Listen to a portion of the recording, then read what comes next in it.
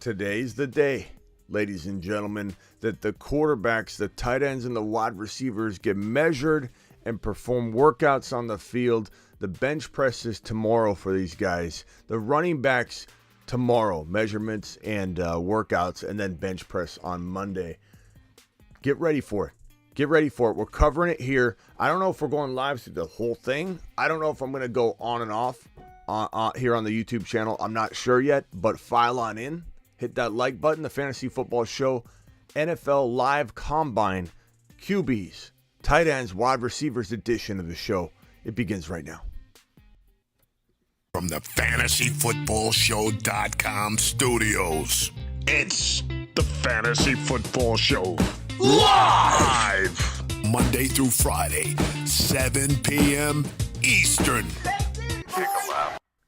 File on in. The Fantasy Football Show begins now, and we've got a special show for you today. This is the NFL Combine Show. This is the quarterbacks, the tight ends, the wide receiver show. We're breaking all of that down and more the entire day today. I don't know if we're going to take a break and come back, or if this is going to be one of those live streams where we're live the entire time. I'm not sure. All I know is that I'm here for it. You're here for it. Bryce Young measurements are in. We're breaking that down and more. The phone lines will be open.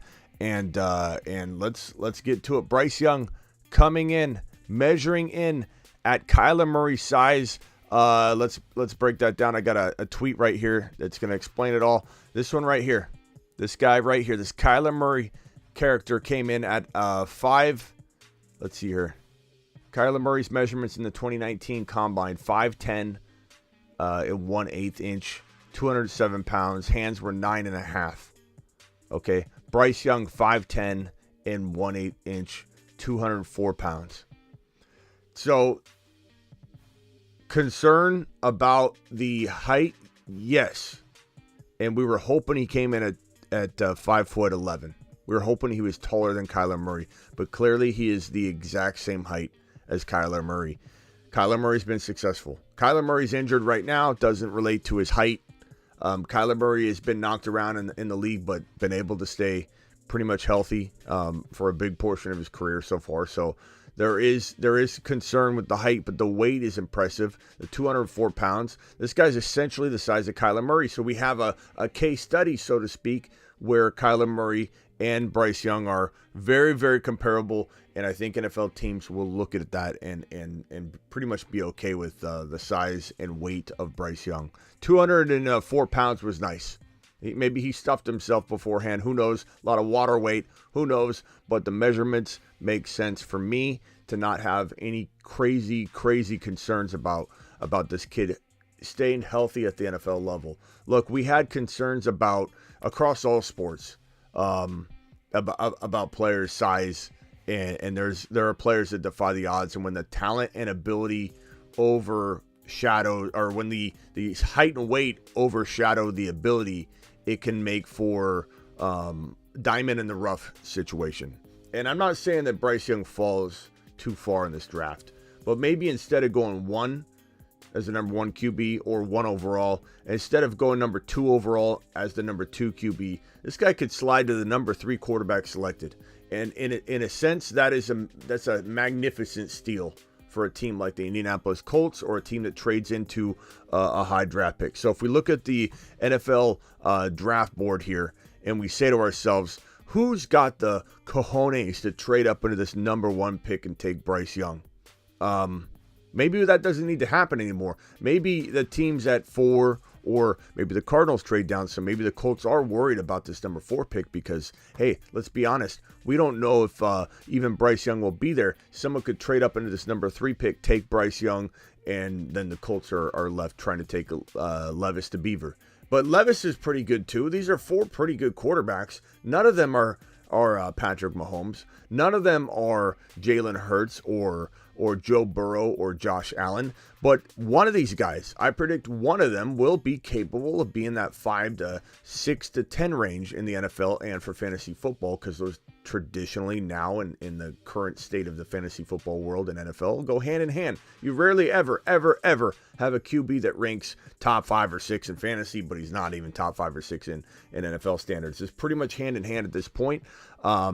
it's going to be interesting. There's going to be a lot of negativity around Bryce Young, and I understand it, and it doesn't make anyone right or wrong at this point. It's just a perspective. And I think NFL teams are going to be the same way. The divide we probably have in the chat already, and I haven't even read it, is going to be a mixed bag of Bryce Young's going to be great, Bryce Young's going to be a bust and get knocked around. Bryce Young's going to prove people wrong. Kyler's doing it, and Bryce Young is going to absolutely get rocked and manhandled by defensive linemen. All those things are possible. You know, let's not act like anybody has the for sure answer here. We know Bryce Young has to be in the right spot. So for anybody to say Bryce Young's an absolute lock, hogwash. He's not an absolute lock. He has to land in the right spot. If anybody says Bryce Young's for sure going to be a bust, hogwash. He's got to land in the spot that doesn't suit him or cater to his skill set and help him develop and allow him to be in shotgun formation and roll outside the pocket constantly. Those things need to be in play for Bryce Young to have major success at the next level. But I highly doubt a team drafts him 1, 2, or 3, or 4 overall.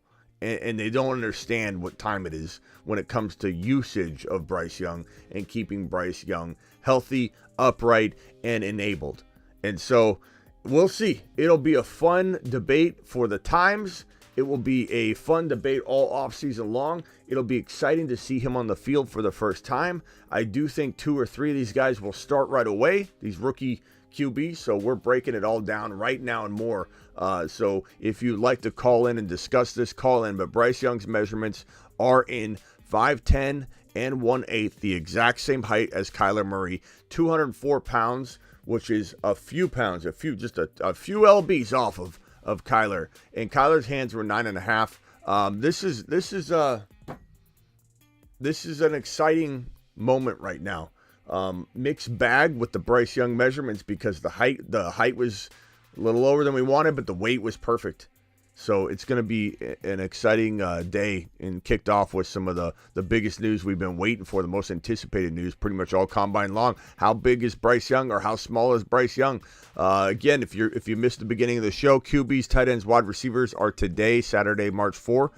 Bench press is tomorrow for the wide receivers, tight ends, and quarterbacks. The running backs aren't today. Running backs, we have a little dash there to indicate nothing's happening today. Measurements and workouts tomorrow, Sunday, for the RBs, and bench press Monday for the RBs. So let's see what some of you are thinking here. Again, no wrong answers here. We got 2 super chats right off the bat. One from Hop G's, one from Avatar. Appreciate you both. Avatar says, I was right, 5'10". Avatar, you were right. You were right. I told Avatar I don't think it's going to be 5'10".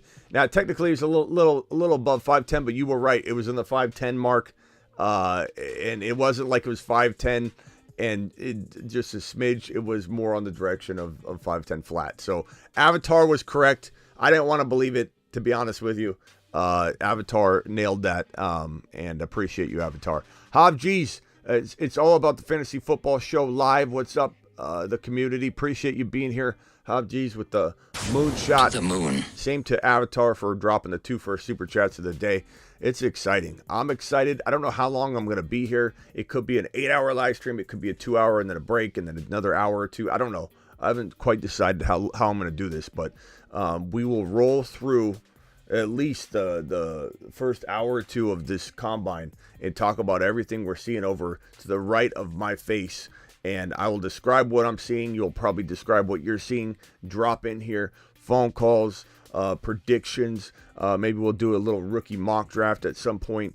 And make sure you guys understand that right now I'm doing live drafts at midnight pretty much every other night. And if you're not signed up using Underdog code SMITTY and using this link, we'll just insert the Underdog code for you, SMITTY.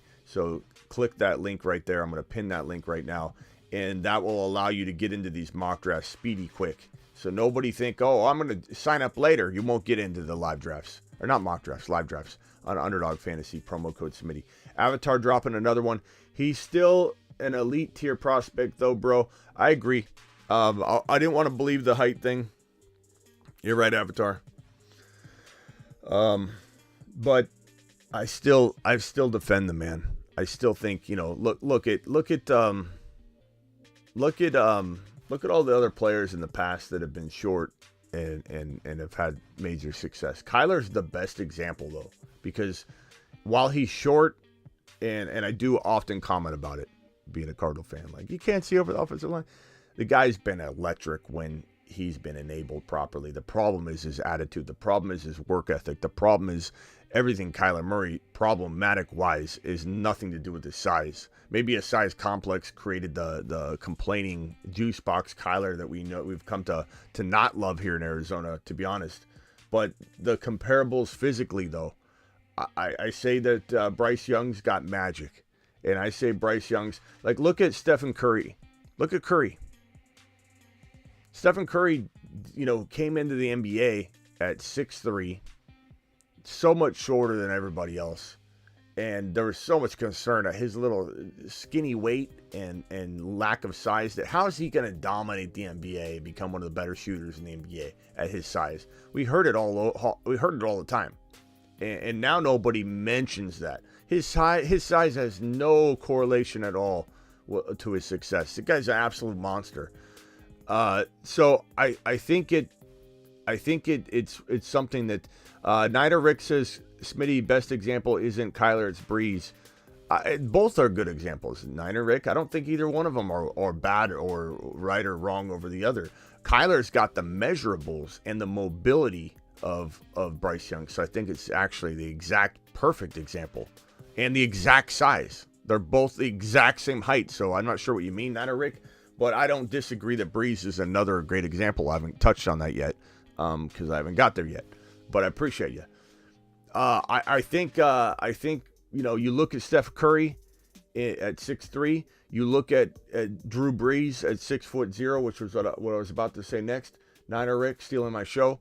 And then Kyler Murray, most of all. There's examples. There's plenty of examples where size is always, comes into play in terms of prospect analysis, but at the end of the day, guess what? It comes down to talent, comes down to magic, and it comes down to fit.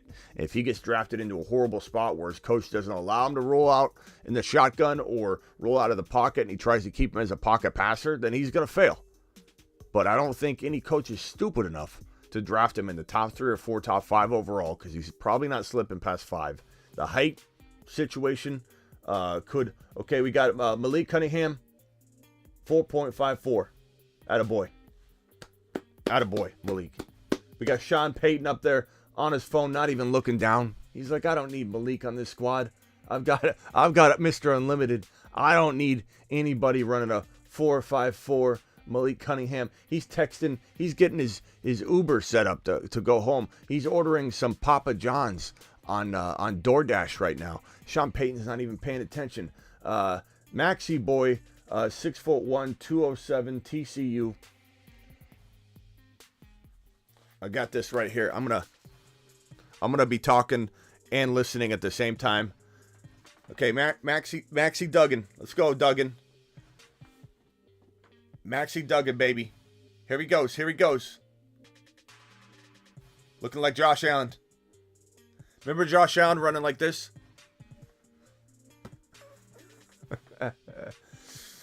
4.52. Maxi Duggan. Wide receivers are after the quarterbacks. I'm excited for this. I can't wait. You guys can't hear anything in here, right? Let's ride, says Avatar. All right. By the way, I'm in my closed fasting. I'm in my fasting window right now. I'll tell you right now, I'm on day. I've been intermittent fasting for a while, but I'm very inconsistent with it. Like when I want to eat, I just eat, and then I try and take a 12 to 14 hour break in between. I'm actually on an app doing it, and I'm telling you, it's a big difference when you actually stick to the window every day. And I'm going with the aggressive 18 hours, no eating, just water consumption, which has been good for my water intake. But bro, I'm I'm so starving. This is why it works so well. I can feel my stomach just eating my body. It's like, give me that belly fat. Give me anything. I need to eat. I'm starving. And my window opens up in about an hour and 2 hours and 45 minutes. I have to go another 2 hours and 45 minutes without eating. So Butter coffee won't break. I don't drink coffee, bro. Coffee's disgusting to me. Okay, Tyson. I don't know how to say his last name. Bagent. I think it's Bennett. Bennett? Is that her? Stetson Bennett's up next. Okay. I don't know how to say that guy's first, the guy before him's first name. Stetson Bennett, Georgia. First run 4.67.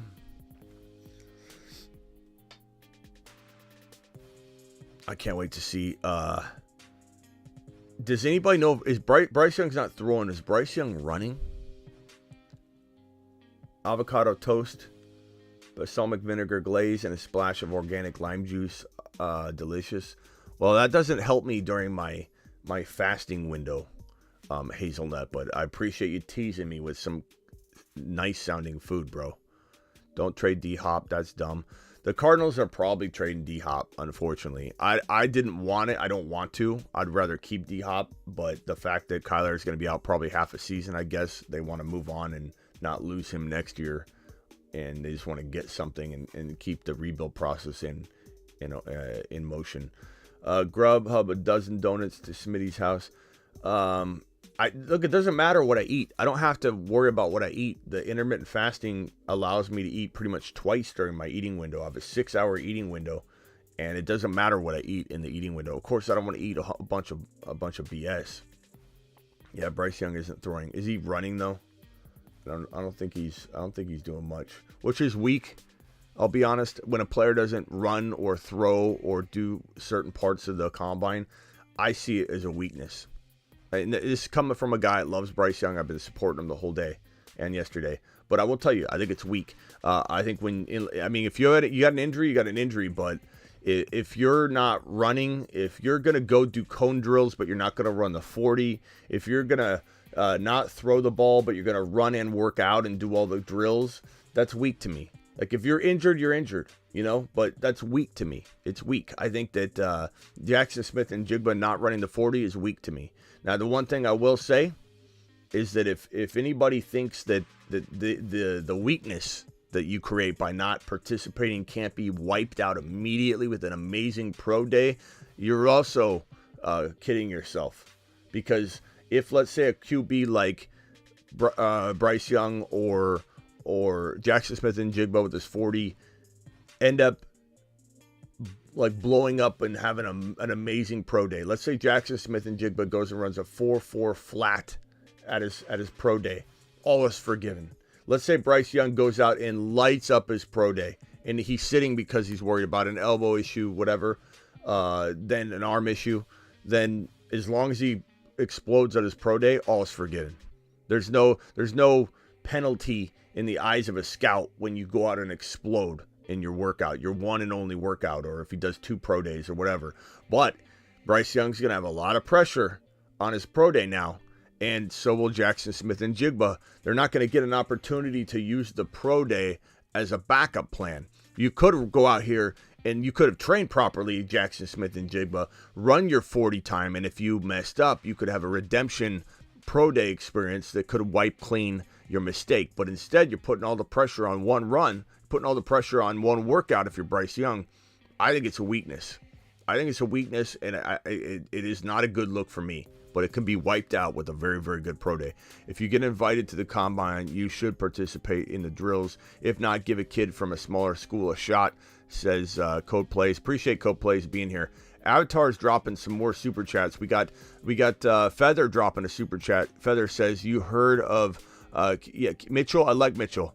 I like Mitchell a lot. He's I think he was ranked as my number 10 positionally. So I like him a lot. Mitchell's not bad.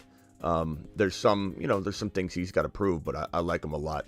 Thank you, Avatar. Thank you, Feather, for the super chat. Avatar dropping yet another super chat. This is a $5 holler. To the moon. Avatar to the moon, pal.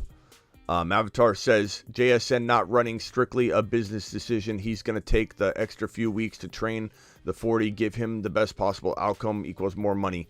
Again, could be a good move if he ends up smashing his 40. All is forgiven. But currently, right now, weakness. Currently, right now, weakness. Bryce Young measuring in low shouldn't be dodging his workouts and throwing. I don't like it. I don't like it. If I'm a scout, I'm saying weakness. Weakness. Can't handle the pressure. What are you going to do at the NFL level? Get in there. Throw the ball. Okay? Injury, I get it. But then what are you doing the other workouts? Like Spiller said, I can't run the 40. Remember Spiller? Remember I told you all Spiller was going to be a bust coming out of college. Everybody loved him. He wasn't better than any of his backup players that would come in and replace him at the college level. What's going to make him good at the NFL level? Slow, bad at every category, lands with the Chargers. Oh, he's going to take away from Austin Eckler. No, he's not. Spiller was a total bust. Spiller didn't run at the combine, but then did all the other drills. And if he was really hurt and couldn't run his 40, guess what? All of his other drills were going to suffer. And if they did, he had a really bad combine, bottom of pretty much every category, near the bottom of every category. JSN has only been healthy for 2 to 3 weeks, says Avatar. Yeah, I get it, bro, but it's still looked at as weakness. JSN's had, an entire season off, so concern. I think a lot of people would say, okay, he sat out pretty much the whole year. Concern. He's not ready for the combine. Concern. I'm not saying I don't love JSN. I'm just saying from a scouting perspective, and I have been not scouting for NFL teams, but doing the scouting combine coverage and doing scouting in my own way for 20 years. And I'm telling you, it's initial reaction. It's concern. Why is he not healthy? He missed the entire college season to prepare for this moment. He sat out instead of going back and trying to push his luck, potentially playing more college football. He sat out to prepare for the combine in the NFL draft. Not ready. Not a good look. Not that he can't overcome it. Not that Bryce Young, who I love and I've been talking up constantly, but they can overcome missing combine workouts or the combine in general, not running the 40, not throwing, but they have to nail their pro days. Most know that JSN isn't a Blazer. That hammy injury kept him out most of the season. He'll run his pro day. We'll see. Russ was cooking. Did you guys see yesterday when that DB ran off the 40-yard dash track? I mean, that track is probably about, if I had to guess, is probably about 4 feet wide. And the running portion of it in the middle with the dashed lines, probably about 3 feet wide, maybe 2.75 feet wide. It's quite a big lane to run in. This dude couldn't stay in the lane, hit at one of the cameras and speed measurement devices. It was crazy yesterday. Then that guy, was it Jones, that tried to do a backflip. Jordan Addison, 5'11". Addison, here we go. We've been waiting for this one.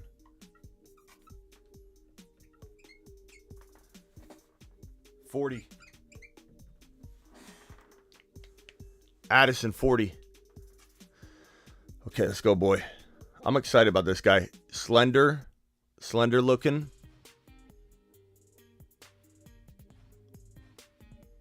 $4.55.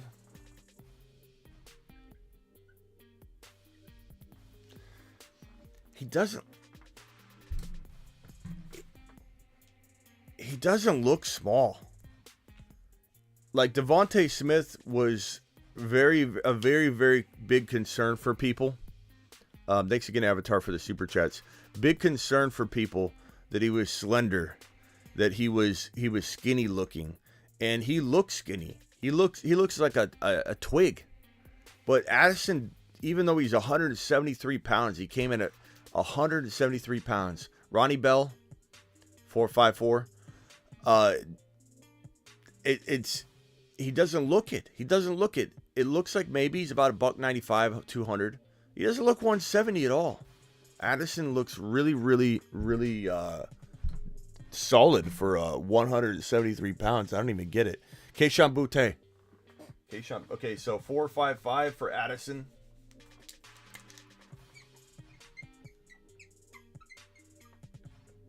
$4.55. Butte. Oh, he looks quick. He slowed down a little bit. 4-5.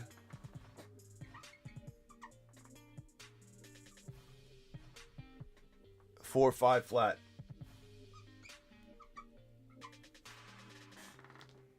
Butte. I like Butte. He looked quick. He just slowed down a little, but nice run. Keishawn Butte. Probably my wide receiver. I don't know, 5'6", somewhere around there. I like him a lot. Good ability. We got Derek Lincoln in the building. What's up, Derek? Jalen Brooks. What happened to the QB 40s? They're after this, I believe, bro. Or no, they're mixing some of them in, I think. I don't know if all the QBs are running. If the QBs are done running, then a lot of QBs didn't run. But not the end of the world running the 40. Not the end of the world. Although if I'm Bryce Young and I sit out the throwing activities, maybe I go in and I run a nice little 40. Butte shaker. Derek in the building. Jake. They're going in alphabetical order, last name. Okay. Brownlee. These guys don't have good form so far.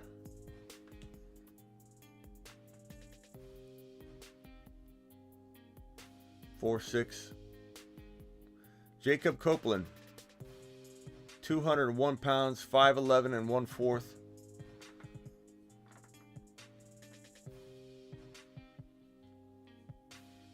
Not super high on Copeland. You got Doug Peterson sitting there on his tablet, absorbing everything. I never like when a guy's about to run his 40 and he's getting his feet positioned and he almost falls over. You hate to see it when you're a wide receiver. This guy, he went down, he came back up. Copeland, get ready, bro. This is your time to shine. You got to have balance, man. You can't fall over when you're getting ready to run your 40.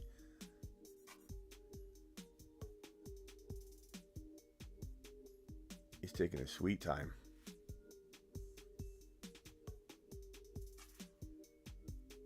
Not a bad start though.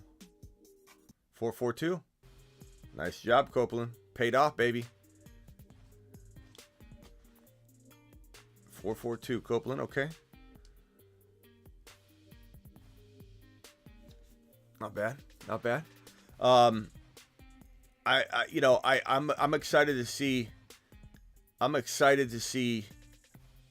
Flowers. I think Flowers is probably the player I'm most excited to see this entire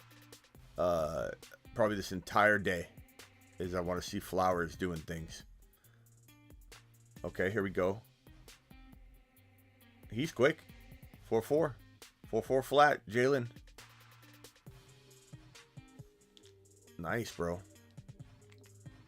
There's Mike McDaniel, Miami Mike, making little notes in his paper tablet.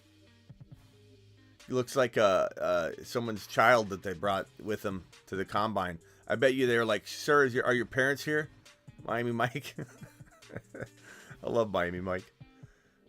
I don't love what he did to Tua, but I love Miami Mike other than that. Darius Davis. Quick. 4.37.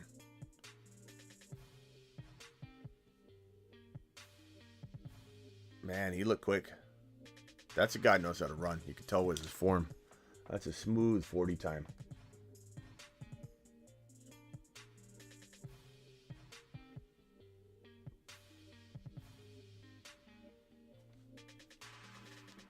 .437.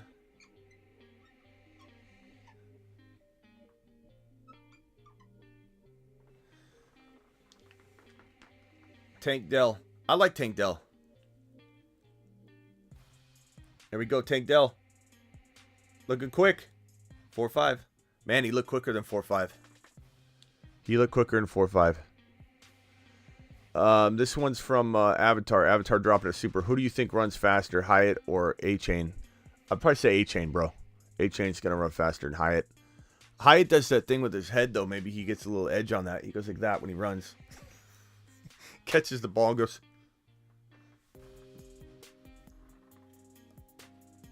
So maybe he hits that finish line quicker. I don't know. It might be an advantage we're not thinking about. Davis is interesting. I thought Dell would be faster, much faster. Me too. Jerome, I thought Munoz. I thought that 40 was faster than that time. I put Davis on here because Davis looked pretty quick, and maybe he needs to be recognized a little more on the channel. Not because of the speed, but because of other things too. But the speed kind of tops it off, you know. No one should be looking at these 40 times and saying to themselves, oh, who's this guy? And he runs a good 40. Oh, he's going to be good at the NFL level. That never, ever, ever works. The guys that are very lowly ranked, that run high 40 times, or good 40 times, they climb up draft boards because of it. It never works out. Speed doesn't mean anything at the NFL level if you don't have the route running ability, the ability to stay healthy, the experience, the hands, the cognition. Doesn't matter how quick you are. Smitty, what's Sean Tucker's 40 time prediction? Tucker, let's say Tucker, and this won't be today. Tucker runs tomorrow. I'll say Tucker's gonna run.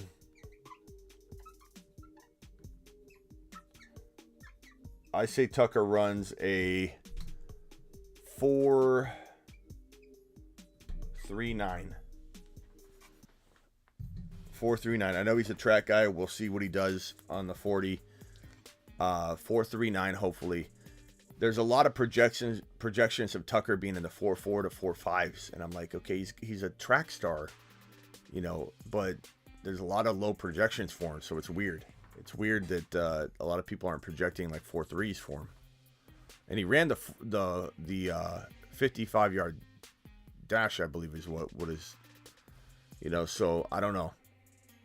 You know, some guys like the 40 is different, like the 55-yard dash or the 100-yard dash, because some guys need to get their speed up and pick their speed up, and 40 yards isn't enough time for some guys that are longer short distance runners, like 100 yards or the 55 yards. There is a big difference between the 40 and the 55. There's a big difference between the 100 and the 40. And there's obviously huge difference between like the 200 meter, which is half a lap around a track, and a 40-yard dash. So everybody's got a different running style, a different quickness and acceleration ability. So that could be that maybe Sean Tucker, and believe me, 4.4 is plenty fast. Like Sean Tucker runs a 4.4 flat, it's going to be a great day. Like that's not a disappointment by any means. But let's say he runs a 4.54, then it's probably a negative for him, because he's already got a little bit of a size concern for people and NFL teams and scouts. We don't want to run in a 4.5 something. We want him in the 4.4s. Anything in the 4.4s will be a huge win for Sean Tucker, and I'll be excited about it. Dante Demas Jr., 4.57. I might run a 4.57. Come on, Dante. Oh, look at this. Demario Douglas. He looks quick. 4.44. See, like Sean Tucker runs something like that, 4.44. That was plenty fast, man. That is plenty fast. Josh Downs. Yeah. He looks slower than the 4.48, man. Downs. 4.48. 4.48. Downs looked slower than that. That was a good time, though. 4.48's fine. Zay Flowers. Oh, boy. 4.42, okay. That's fine. 4.42. That's good for Flowers. Wheaton looks like he's struggling. Oh, my God. 4.38?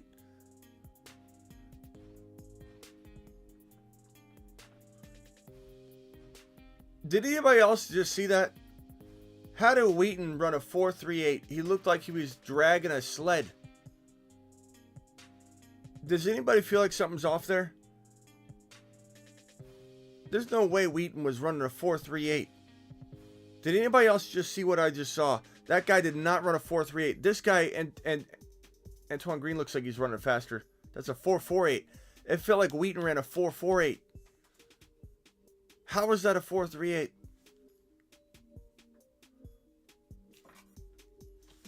I don't know about that one, guys. I think somebody fat fingered the stopwatch on that one. There's no way Wheaton was running 4.38. Okay.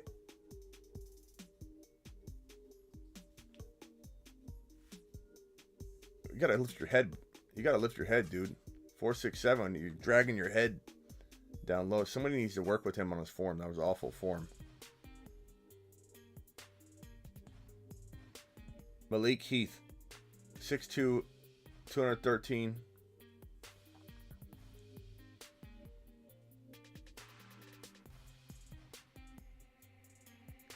All right, Malik, let's go. Yeah, let's see when he runs again. If he gets a 4.3 again, man, I'm going to be impressed. He did not look like he was trucking.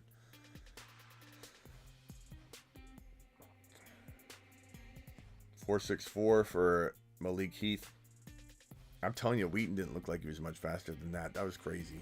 Where are we able to watch the Combine live on the NFL Network, my guy? Or you just watch my reaction and you'll get enough out of it. Need a 4.3 from Zay Flowers. Speed. Yeah, I mean, Zay with a 4.42 ain't bad. He could definitely get a 4.39, 4.38, 4.37. I think he definitely could. Davis so far is the fastest, 4.37. Wheaton's the second fastest with a 4.38, which is crazy because he did not look like a 4.38 runner. Downs had the 4.48. Not horrible. I mean, anything in the 4.4s is fine. I don't think it matters. Boutte 4.5. Boutte's got to get it. Let's get a 4.49 Boutte. You need to get in the 4.4s. It's not a must, but it would be very, very nice for your value. This guy's form is, what is he doing? Looked like he was swimming. Looked like he was doing the breaststroke while he was running. What was he doing? Who's working with this guy? Who's working with Elijah Higgins? Somebody get this man a mentor. Poor guy was swimming through his 40-yard dash. NFL Network. Yeah, that 4.38 by Wheaton, that's a true comment. The script. Whoops. The script strikes again. Hutchinson 4.53.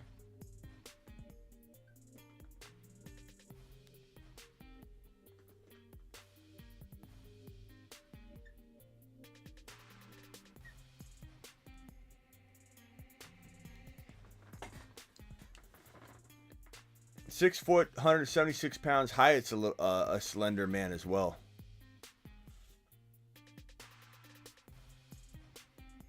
All right, Hyatt, let's go. Let's see it. I don't have him ranked as high as other people, but he's quick enough to where he lands in the right spot.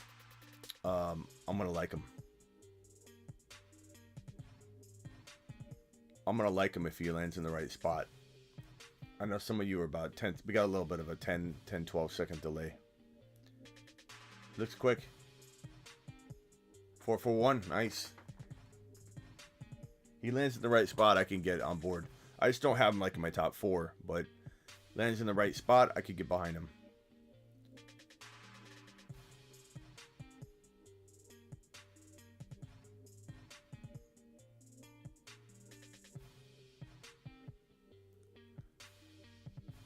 He needs to stand up straight, though. He does this thing with his neck that drives me nuts. The guy's probably 6 foot.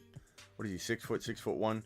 He looks like 5'8" when he walks around with us. He needs to sit up straight. I need to sit up straight. We all need to have better postures.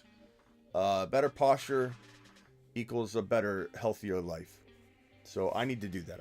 I'm always in a chair. I need to sit up straight. Hyatt's making me want to work on my posture. There we go. Yoshevich running his 4.43, not bad.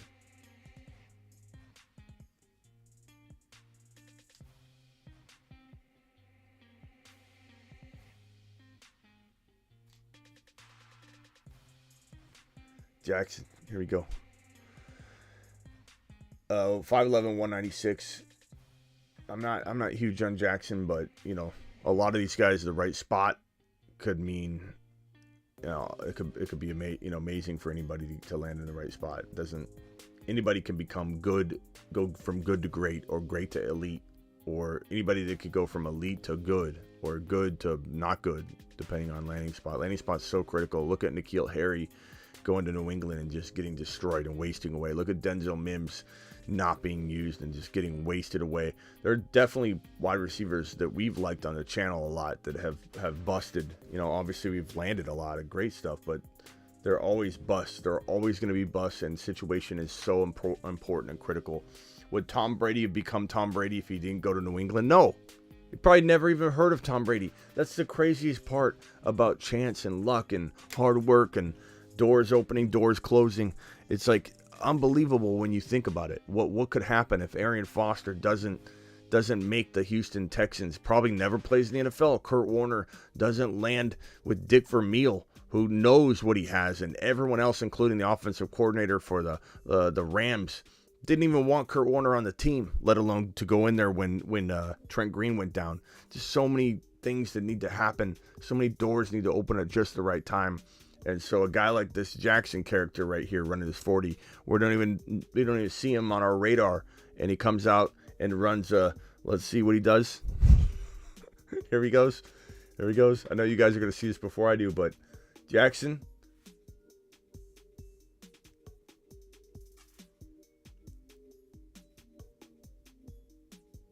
.455. He's not going anywhere. But that's all right. You never know. You never know.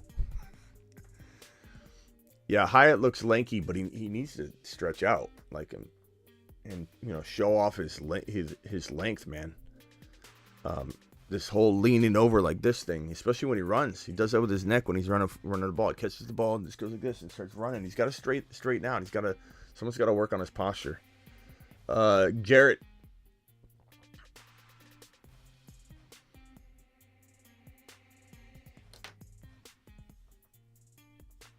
There we go.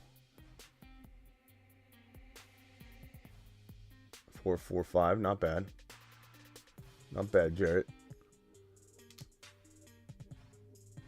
Hyatt looks long. He does.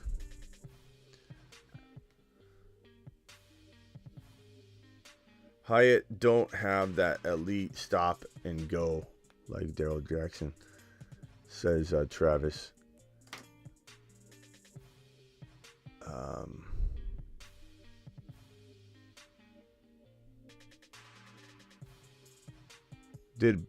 Did Bo really run a 4.12 at his combine? Bo Jackson. Bo ran a 4.13.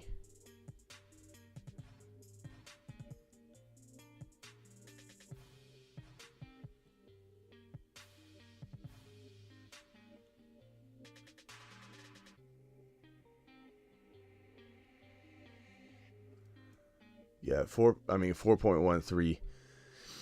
It's unbelievable when you think about it. Bo Jackson was just unreal. It was so fun too. I don't know if anybody in here was old enough to have had Bo Jackson on their wall on a poster like I am. But Bo Jackson, to have Bo Jackson playing two sports, so exciting. And to be so good at both of them. I actually can't wait until we have a dual sport athlete that's that kind of good. Jordan Addison, second runny. Got a little let's get a 4.49, Addison. Let's get a 4.49.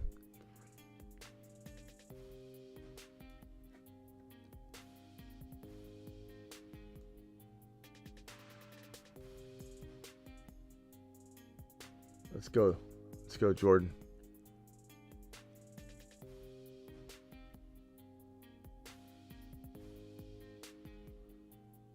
Tecmo Bowl King, yeah, Bo Jackson was the best in Tecmo Bowl. But I can't wait till we have a dual sport athlete that is at that level. There was something exciting about being a kid and seeing that, experiencing that. It was unreal. It was unreal. It's kind of hard to do in today's sports world, but it'd be unbelievable. Let's go, Jordan. We need a 449. We need a 449. 449. That's what we needed. I thought that was a tall ask. I didn't think he could drop from a 445 to a 449, but he did it live. He did it live. I spoke it into existence. Logan, you're right. I should have done more of that with the Bryce Young height. Oh.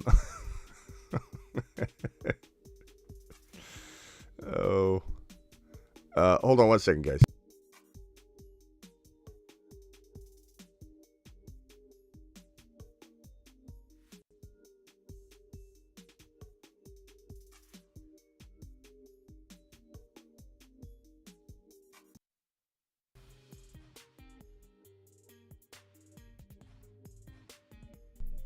Okay.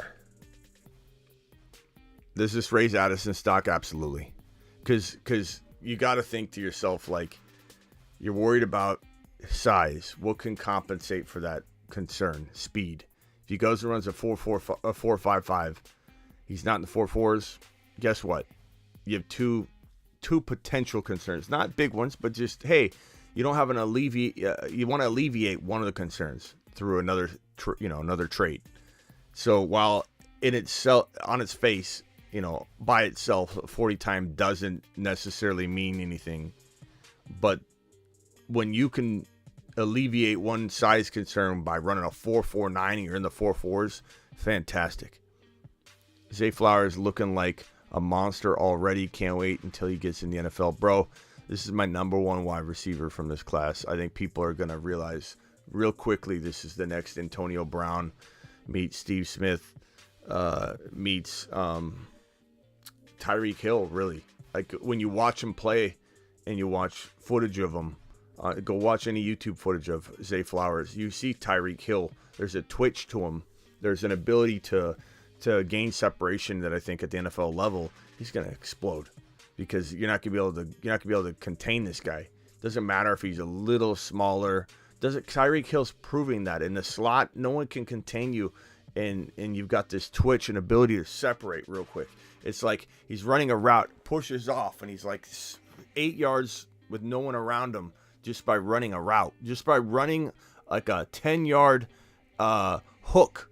This guy is literally gonna go 10 yards down the field, and you're scared that his stutter step's going to turn into acceleration and he's going to go on some streak down the field. But the guy literally stutter steps and pushes back, and he's open. He's wide open, 5 yards around him. It's crazy. It's crazy. Zay Flowers is going to have no problem getting open at the NFL level. We spoke 4.49 into existence for Addison. Now let's have Flowers run a 4.39. Okay, so we need a 4.39 out of Flowers. 4.39. 4.39. Speak it into existence. 4.39. 4.39. 4.39. Let's do it live. Oh, I could use some food right now. I could use some food. Maybe a pie. Maybe we deliver a pizza pie, pepperoni pizza pie. My eating window opens in T-minus 2 hours and 10 minutes. I feel like my stomach is just engulfing itself right now on this intermittent fasting. It's wonderful, though. I can literally eat what I want, drink what I want. I'm still cutting back some of the Coke. What's Ronnie Bell doing dragging his right foot? Did Ronnie Bell suffer like an ACL injury he's recovering from or something? Because he's like not picking up one of his legs very well. Boutte. 4.67. You better keep that 4.5 on the board there. That was not good, Boutte. Jalen Brooks. Flowers doesn't run his second 40 yet, has he?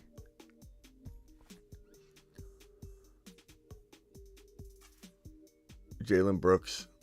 You do 6.18. No, I'm doing the 18.6, bro. I'm doing the aggressive fasting. I want a 6 hour eating window, and that's it. I'm doing it live, bro. I'm already feeling like it's even if I haven't even if I haven't lost like any LBs from it yet over the last couple of days that I've been doing the hardcore version of the 18-hour no eating window, 6-hour eating window, the body composition, you can feel it. You can feel it. Oh, this guy, he's got the best time. Whew, he's quick. He's quick. 437 again. Double 437s. Darius looks quick. Looks real quick. We need a Zay Flowers run here. Tank Dell. I like Tank Dell.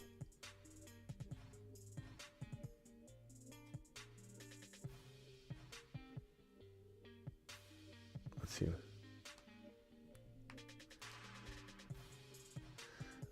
Tank Dell, 4.5, his first run. Tank Dell runs a 4.52, consistent. You like consistency, though. You know, when a guy runs a 4.67, then a 4.54, it's like, you know, what's going on with that consistency there?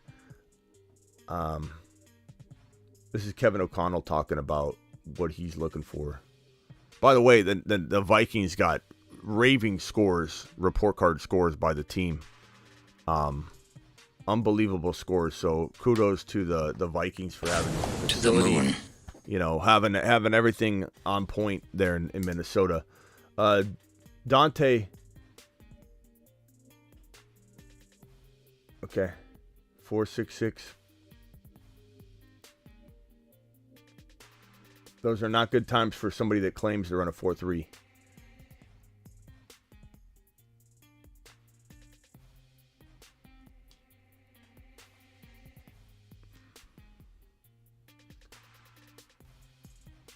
All right, where's Zay Flowers, boys? JSN will not run. He's not running the 40 time, which I feel like is weak. Meat suit is getting shed, bro. The meat suit's dropping as we speak. I'm wearing a meat suit currently. It's not quite as you know, the guns are getting there. The guns are getting there. We're lifting. We're working out. We got a little bit. We need to get the definition there. You can't really see any lines or definitions. There's definitely a cannon, but it's not sculpted yet. We're in the middle of sculpting the cannon. The cannons are not where they need to be, but the size is there. Just the sculpting needs to take place. Demario Douglas running a 4.45 after a 4.44, consistent. Okay, Avatar Zay getting ready on the launch pad, headed to the moon. Josh Downs. Josh, we need a Ziggy off. We have a 4.48 for Downs. We need a 4.41. 4.41, Josh. Let's go. 4.41, Josh.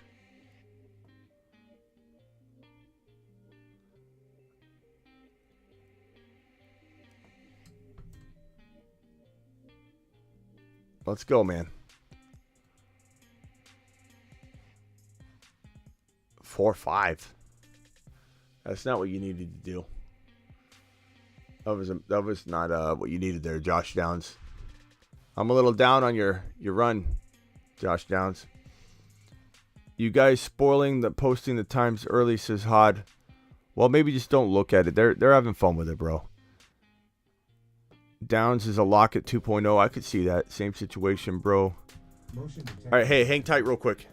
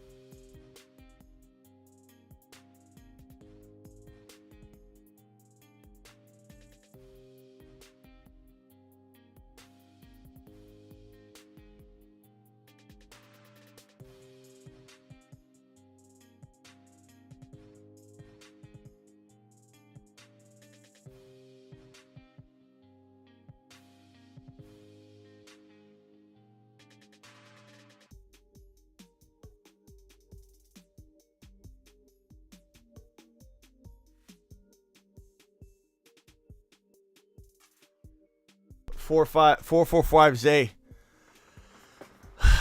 Oh man, 442 is going to be Zay's best run. Man, that would. I mean, that's not bad. His times are still fantastic, but like if he could have run a 439,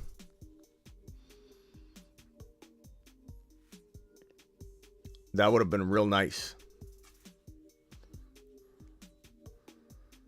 Wheaton, 442. I feel like Wheaton's first time wasn't. I'm going to make a prediction that Wheaton's not in the 4.3s when their unofficial times get converted over. If Cup ran a 4.5 and Jerry Rice ran a 4.7, 40 means almost nothing. I mean, Ben, we definitely know that's, the takeaway is that 40 doesn't mean everything, and it doesn't necessarily need to matter. But when you run a fast 40 time on top of being, it's like an additive, bro. It's kind of like preseason. Very similar concept. Does the preseason matter? Sometimes it doesn't. Sometimes it does. If you're astute at looking at the details of it all, you can determine whether it's an accoutrement. Does this guy have a pulled hammy or something? It's an additive. It can be like a double stamp on a triple stamp. You know what I mean? Pick your head up, bro. What are you doing? You hear him? Well, it's because you got your head down, man. You're getting drag. What's he doing? He's mad at himself for running the 40, but he's got his head down the entire time. Who's been working with him? AJ Brown 4.5. Yeah, I mean, 40 doesn't necessarily tell the whole story, but it certainly is a nice bonus. If you could run a 4.3 in your combine and everybody loved you anyway, it's going to make your stock rise. That's what it is. A lot of it is just a confirmation. Quentin Johnson isn't running the 40, says Avatar. Apparently not. Apparently not, bro. I don't know why you would not be participating. I mean, you got an injury, I get it, but you probably shouldn't be doing any of the drills. Like when someone says, "Oh, they're hammy, they're not gonna run the 40," and then they go do the cone drills. I'm sorry, but the cone drills are gonna mess up your hammy as much as the 40-yard dash.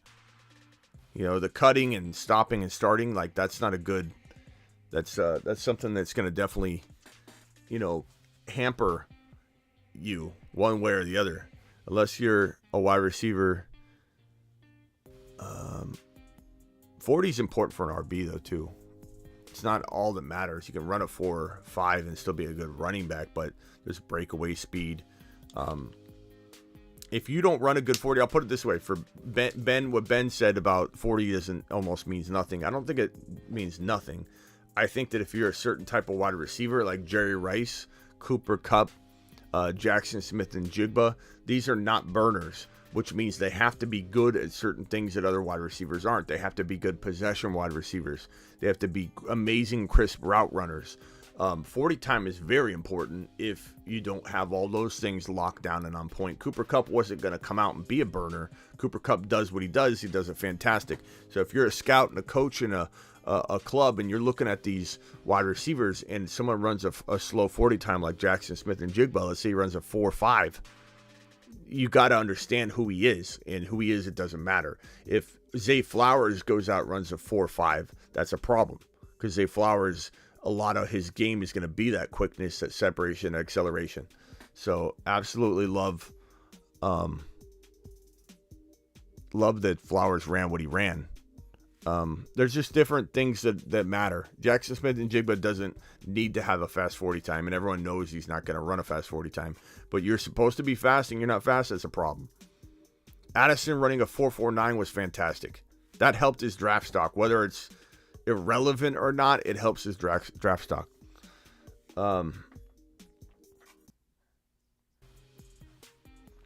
Sit up straight, wipe your feet. Ben, you're live. Andy, what's up, man? What's up? Just wanted to clarify real quick. The 40 time, for sure, I agree. For wide receivers, I would have to say that it's extremely important for their NFL draft capital and how important they're going to be for the NFL team they end up with. But I suppose what I mean when I say that it's almost meaningless is for in regards to fantasy production. Well, I think, like I said, I think you're right if you're talking about a certain wide receiver. When you're talking about like every player you named, Jerry Rice, A.J. Brown. You didn't name A.J. Brown, but I'll name A.J. Brown. Jerry Rice, A.J. Brown. Who was the other receiver you named? Cooper Kupp. And Amon-Ra St. Brown. Yeah. So these guys didn't run fast 40 times. Man, Higgins looks like he's swimming out there doing the breaststroke while he's running. That's awful form. I don't know who taught him how to run. But anyway, all those wide receivers you named, they have something in common. They're possession wide receivers. So I don't believe that 40 time is meaningless. I think that it depends on your what we're looking at. What is, if you're a Cooper Kupp, if you're a Jackson Smith-Njigba, yeah, your style of game is not speed. So I think it does matter when you're looking at a speed positional wide receiver.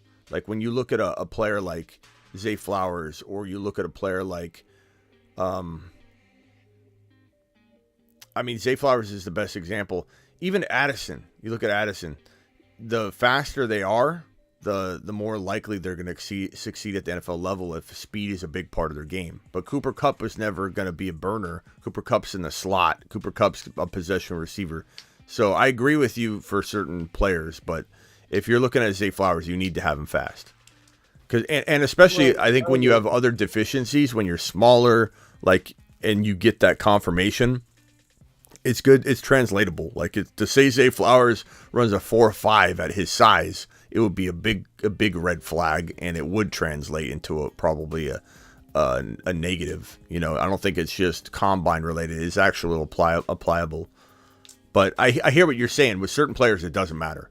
You got to be astute enough to know that Jackson Smith and Jigba's 40 time has nothing to do with what he's going to do on the field, because he's amazing on the field. Route running, he's crisp.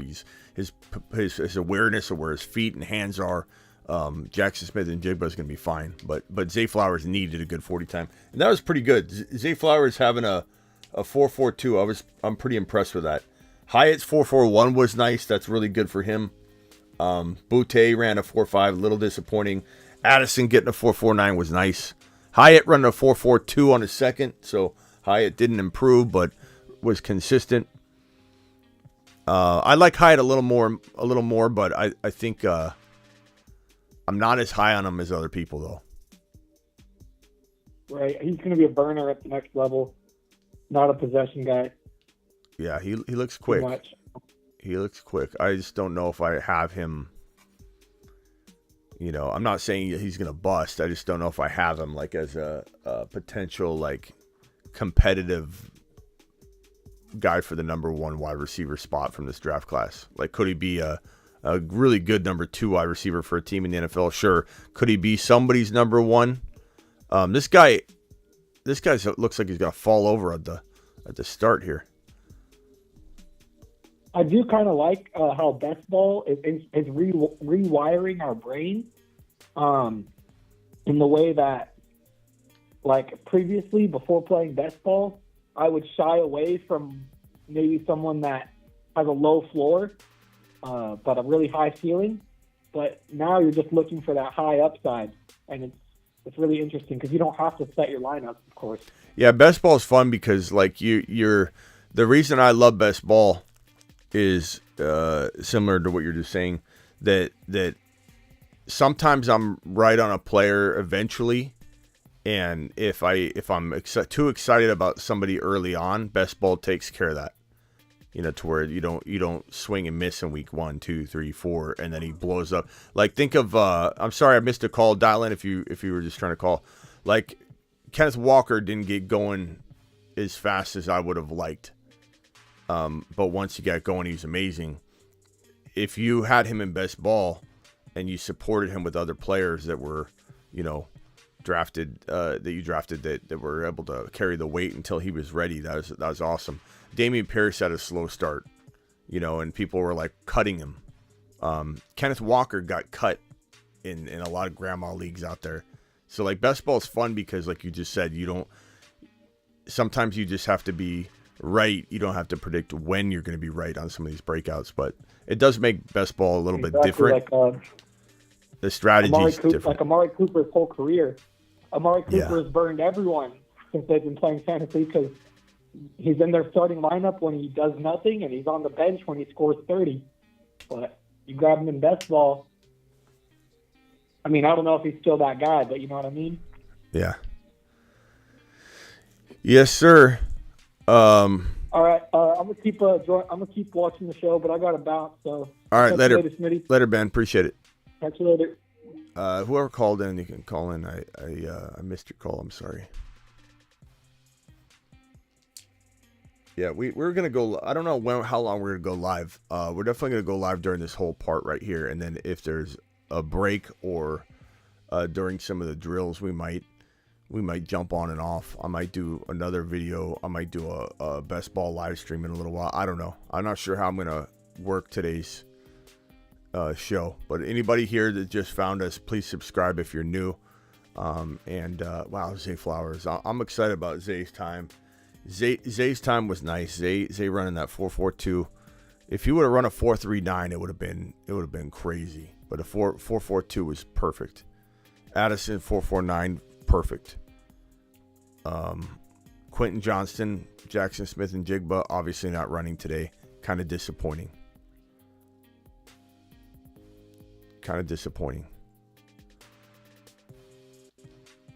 Where's Tyler Scott? I don't know. Apparently Tyler Scott's not running the 40.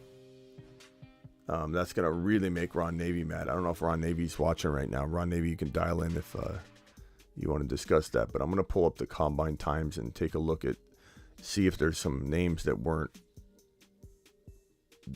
shown and see if they ran. Tyler Scott, let me see.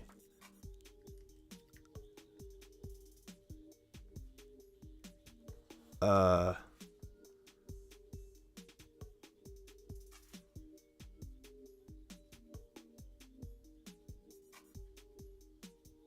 don't know. Did Tyler Scott?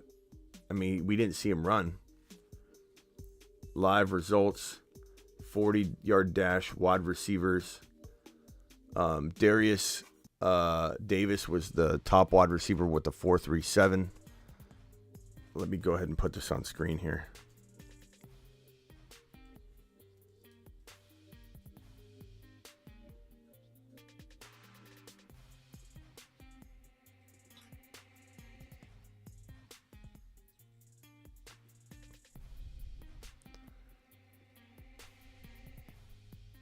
Here are the 40 times.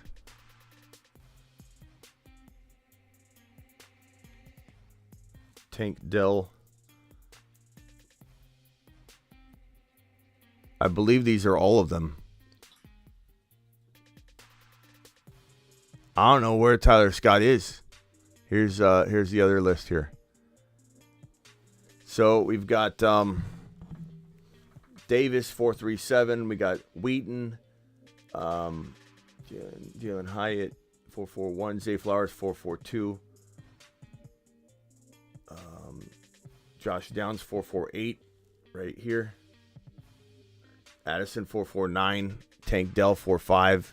Boutte 4.5. Hutchinson 4.53. Yeah.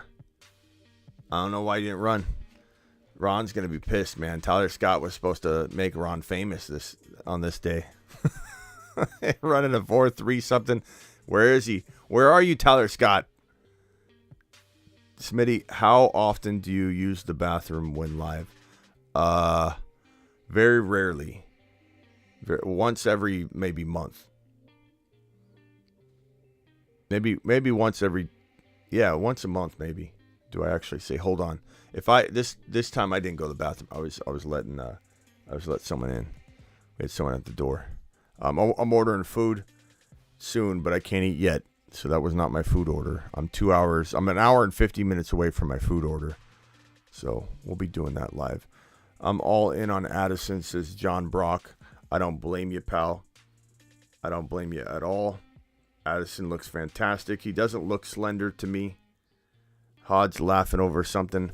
We got the on the field drills going here soon. We got a phone call here. Let's answer this. You're live on the Fantasy Football Show. Who am I talking to? My man, Smitty. You're talking to Alex. Alex, what's up, guy? What up, G? Yo, so I just did a trade recently, actually yesterday. I traded away the 104, which I was actually trying to hold until draft night because I was planning on drafting Gibbs or JSN.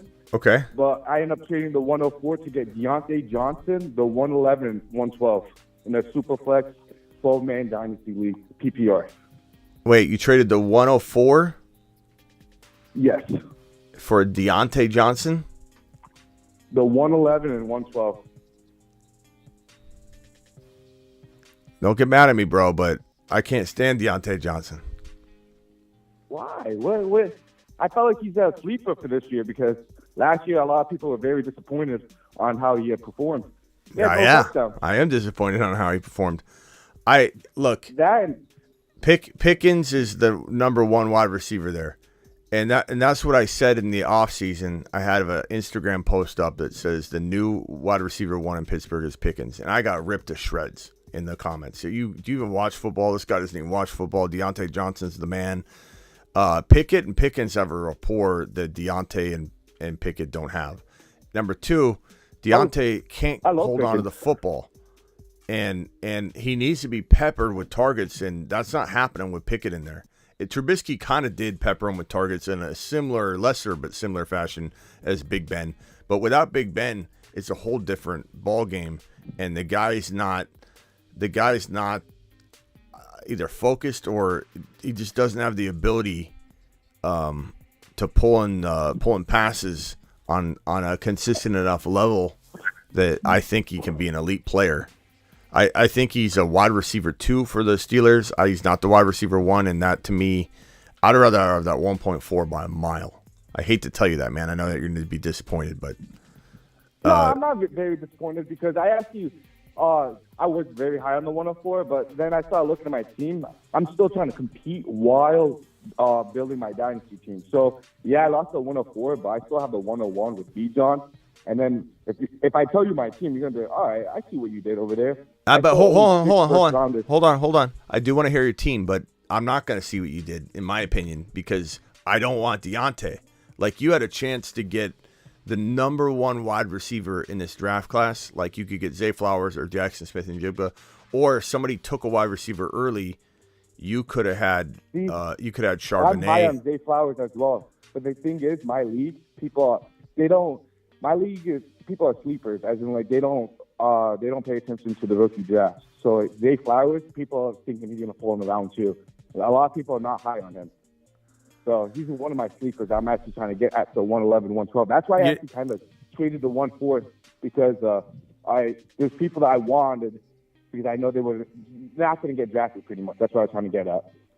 Yeah. Zay Flowers isn't falling to. If Zay Flowers does what he's about to do today, he's already on his way with the 4.42. Nice 40-yard time. My man looks like a mini AB. Yeah, but he's not falling to the 1.11, bro, because he's going to be a surprise wide receiver 1 or 2, or at least wide receiver 3 for people that aren't, super into him.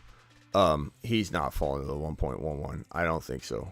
But what my point is, I don't even care about the 1.11 and 1.2.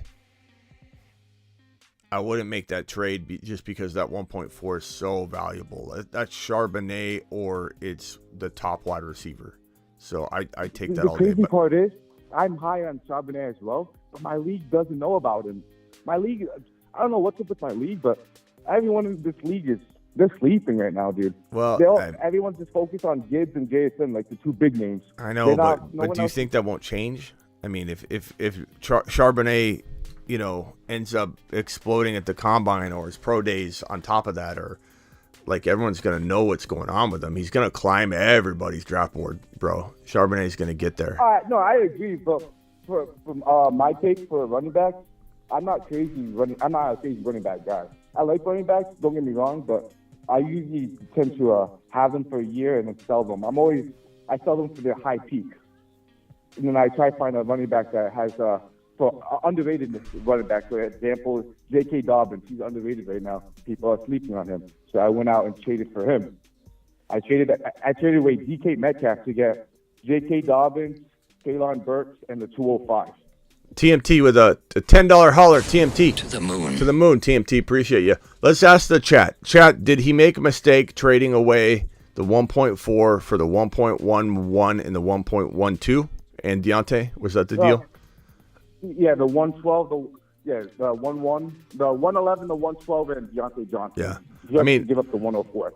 Some people like first rounders no matter where they are. They're like, 2 first rounders. I like that. I look at those as second round picks. You know, they're very close to second round picks. Yeah, late rounders. Yeah, I'm not. I mean, the 1.4 is gold to me. That's gold. Deontay Johnson. You could give me 3 Deontay Johnsons, and I would say no. Like I don't. I just don't like them. TMT says. I was the same way as you, brother. I was not a Deontay Johnson guy. But right now, he's so slept on right now that I was like, you know what? I could have probably got more from that deal, but... Bro, I don't know if he's waking up, though. I don't know if he's waking up. People are sleeping on him, I think, for a valid reason.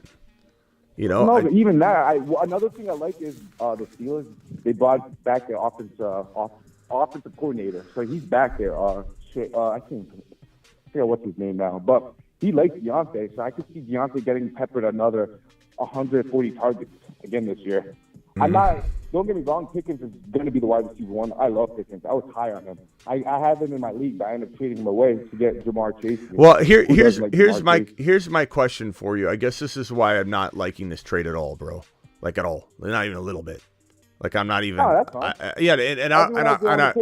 And I appreciate you, and I want you to know, like, you know, I want to say that disrespectfully. I'm just giving you my honest opinion. Deontay Johnson, the way you're talking about him, is if it's okay to buy him high. Like he's so data right now. You could get him for garbage. You should have been able to get Deontay Johnson for a second round pick. And even if you're right though, even if you're right and Deontay does end up being very, very good, it doesn't mean you should have paid 1.4 value. That's what I'm trying to say. Like if you like him, you should have maybe got him, I think, at a very, very big discount because he's not worth a 1.4. That's all I'm saying. I hear you, but the issue was I didn't have too much depth to play around with to trade away because I didn't have any second rounders because I traded my second rounders too. Yeah. Yeah. All right. So give me your team real quick, and let's see if you even needed to do this move because I know you're saying that when I hear your team, I'm going to see what you're doing. The only thing I'm probably going to hear is you don't need Deontay. Why did you trade it with a 1.4 for? But go ahead. Yeah, I get too trade happy. This time it's the off season, so I'm like, I just want to trade. Yeah, you got to get that under control, bro. You can't be trading away stuff because you're bored. But go ahead, hit me with your team. Let's see how useless Deontay is for your team. My team, it's a 12-man league, 10-star with the IDP. So, anyways, my quarterback is Patrick Mahomes. My RB1 will be Bijan because I have the 101. My second RB is J.K. Dobbins. My wide receiver 1 is Jamar Chase. Then Deontay Johnson, then Kevin Ridley, and then my tight end is Mike Gesicki. Actually, Greg Dolish at the moment because Mike Gesicki doesn't have a team. Then I have Mike Williams, Jameson Williams, then Justin Herbert. I also have Brandon Cooks, David Tony, Traylon Burks, and Kareem Hunt as on my bench. And then I have 6 first-rounders for 2024. Yeah, I mean, bro, I no offense, but J.K. Dobbins at the running back 2 spot, you could have really used Charbonnet as a potential RB. I just don't think Deontay Johnson's. You're gonna be questioning each week whether you should start him. Yeah, but right now at the moment, I have Brandon Cooks, Traylon Burks, and Davis Tony on my bench. And I'm telling you, bro, you're gonna be calling up the show and asking if you should start Kadarius Toney or Deontay Johnson on a weekly basis. I like Kadarius Toney. He's gonna be I do too. You didn't need Deontay. Deontay didn't do anything for you. And I'm sorry, I don't mean to beat the trade down. I'm just trying to, like, in the offseason. I like having other people's opinions and voices.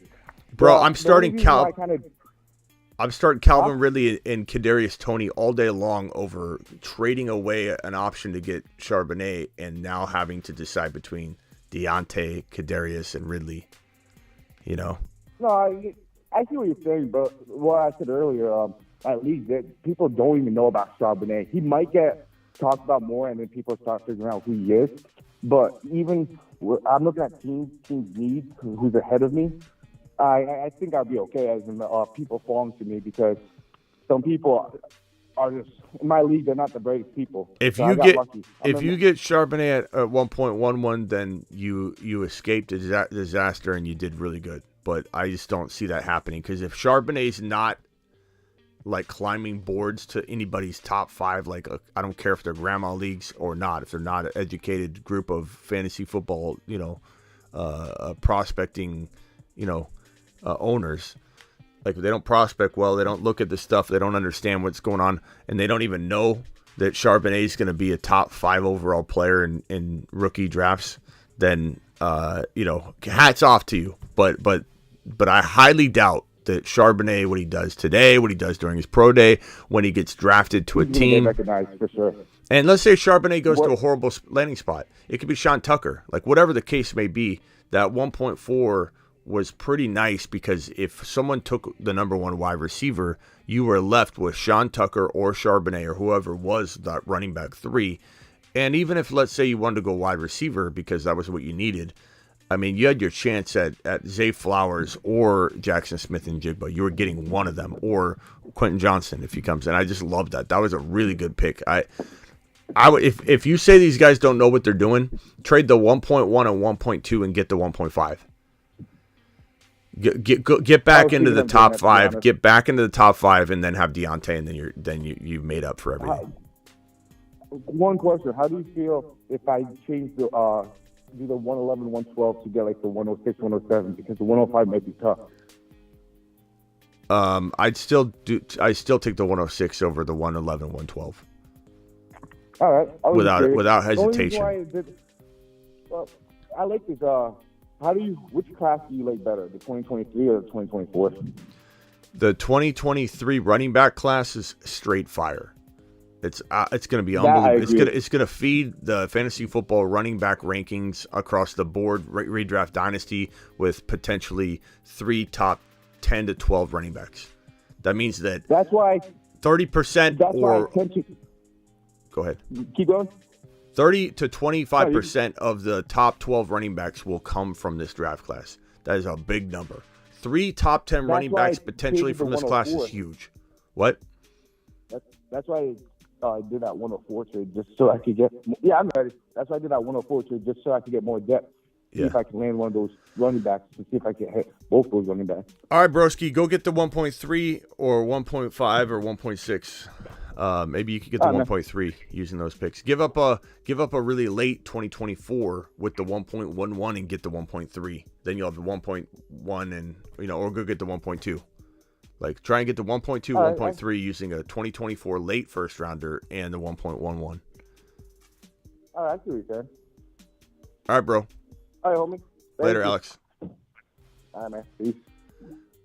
Yeah, I hate to tell someone I hate their trade, but like I can't be like, yeah, that could work out. It's like that one I did not like. Deontay's one of the, like, if you follow me at all, and clearly, he's a follower of the channel, and I appreciate him. By the way, Alex, I appreciate you. But if you watch me at all, you watch me consistently, you know that I'm not on that train at all. Deontay Johnson train is crashed and derailed. Let's do it again. Love the show. TMT to the moon. TMT to the moon. I got headphones on, so I can't stand up. But TMT, I'm going to send you to the moon. And I'm going to also tell you to go get Joseph burrowed. People are getting burrowed left and right, and people are going to remember it. Get burrowed. TMT has been officially Smitty approved for the remainder of the show. You've just been Smitty approved. Okay, this is the drill we've been waiting for here. I like this drill. Dante Demas Jr., I believe I'm saying his name correctly, securing those footballs. Demario Douglas showing good hands. Demario's got good hands. This could be a little sleeper right here. He's quick. He's got quickness, good shifty, twitch. Josh Downs. Wait, what's going on here? Is this a false start on? Okay, starting over.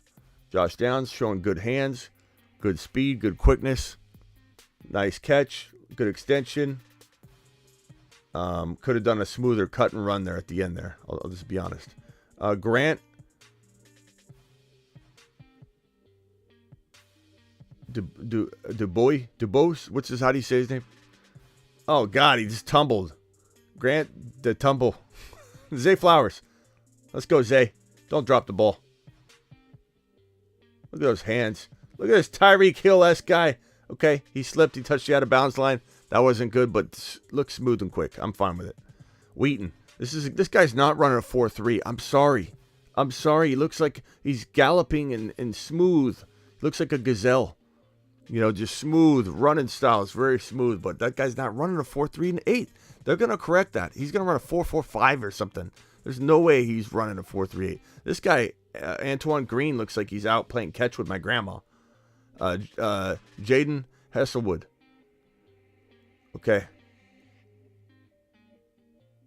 Yeah, this guy looks like he's running and playing catch with my grandma. There's no quickness, no elusiveness. That's nothing. Malik Heath.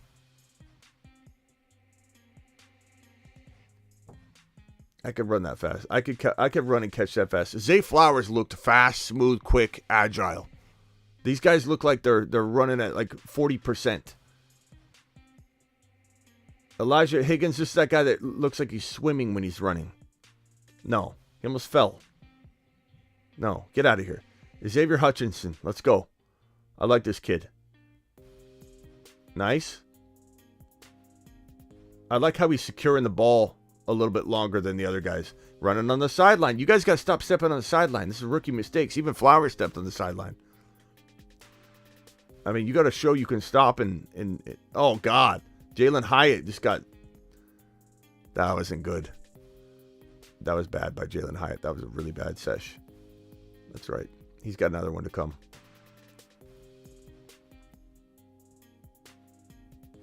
I don't even know how to say this guy's name. These guys are stepping out of bounds. Granted, the ball isn't... It's maybe thrown badly, and they're trying to secure the ball. Jarrett looking pretty good, but he could run a little faster. Michael Jefferson. Let's go.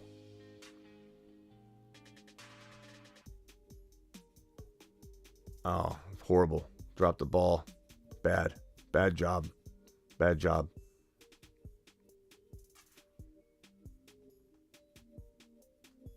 I think Zay Flowers, despite stepping on the line, I think Zay Flowers looked the best. I know I'm a little biased because I love Zay Flowers. It's probably going to come across that way. But literally, oh, God, number 15 fell down. That's pretty bad when the ball knocks you over. I'm really liking what I saw to Zay. Like, when I watch this stuff, when I'm trying to figure out who is the legit player, and again, your boy's been doing this 20 plus years professionally. Zay Flowers pops, bro. He stepped on the out of bounds line. He needs to clean that up on the next run, but he popped.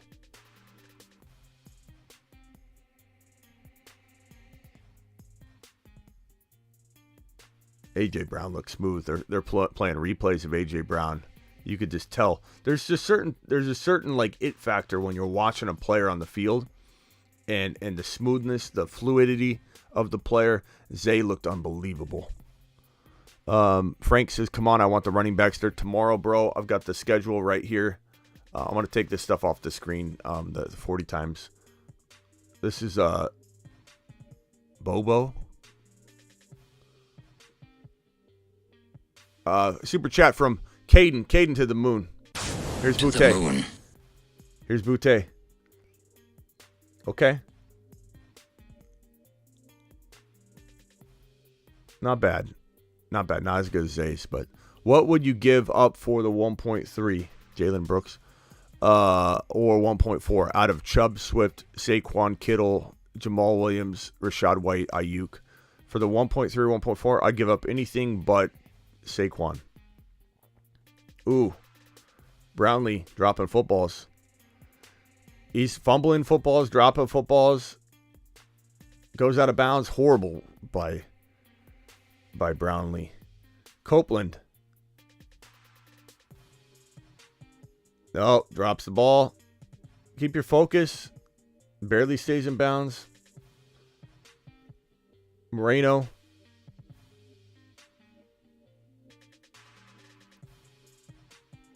Let's go, bro. You got this. Nope. Nope. Those aren't catches, bro. Those aren't catches. Stop bobbling the ball, acting like you catch it. Pull the ball in, please. Pull the ball in. Darius Davis. This is one of the fastest guys here at the combine. Fastest wide receiver. Let's see what he can do. Kind of bobbling the ball a little bit. I hate this. I barely catch it and I just throw the ball down. Secure the ball a little bit. Secure the ball a little bit. This guy, see how this guy's securing it? He's pulling it in, then dropping it. That's how you do it. Tank Dell's he ran out of bounds right there, but Tank Dell's been properly taught how to pull the football in. These guys that like bat it away, it looks awful. You don't know what you're doing. You got to pull it, secure it, tuck it, then throw it. Oh, God. Demos dropped it. Or that wasn't Demos. That was Demos. This is Demario Douglas. See, that guy's at least securing it. He's throwing it a little early. That was nice. Nice little cut. Okay, here we go. Josh Downs. Catch it. There you go. See how Josh Downs is actually... Oh, that one, he didn't tuck it. You gotta show some form of a tuck. Some form of a control before you just toss the ball. You know, you're assuming we think you caught the ball. There you go. See? Grant. Oh. Yeah, this guy. Let's go Zay Flowers. Here we go. Here we go, Zay.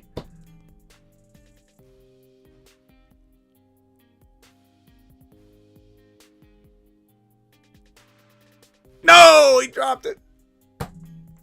Oh, God.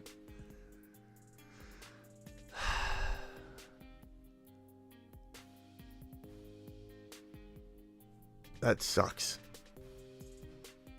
How many runs did they get? This 2? Or is it 3? I forget. I think it's 2.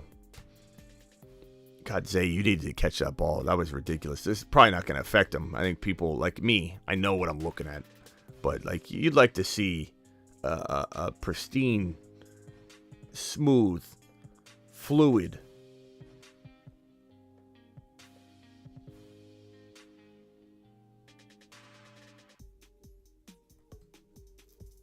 Tank Dell looked pretty good there. Tank Dell. I like Tank Dell. But Zay needed to catch that. Zay, that was not good, Zay. It's not just second. It's not just speed. Addison has elite nose for the game. Insane tape. I do like him.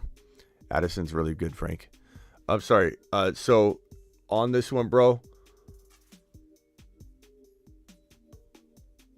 Oh, Jalen Hyatt faster than JJ and Julio. Okay. Chubb for the 1.3, 1.4. Boom. Saquon, I keep Saquon. Jamal Williams, obviously. I give up Ayuk and Jamal together. I give up Rashad White and Jamal together. Rashad White and Ayuk together. I give up all that for the 1.3. 1.4, probably most of that. Swift, I give Swift up for the 1.3. All day long. Easy call, Caden. Easy call. Just keep Saquon. Other than that, I mean, whatever the person wants. I mean, you could... What happened to my...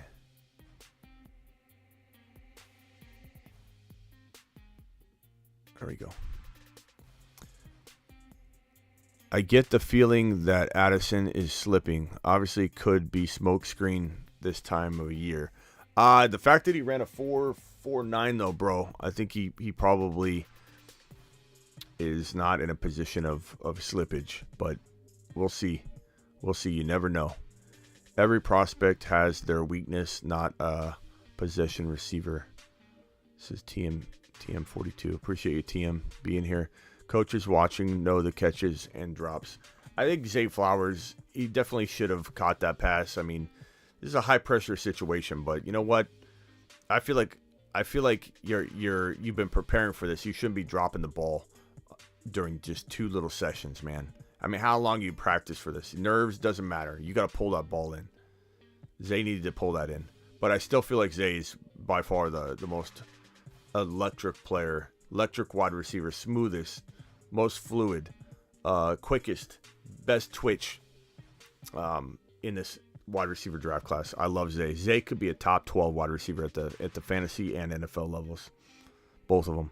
Jamar or Garrett Wilson, Pitts, and 105. What's this right here? What is this right here? Jamar or Garrett Wilson, Pitts in the 1.5. Give me Garrett Wilson, Pitts in the 1.5. That's a lot of value, bro. I love Jamar, but Garrett Wilson could compete to be close enough to where you're getting Kyle Pitts in that pick. Easy. And I'm a Jamar Chase advocate, my man.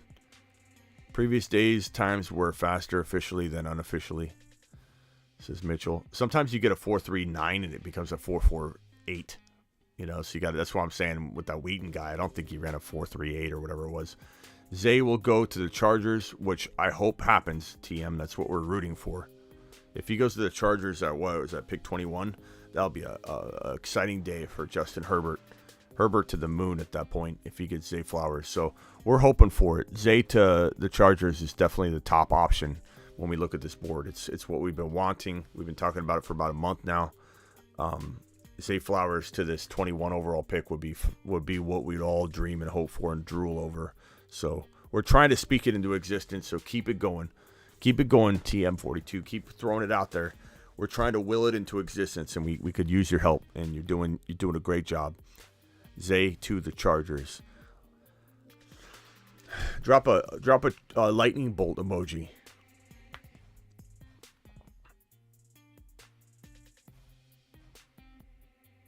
All right, quarterbacks are slant routes. Quarterbacks are out there. Okay. Bennett's out there. Bennett's tossing.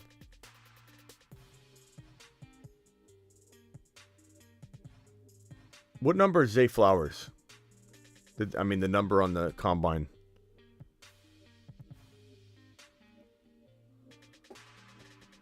What's Zay Flowers is? Does anybody remember what Zay Flowers' number is that he's wearing today? Was it 13?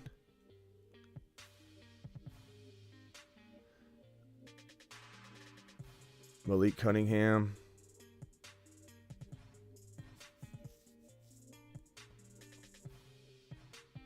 What's up, Thomas?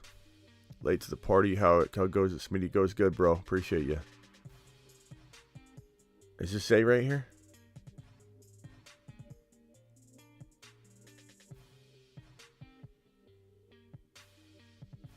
Was that Zay? That looked like him.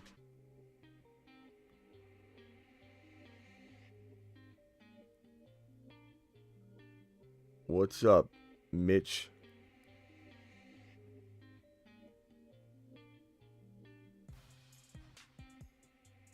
Is Zay 13?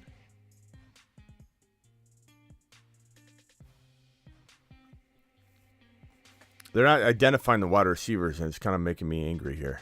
I want to know what wide receivers catching the football here. Downs, that was Downs. Downs is 14.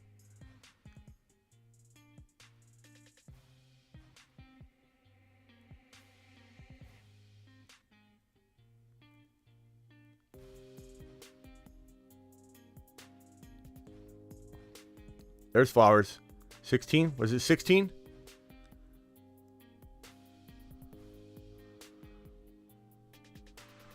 Oh, God, bro. Who was that? Who dropped that pass?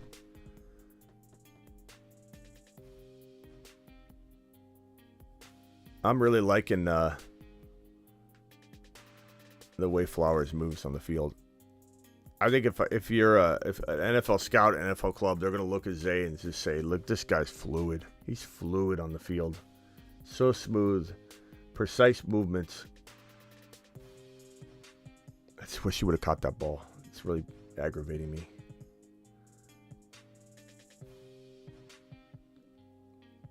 This is Levis. Levis to Beaver. Looking good. I mean, these are real short passes. These are just measly little drills. Tyson.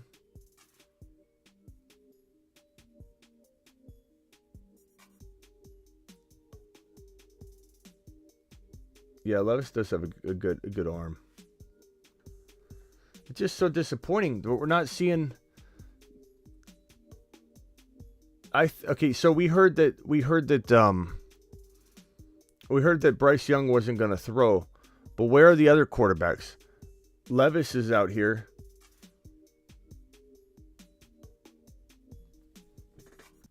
I don't see Hooker on the field. I don't see. I thought Richardson was going to be out here. Is Richardson out here doing these drills? I don't see Richardson. Zay reminds you of A.J. Brown. I don't know about that comparison, Penguin, just because he's not even similar at all. I think it's Tyreek Hill, Steve Smith, and those type of wide receivers, but because Zay's a speedy guy. Like A.J. Brown's a slower possession guy. But I don't mind that you're comparing the talent levels because I really think Zay could be that good. But I think they're a little different player. Where is Richardson? Where's Richardson? He was supposed to show out here. Did Richardson decide not to participate? Look at Tom Brady. Just watching Tom Brady's combine. I mean, they're good. They're good throws. He had a good throwing day at the combine, but I remember watching that Brady combine. I did not see Tom Brady in there. No one did.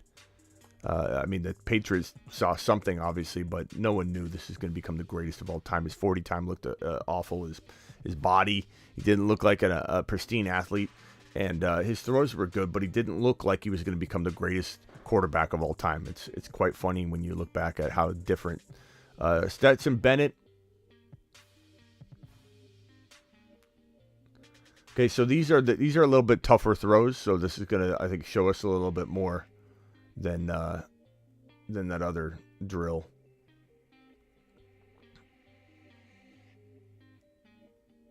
All right, here we go. Malik Cunningham. They're doing a bad job letting us know what wide receiver's catching the football.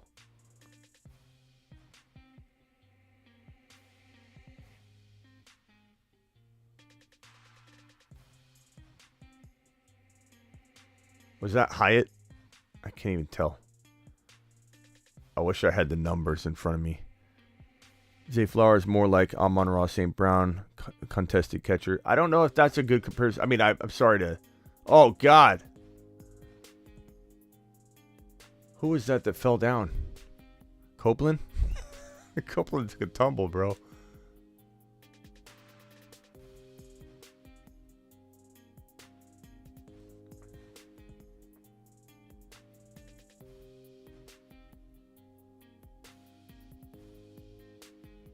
All the wide receivers are slipping. You're wondering what the field conditions are. Oh, these wide receivers are just dropping the ball.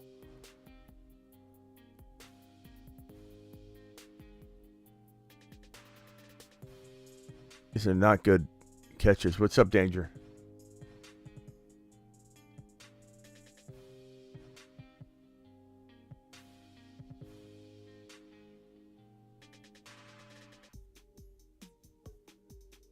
All right. Jaron Hall. Where's Richardson? Why is Richardson not throwing? You know, you can't rip on one quarterback like Bryce Young and then, oh, God.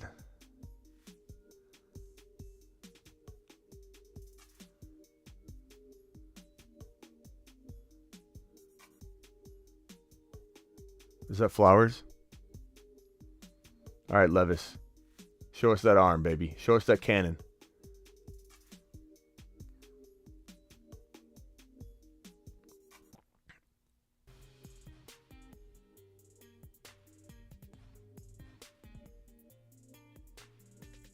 Let's go, Levis. It looks pretty good.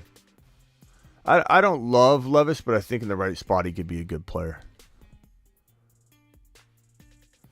Yeah, these wide receivers are not looking good, guys. They aren't. I mean, we don't have Quentin Johnson out there. We don't have Jackson Smith-Njigba out there. I don't know if Addison... I haven't seen Addison out there catching footballs with the quarterbacks on this drill. I don't know if he sat out for that or if I just missed him. But I haven't seen Addison yet catching footballs. Maybe he was. But these wide receivers look awful. These wide receivers look awful. They're dropping the ball. They're fumbling the ball. They're falling down during their individual catching drills. Stepping on the out of bounds line, dropping the ball, fumbling the ball, not catching it, and acting like they're catching it. This is like the Cardinals field during the Super Bowl, which wasn't the Cardinals' fault, by the way. The Cardinals have a nice field, but they brought some turf specialist in to try and create or a grass specialist in to try and create some magical grass field for the Super Bowl, and he dropped the ball and the grass whisperer or whatever. A lot of people blame that on the Cardinals. Initially, I thought they were using the Cardinals field. I'm like, what did my Cardinals do? But it was not their fault. It was the NFL. The NFL spent tons of money and screwed up the Cardinals field.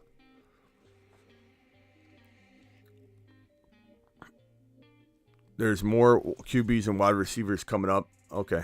Maybe Richardson's going to be out there throwing. I don't know. Rarely saw drops at last year's combine. I agree, man. This has been awful. These wide receivers are not showing out. Richardson's going to be the best when all is said and done. I hope so, Munoz. I mean, I'm hoping that we have that many good quarterbacks from this draft class. I'm hoping that Bryce Young and Richardson and Stroud are all, competing to be that top dog, and that means that the class is really good. But I'm disappointed they're not at the combine, taking this seriously. I see it as a weakness when you're not able to go out there and you're afraid. You're afraid that you're gonna have a bad day. You want to be on your field with your wide receivers doing the drills you want to do, and you're too big for the combine. That's even Bryce Young. I'm disappointed. I'm disappointed that Jackson Smith-Njigba isn't running. But at this point, maybe it's a good decision. Maybe I'm wrong. Maybe at the end of the day, it actually is a good decision, because this looks like it looks like amateur hour. And maybe everybody walks away from this going, pro days are where it's at. And in a year or two, I could see people not even showing up to the combine. It could be one of those things where it's like you just wait for your pro day. It's a little bit disappointing, but it's starting to look like it's trending in that direction. Going to your pro day is way more important than your combine. I don't really like that. I love the combine. I think the combine was meant to be where you go, and I think it should be held against you if you don't go to the combine. I think it's ridiculous. The sod father, that's right. The grass whisperer. This guy was garbage. He ruined the Super Bowl, practically. Rarely saw a drop last year. What's up, Nico? Appreciate you. What's up, Double A? Anybody want to call in here? Phone calls? We've been live for how long now? We've been live for an hour, almost 2 hours now. Probably after this drill, I will take a food break. I may not, rather than just go live for 8 hours. I think we're gonna come back. I want everybody back when I do leave. I'm not leaving now, but when these drills are over, we may take a break, come back and do some kind of rookie reassessing the rookie class. The rookie wide receivers and quarterbacks, at least. We'll wait until the running backs get their day before we start judging the running backs. But we can definitely look at the quarterbacks and wide receivers. We got the tight ends coming up.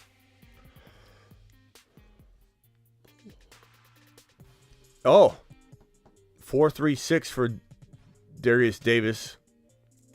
Wheaton's got a 4.38 official. I don't get it.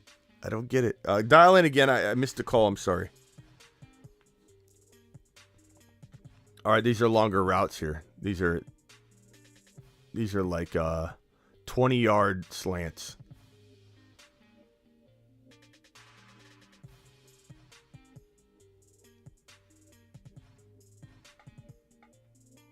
Yeah, they're right. NFL Network just said 4 quarterbacks are going in the top 10. I agree.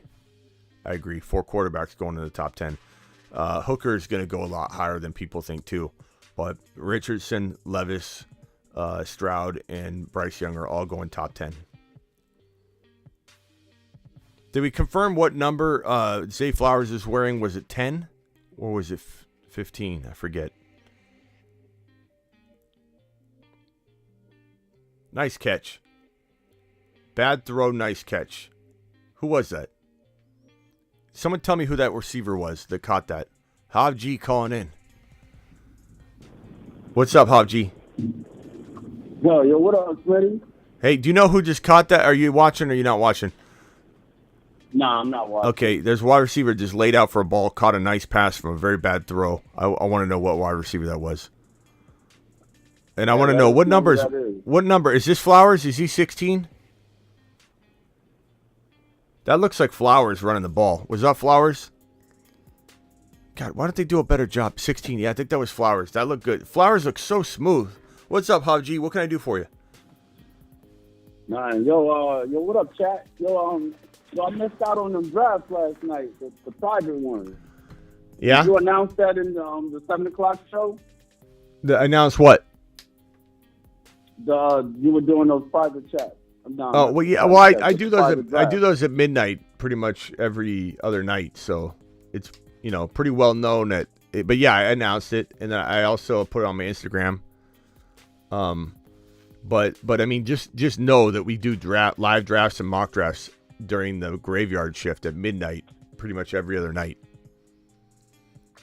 Yeah, for the private Yeah, league, so right? just show up at midnight, and that's where we do those. Yep. All right.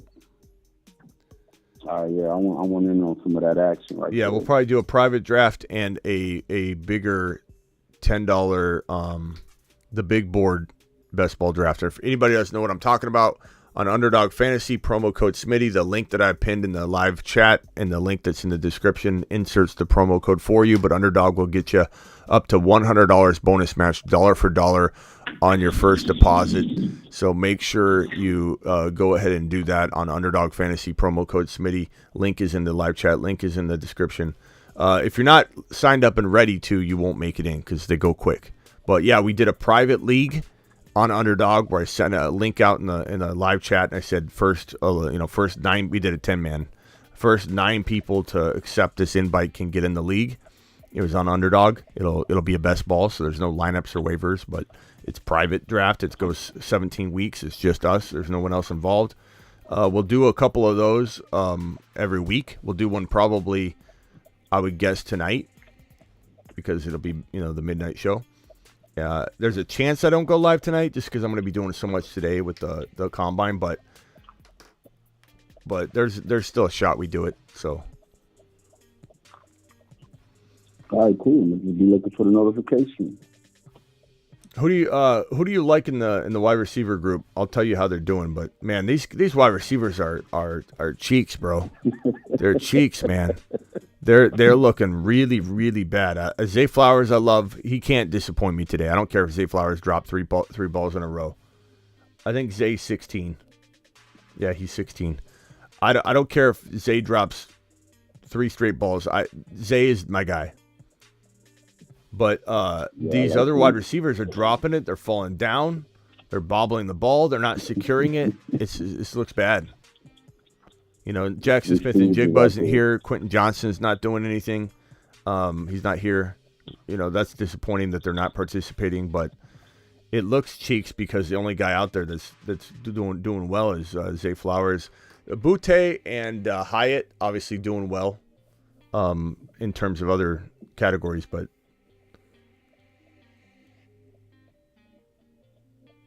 Let's see. Okay, Richardson's gonna throw.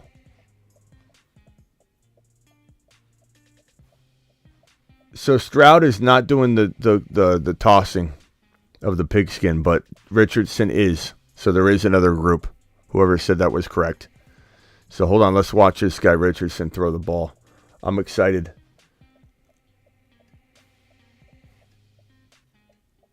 Okay. I'm excited. Richardson's throwing the football. He's stretching right now.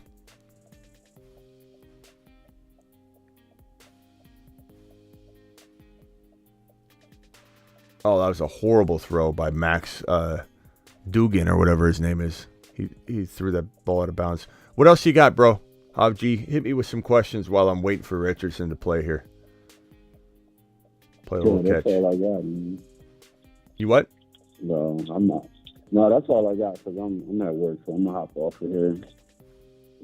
And if you get on live tonight, I'm getting in. All right, man. With y'all. All right, man. Appreciate you. All right, peace. Later. All right. Could barely hear him on that call. Appreciate you, Hub G. All right, where's Richardson at? I think he's warming up. He's getting ready. I can't wait to see him throw the rock a little bit. Tight ends are next. I don't know. God, I'm so hungry. I got an hour left before I can eat.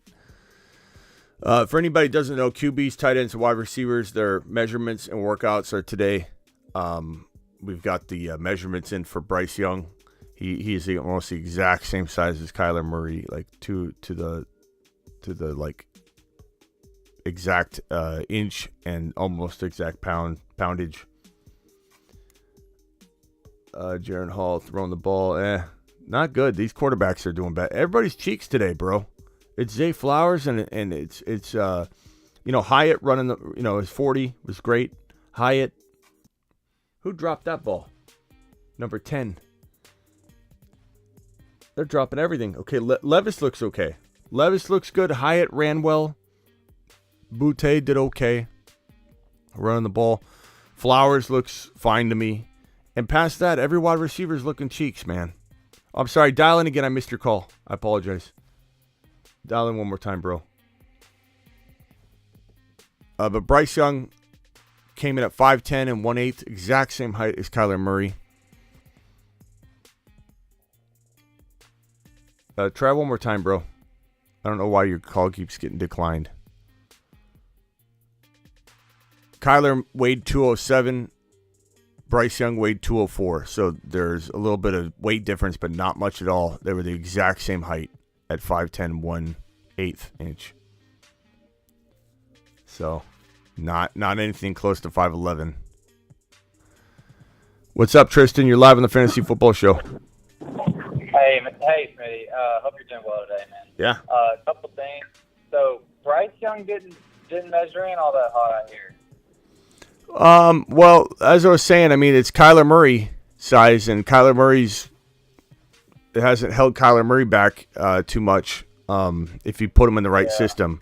So, yeah, we would have liked him to be 5'11". He wasn't. He's 5'10", but he's the exact same height as Kyler. Kyler was 207. Bryce Young came in at a pretty impressive 204. 204 pounds, not that bad. If he was like 190 something, it would have been a big concern to have both those numbers come in bad. But 204 was actually really solid. I'm sure he has a water weight, and he probably ate a whole bunch before. They probably stuffed his pockets with teddy bears. Right. They probably wet him down with a hose. But regardless, 204, this is exact same height and size as Kyler. So I'm not worried, man. I get it. A lot of people are concerned. 50% of the fantasy football and NFL population is going to say Bryce Young's going to bust. This is naturally the way it's going to be. Drew Brees was 6 foot. Everyone said he was too short. I know that's taller than Kyler Murray and Bryce Young, though. But I have a feeling Drew Brees wasn't exactly 6 foot. But. So, how do you feel about Richardson as the first QB drafted in rookie draft in fantasy? I think is that an option, or how do you? I'm hearing some good things about Richardson, but good in the sense that they seem almost too good to be true, and it's a fluff season, or I forget what you call it, but smoke season. So, everything's with a grain of salt. But is Richardson possibly the first QB that, to be taken? He certainly could be the first QB drafted in the NFL draft and the first fantasy football QB to take. Sure. Landing spot's going to be critical for all four of these quarterbacks that we're talking about in Richardson, Levis, Bryce Young, and Stroud. So if let's say one of them goes to the most ideal landing spot, they could be the most ideal quarterback. If let's say Brian Dable in New York got his hands on Richardson, I'd have him as my number one clear-cut quarterback from this draft class because he develops quarterbacks like Richardson amazingly. He also is just fantastic with quarterbacks in general, but specifically quarterbacks that struggle with a little bit of accuracy but have all the raw talent. So situation completely matters, 100,000%. Yeah. Yeah. Got it. Okay. So, I won't keep you. I'll let you get back to what you. no, I mean, you're fine. You're fine. If you got another question, ask it. I mean, there's nothing else we're doing here but answering questions. So, but I would say, Stroud's got the most upside to most people right now, but Interesting. Bryce Young, to me, I just think he's got the most. Him and Richardson have the most ability to be. Tony Dorsett just tweeted Will Levis sheesh on a tweet. That was pretty funny. Levis has looked pretty good. Levis has looked good today. Flowers, I think, looks good whenever he's on the field, even though he dropped the ball. I think Boutte looked okay. Hyatt ran a good 40. Past that, I've been very, very disappointed overall by the performances of the quarterbacks and wide receivers. And granted, we've got a lot of people not, we got Bryce Young and Stroud out, so it's not like I'm disappointed in the entire quarterback class. And then Jackson Smith and Njigba and Quentin Johnson aren't doing anything. They aren't participating. So I'm not extremely disappointed overall in the wide receiver class. But of the people on the field, it's Flowers, it's Levis, it's Boutte, it's Hyatt, and that's really it. I'm not impressed by really anybody else. And there's a lot of drop footballs. There's people stumbling all over the place. It's like no one was prepared for this at all. It's a lot of drops. That's no fun. A lot of drops, man. Why is Bryce not throwing? I mean, I know Stroud's not throwing either, but why are they not throwing? There's supposedly an injury that he's kind of trying to calm down. And if that's true, I understand it. But I would also say this, that Levis and Richardson are doing themselves a service here if they come out and they look great, because it's only going to add to a good pro day. But even though it's weak to not be at your pro day or your combine, it's weak for Jackson Smith-Njigba to not run the 40. It's weak for Bryce Young, who I'm very, very pro Bryce Young. It's weak for Bryce Young to not be throwing and doing things here at the pro day or the combine. It can all be wiped away, and you can get a complete okay, it doesn't matter. I'll give you a pass if you go out and smash your pro day. So it's a risk though, because what if let's say Bryce Young goes out and has a horrible pro day? That's it. He didn't go to the combine. He didn't go impress anybody at the combine. I mean, he can schedule another pro day, but that looks really bad. So Richardson's got nothing to lose. He's the 3rd or 4th ranked quarterback, and he might just come in and become the number 1 ranked quarterback coming out of the pro day. Levis is helping himself because Levis is very accurate. Tony Dorsett just tweeted out sheesh and put I think it was a fire emoji. Levis is snapping right now. He looks deadly accurate. He's got a cannon. He's got confidence. He looks the part, looks the size. I love that he's out here throwing the football and not scared to go out there and mess up or something. To me, it feels like if you don't participate in the combine, you're scared. You're scared. Yeah, exactly. That's exactly how I would see it. And if you're injured, that's one thing, and I get it. But if you're gonna participate in one or two things versus, others, that's weak. Like when Spiller last year didn't want to run his 40, said he was injured, but then he did all the other drills. That's weak. That tells me you're not injured. Yeah. That tells me you're scared. You're going to run a slow 40 and you're not prepared. Yeah, that's exactly the word for it. Weak. What are you trying to hide? You're just kicking the can down the road. And it almost speaks to your character. Maybe you could say to just say, all right, I'm going to run it, even though it may not be the fastest time. So what? I mean, I get it. It's all about the value of your draft stock. But hey, I was going to say this QB class as a whole is just hard to compare. Just each one amongst themselves. Bryce looks so good in college. Hold on 1 second. Man, Zay Flowers looks so quick. I know I'm biased. I know I'm looking for it, but I'm telling you, I've been doing this a long year. RV says, Smitty, your eye test and the overall eye test is so much more important than being fastest. I know that. That's exactly what I say all the time. And my eye test is the most important thing to me. And I'm telling you, my eye test tells you Zay Flowers is looking absolutely smooth. It looks smooth as butter out there. And that is the most important thing. Also drops and all these things. But Zay looked phenomenal out there just right now. He looks so quick. His start, stop, all that. The eye test is almost certainly the most important thing, of course. But when you couple things together, like the 40 time, it all adds to it. It's like the preseason. Is the preseason telling of everything? No. Is the preseason sometimes misleading? Yes. Is the combine sometimes misleading? 1,000%. Because a guy that's not an elite player, like a wide receiver that runs the fastest 40 time, all of a sudden is on the map for everybody. Like, oh, Rager. We like Rager now. Oh, we like this player, that player. How many times is a guy that's been the fastest in the 40 that really wasn't on radars that got drafted high fail? A lot of the time. But at the same time, just like the preseason can misguide somebody, the preseason, if you know what you're doing, can also be an accoutrement, an accessory to the situation. And so for me, when I'm watching the combine, I feel like and I feel like a lot of people here too, I'm not saying it's just me, we all kind of know that, okay, when we see something, when we see Hyatt maybe drop a pass, okay, that 40 time, he runs really well. His film looks great. You piece it all together, and if his 40 times great, that's an accessory. It's an additive bonus when you're looking and evaluating him, just to say, okay, look, he is the real deal. I like him a lot, if that's Hyatt's your guy. I like Hyatt. I'm not extremely sold on Hyatt. Richardson, 40.5 vertical. That's pretty good for a 240-pound dude. That's pretty good. That was amazing. All these things help. They shouldn't be the be-all, end-all. But Richardson,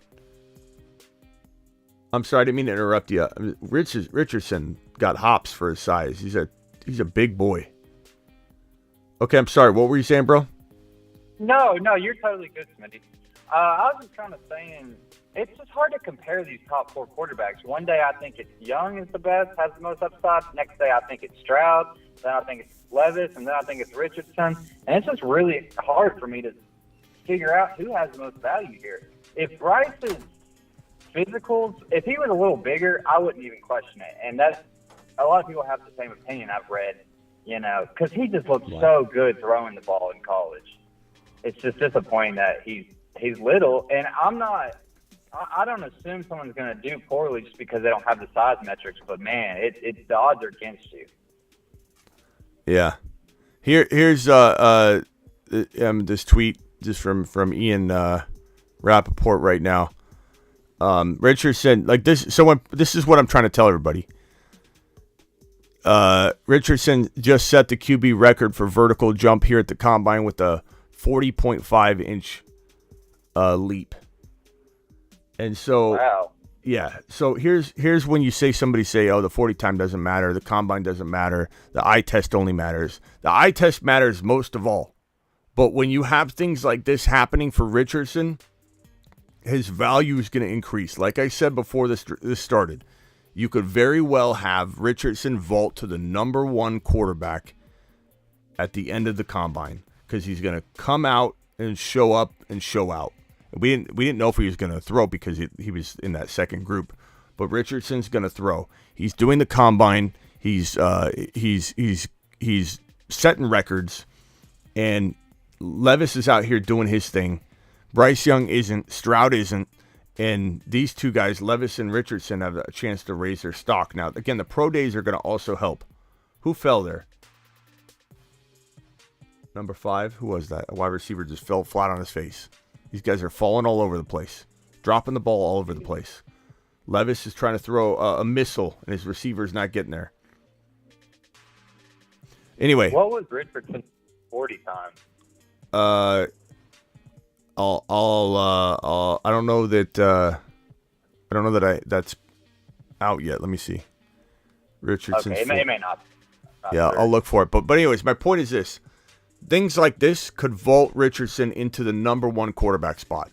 Him coming out here breaking, even though the vertical time isn't a be all end all tell all type of stat or exercise, whatever.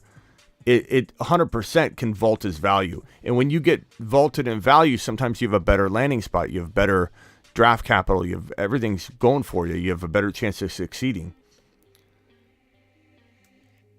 That was a good throw there. Stetson Bennett's pretty decent. Let's see what he does here. I think that's Nathaniel Dell on the. No, who's that? Who's catching this ball? God, these guys, they run out of bounds too. I don't understand that. You're catching a football on a football field and you go out of bounds and you run down the sideline out of bounds. Like, I just don't understand these wide receivers and where their mind is at. They're sloppy. It's all sloppy. I mean, granted, you can only catch the ball in bounds if the quarterback doesn't overthrow you out of bounds, but like, these guys have no cutting ability. Malik Cunningham. I don't know when Richardson's throwing. It's probably pretty soon, but I'm excited for it.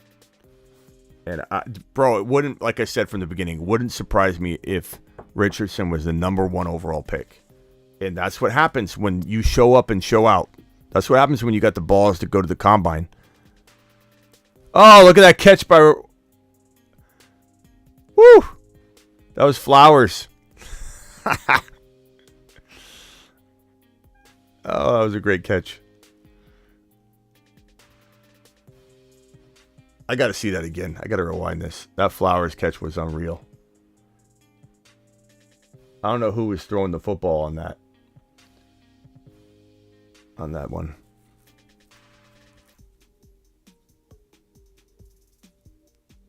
Hold on 1 second, Tristan. Oh, you're good, Sonny. So Stetson Bennett. I got to see this again. Zay Flowers just grabbed a magnificent, like... Okay, is Malik Cunningham, I think, throwing on the ball? No, I don't know. Hold on. Do you guys see that? That was Zay Flowers, right? I'm almost positive it was Zay Flowers. Yeah, that's him. So Zay Flowers, I believe Malik Cunningham tosses him this near catchable football. Nice catch. Dives, falls down. He didn't fall down in a bad way. He was trying to catch an uncatchable ball. That was nice. My takeaways so far, bro. Malik Willis hasn't even Malik Willis. Malik Cunningham was just throwing the ball. Will Levis just climbed his stock into the top 7 overall.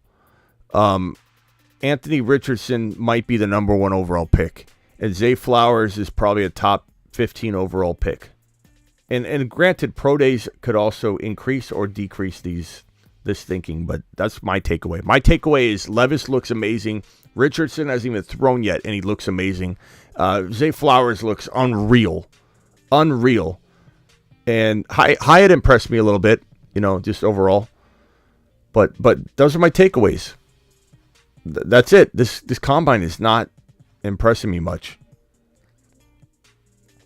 Levis looks mad. Looks like an angry dude. He looks like I don't know if that's good or bad. It could be good, but he looks like an angry dude. He just looks like he's got a chip on his shoulder that's never going away. But Richardson just set the QB record for vertical jump at the combine with a leap of 40.5. Unreal. Yeah, that's crazy. Unreal. And if you watch it, it's pretty impressive, man. I mean, he's a big dude. That is a great jump. I'm watching it right now. Here, I'll put the link in the live chat if anybody wants to watch this. I would share it, but I don't want to put it on YouTube here. Hold on, let me see. I think this is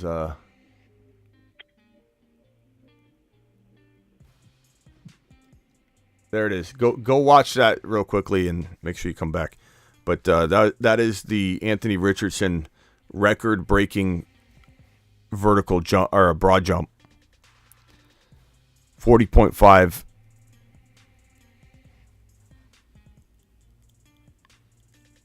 Oh, that was his broad jump.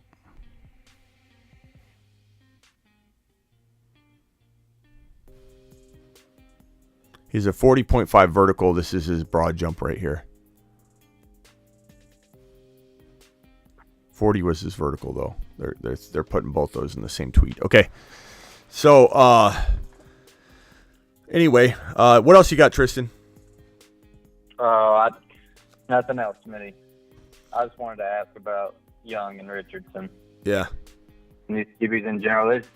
I guess there's just a lot of fluctuation between now and rookie drafts for fantasy, you know? It comes down to what, like, there are going to be a couple teams that have Bryce Young number 1 on their board.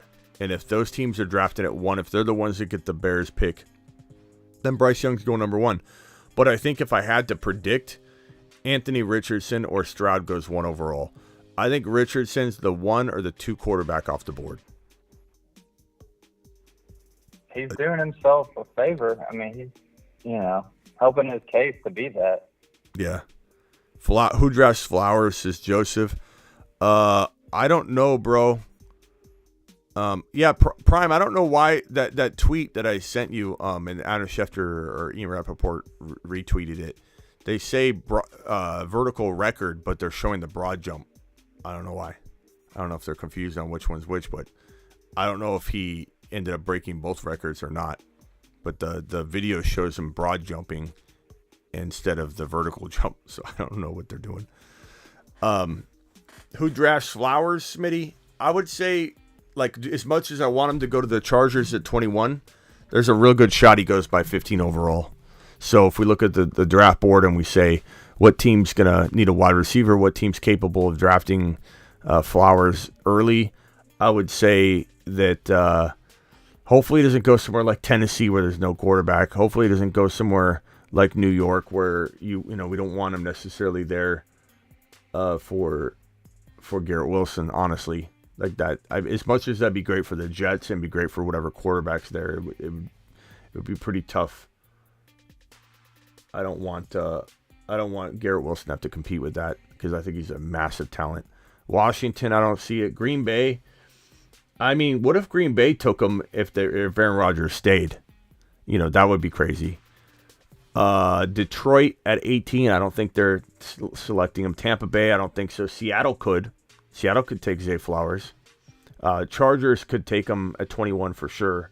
Baltimore could definitely take Zay Flowers, and he kind of feels like he's like a Hollywood Brown on steroids, He's 10 times the player Hollywood Brown is, but that would be a player that I could see Baltimore taking if they retain Lamar.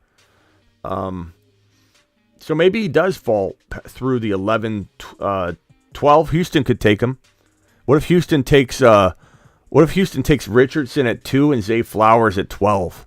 Woo! That'd be wild. I don't think I've ever thought of that until this moment. What if the Texans draft Richardson at 2 and Zay Flowers at 12? Unreal. Houston's going to make a statement, and Houston's building something. Caserio knows what he's doing. This GM of the Houston Texans, getting rid of Deshaun Watson in the middle of that Deshaun Watson debacle. They're bringing Caserio. He ends up trading away, does one of the best trades in the history of the NFL with that Deshaun Watson trade. And if they come in and they draft Richardson and Flowers, or Richardson and Jackson Smith and Njigba, Richardson and Quentin Johnston, Richardson and Addison, whatever wide receiver at 12, if they pair that with Richardson at 2, or Bryce Young or whoever they take, unbelievable for the Houston Texans. Texans are on the rise. Are we trying to say Zay Flowers is the first wide receiver off the board? I don't know if he'll be the first wide receiver off the board, but he should be, in my opinion. In my opinion, he's the best wide receiver in this draft class. He's the most capable of being a top 7 to 12 fantasy wide receiver. I think Jackson Smith-Njigba is going to be very good. I do like him quite a bit, but I don't think he's as good as Zay Flowers. Quentin Johnston's very raw. He's very DK Metcalf-like, but I don't think he's as good as Zay Flowers. And Addison, I think he's the only wide receiver that feels like he could be as good as Zay Flowers, but he also feels like he's going to either be A.J. Brown, but a small version of him. He's going to either be A.J. Brown or he's going to be Kevin White, or he's going to be Corey Davis. Like, not as good as we thought. Or he'll be a little mini A.J. Brown, a slender version of A.J. Brown. I don't know. Addison's very, very tough to gauge. Flowers, I feel like, is almost can't miss. Flowers is holding his back. That's not good. Wow, you're already ready to say Flowers is your number one receiver in this class? Oh, I mean, I've said that. I did a video on it. Yeah, you have said that. Here's some deep passes now for the quarterbacks. Where's Richardson? I don't understand. Is he like going in an entirely different group that is going to do the same course of tosses? Like, are they really dividing them up that much? It's kind of weird. It feels like the quarterback drills they're just going to progress through the whole thing and then bring in the other group, or what? What's going on here? So now they're going to do some deep throws with the same QB group, and then maybe Richardson comes in with his group. I don't know. Richardson, Flowers, Pierce. Imagine that, DJ. I'm really starting to think that Houston's going to be on that fast track that we're seeing the Jets currently on, that we saw the Bengals roll through. All right, these are some deep passes. 5, 10, 15, 20, 25, 30, 35, 40, 50. So it was about a 50-yard.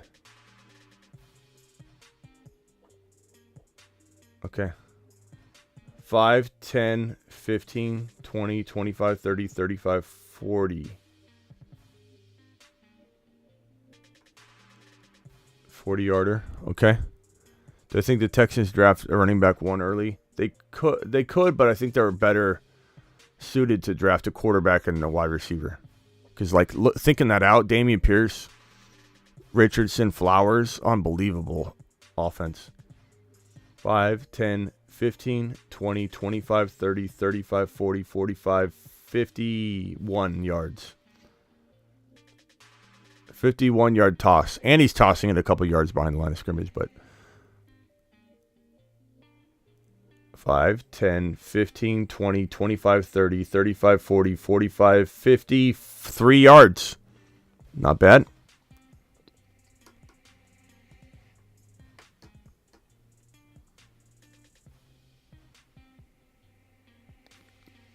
$15, 20, 25, 30, 35, 40, 45, 50-yarder. I can't wait to see Richardson do this. Yeah. I have a feeling he's throwing like a 50-yarder. Who is this? I was gonna ask, and maybe you want to wait to answer this, but I've seen some Richardson and Trey Lance comparisons, and was wondering if you see that at all, or if you wanted to compare those two at all. No, I mean Trey Lance. No, I mean a little bit. I see Jalen Hurts comparison to Richardson. I really do. Oh, I like that. I think he's got that potential. I don't think he'll be as good as Jalen Hurts. I don't think he'll be in that top 4 tier, but I mean, he's got the potential to be that kind of quarterback, but probably just a lesser version of him. I don't think anybody in this quarterback class but Bryce Young, if everything played out well, has a shot of being 5, 6, 7. But Richardson in the exact right spot, or Bryce Young in the exact right spot. I don't think Stroud's top 5. I don't think Levis is top 5. I think they're both capable of being top 10 fantasy and NFL quarterbacks. But Bryce Young and Richardson are the only two I believe could be number 5, number 6, number 7 in both fantasy and the NFL if they landed in the right spot. I don't think both of them will land in the right spot. I think one of these guys, Richardson or Bryce Young, will become potentially in the 5 to 7, 5 to 8. Just one. I don't think this class produces 2 or 3, or it just depends on where they land. Wheaton, what are you doing? Wheaton's not running 4.3s. What is this 4.3 time? He looks so slow out there. Okay, 5, 10, 15, 20, 25, 30, 35, 40, 45, 40, 43 yards maybe in the air. I can't wait to see Levis the Beaver. He's got a cannon. So I can't wait to see.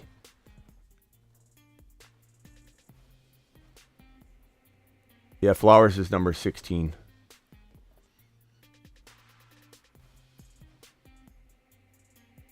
Let's see here. Richardson looks like a very raw Cam Newton. Yeah, I'd say that's a good comparison too.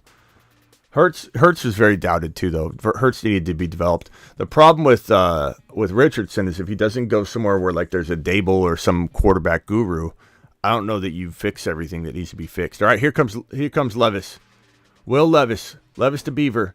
5, 10, 15, 20, 25, 30, 35, 40. Underthrown. That was a bad throw by Levis. All right. There we go. He's redoing it. 5, 10, 15, 20, 25, 30, 35, 40, 45, 50. Receiver dropped it, though, but that was a good throw. All right, let's see if you can throw a 55-yarder. 5, 10, 15, 20, 25, 30, 35, 40, 45, 50, 55. There we go, Levis.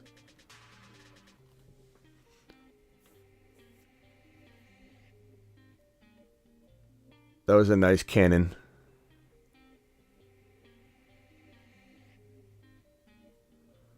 That was a nice throw.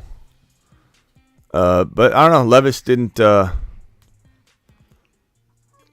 impress on that series except for that last throw. All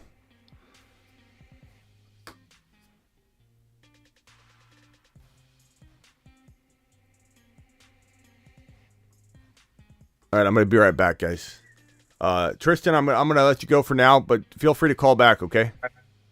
All right, appreciate it. I'll be here. The phone lines will be open. What's up, Peanut Butter and Waivers? 19 has crazy hands. Okay, hang tight real quickly. I'll be right back.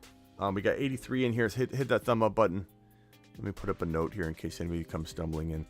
Be back in 2 minutes. All right, hang tight.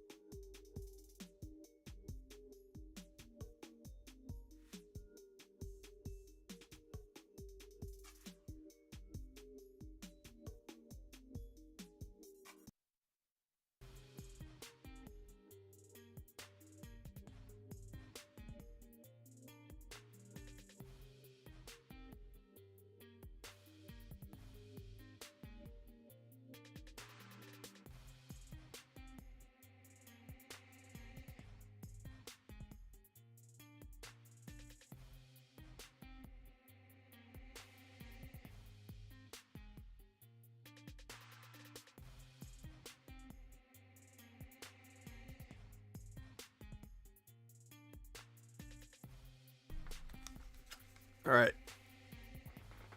No, nature wasn't calling yet. I was having to deal with a bunch of stuff going on here today. But anyway, wait for Richardson, man. This is like waiting for Richardson to throw.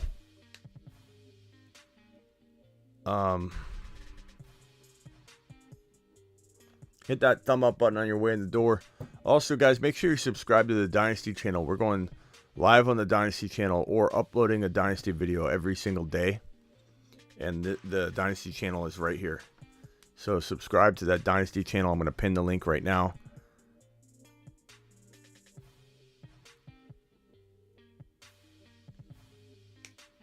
Levis looks okay, but yeah, he's had a mixed day today. He had a great first throwing session, and then didn't do too well on his first couple throws on the deep passes, but he did connect on that last one through about 55 yards. So that was good. Jalen Hyatt, hands are for decorations. Shaking my head, says Jonathan. I'm not as huge on Jalen Hyatt as other people. I like him. He had a good 40 time. There's some good stuff that he's done, some good and bad today. Zay Flowers dropped the football, let's be fair, but he's looked really precise and looked very smooth. Showed good hands other than the drop.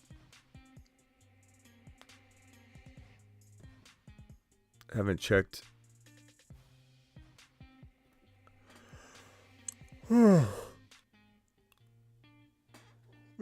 Tired.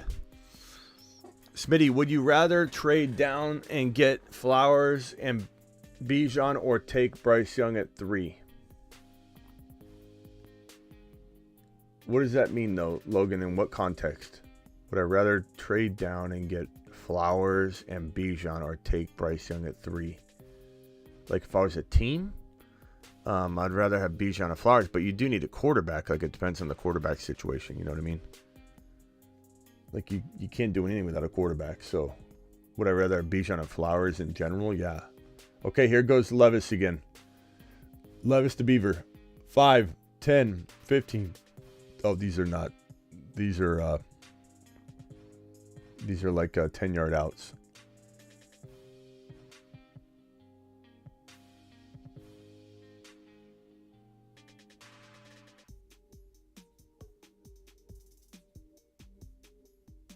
Levis has a little bit of that, like, confident arrogance, you know what I mean? Like, not in a bad way. You want your quarterback to be arrogant, confident. You don't want him to be like diva, but you want him to be arrogant and confident in a good way. Like, you know, they're your leader of men. So he's got that. I don't know if he's got too much of it or just the right amount. He definitely has that confidence on the field. I kind of like it. I'll be honest. I kind of like the way Levis carries himself. I think he's going to be good for the media. Media are going to eat it up. People are going to criticize him and call him a diva and all that. But I like it. I always loved it about Aaron Rodgers. I like how confident and arrogant he is in a good way.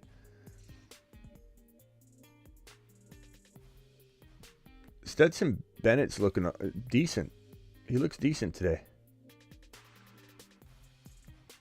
Had a quietly good day.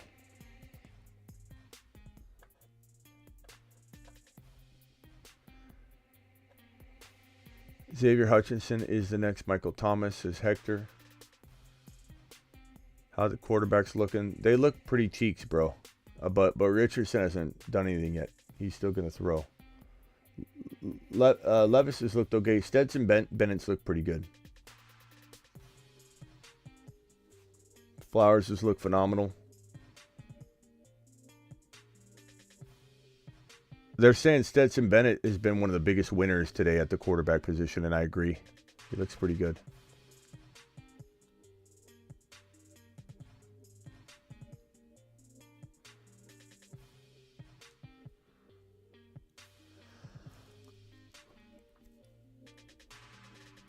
Where do I take Richardson and Dynasty Superflex startup?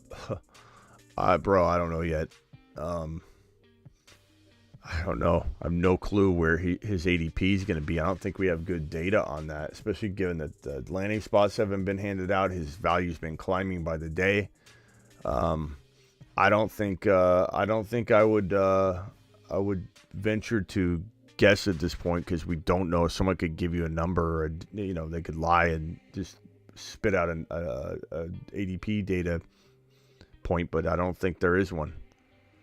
I don't think there's a clear indication. If I had to guess, I would say around 4 or 5. I mean, maybe 3 or 4 if you're talking about Dynasty. I mean, taking them in round 1 or 2 would be too early. Taking them around 3 is early, but I can understand it. Around 4 or 5, I guess, makes sense. I don't know. It's tough to say.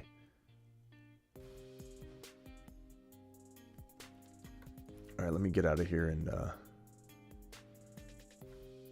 restart this because I think I've got a pretty big delay at this point.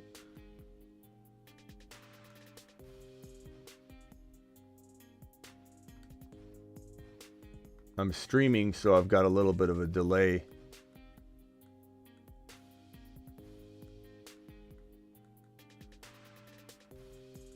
NFL Combine.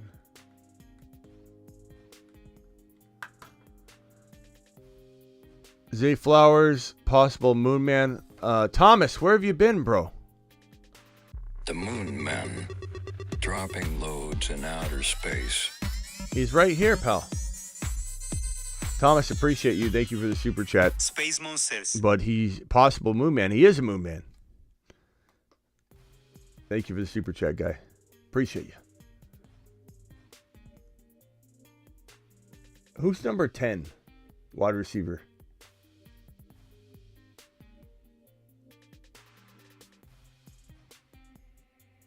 I want to see Levis throw to Zay Flowers. It kind of sucks that for the quarterbacks, they're dependent on the wide receiver in this drill, and they're playing like cheeks, man.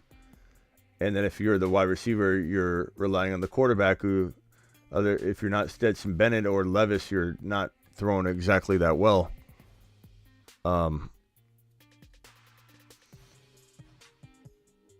These are hard throws to make because these are like, you're relying a lot on the wide receiver to run this route precise. I want to see Zay Flowers run this route.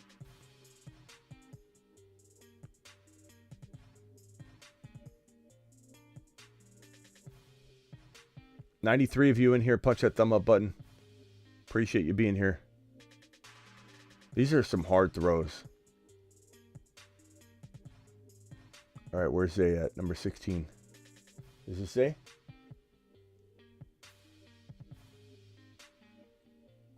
That was Zay. Didn't really show much explosion on that because the ball was no problem, Thomas. You super chatted. There's no my bad. But yeah, Zay's a Moon Man, pal. He's a Moon Man for sure.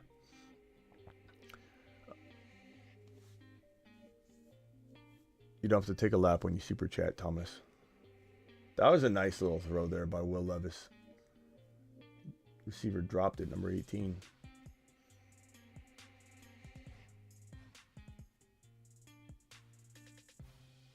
We've been live for 2 hours and 37 minutes. My eating window opens up for my intermittent fasting here in about 20 minutes. Hopefully Richardson goes by then because I'm definitely going to need to go get something to eat. I've been without food for about 19 hours. I've got water, though.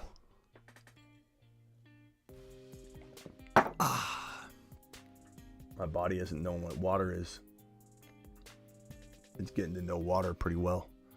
Smitty meet water. Water meet Smitty. It's been good for me.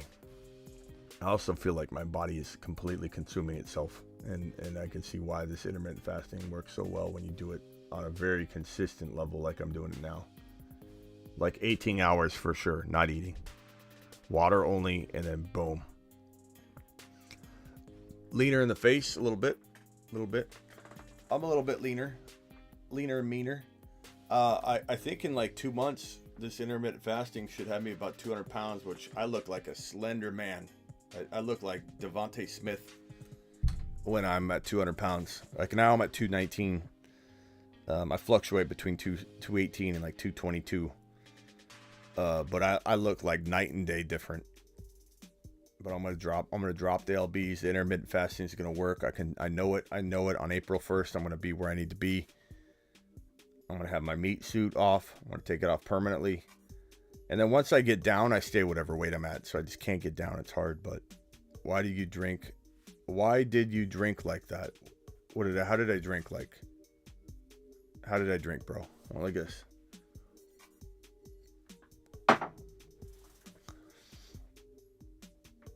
I'm dying over here listening to Rich Eisen go on about Will Levis's hair.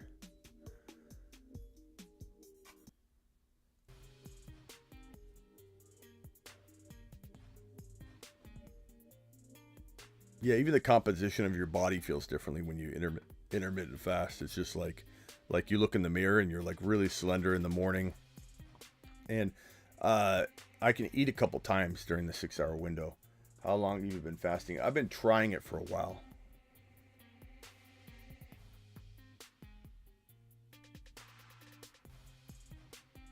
Why did I drink last weight with full teeth drink? What did I do? Go like this? I don't know. Probably because it's cold water and I didn't want it on my teeth, bro. I don't know. I'm not sure.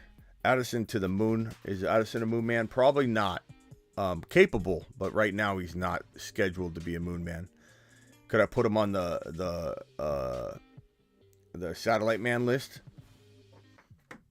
Satellite men. Space cadets in training. We have nobody on there now. The moon men, dropping loads in outer space. The Mexican Cokes are gonna go expire in the fridge. We're all out of them at the moment, bro. But I will be buying them soon. I can have a Mexican Coke. I can have a Coca-Cola Classic while I'm doing this intermittent fasting. I've been cutting back on it to try and add to it and just lose a little extra weight.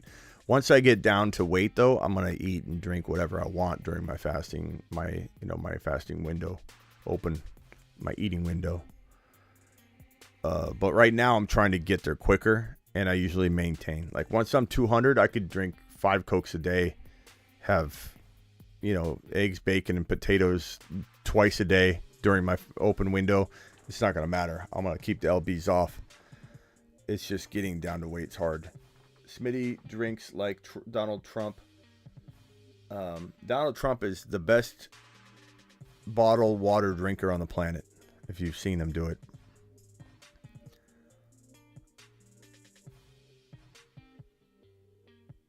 Just stay in that calorie deficit. I don't even track calories right now. I'm just doing the intermittent fasting thing.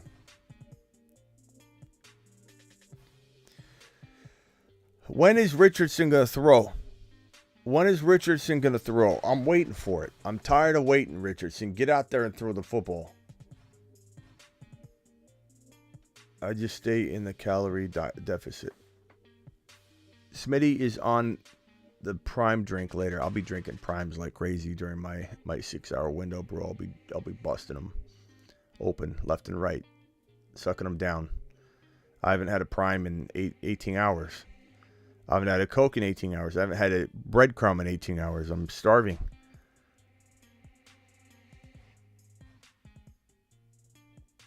How many more drills do they have before we see Richardson get out there? That was a nice catch. Was that Flowers? Was that Flowers that just caught that goal line fade?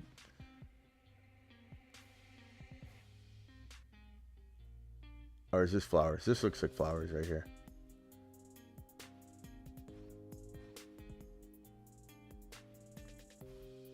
I love Flowers. He looks so smooth, man.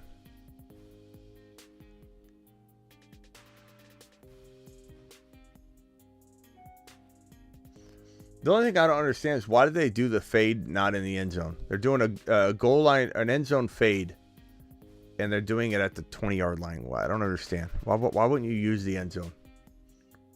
They're afraid someone's gonna get hurt because they've got too much stuff on. That was a nice catch. Like why would you do a goal line fade in the middle of the field? It doesn't make sense. What do I think my 40-yard dash time would be? We all think we're still athletes, man. Until you're probably 70, 80 years old, you're gonna think, oh, I could still be a pro athlete. And I'm gonna be way off on my 40 time. I'm gonna be an idiot and think my 40 time could be in the 4.5s. I think it could be in the 4.5s. It would probably be a 4.8. I know my mile time, I run a good mile. I could run a sub 6-minute mile, but 40 time is a whole different ball game. And I thought I looked smooth and quick on my field goal, and I looked like a snail. I looked like a sloth out there. But hey, I'm working on it. Once I shed the meat suit, I'll be looking smooth. But what I do want right now is Richardson to get out there and throw the ball. This is ridiculous. We gotta wait for the tight ends and everything. I don't know if I want to be live the entire time. I gotta go eat and do all that. Live update. New York and shovel snow twice a week, and you can eat. Never gained a pound. Live. Oh, I'm sorry. Let me drag this on screen. I'm reading something really far away, and I don't think I'm reading it right. Live upstate New York. I thought he said there's a live update. I got to zoom in on this shit. Live upstate. Live New York update. Shovel snow twice a year. I'm like reading it all wrong. Trying not to score a TD. I don't know. Why would you do an end zone drill? Okay, quarterbacks are done here. This group. Now we're going on to Richardson. Hopefully there's not some 80-minute intermission.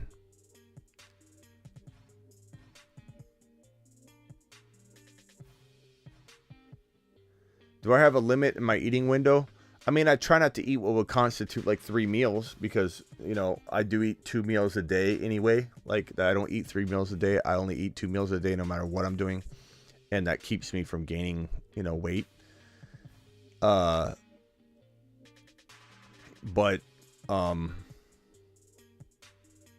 do I try and eat like 1 meal sometimes during this?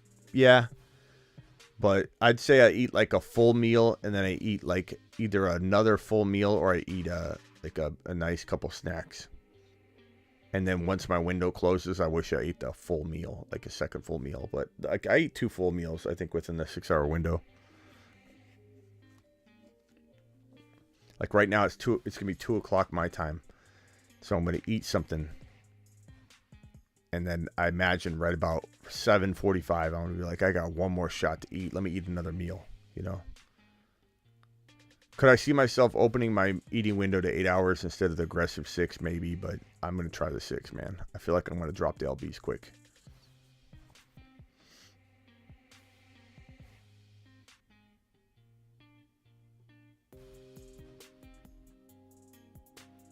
Don't stream tight ends. Ron's going to be mad. Yeah, I don't think I'm going to stream tight ends, but I'll be back for a full comprehensive update.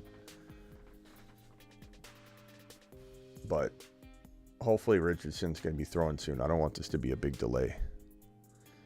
I think Ron's going to be mad enough that what's his name? What's his wide receiver that he loves? What's Ron's wide receiver he loves?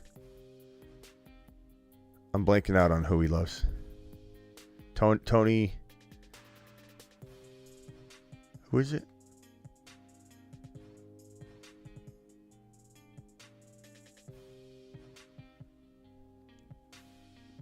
If I had to rank these rookie wide receivers at this point, here's my rookie ranking. Tyler Scott. Yeah, Tyler Scott hasn't done anything. He's not even. Is he even at the combine? Rookie wide receiver rankings.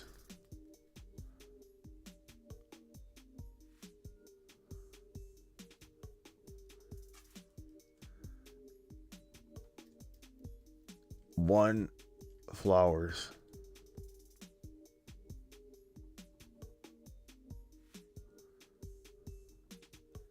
2,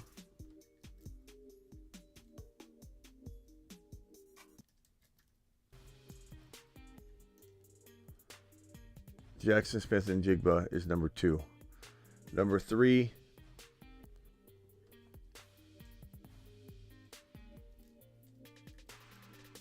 Jordan Addison. Number 4,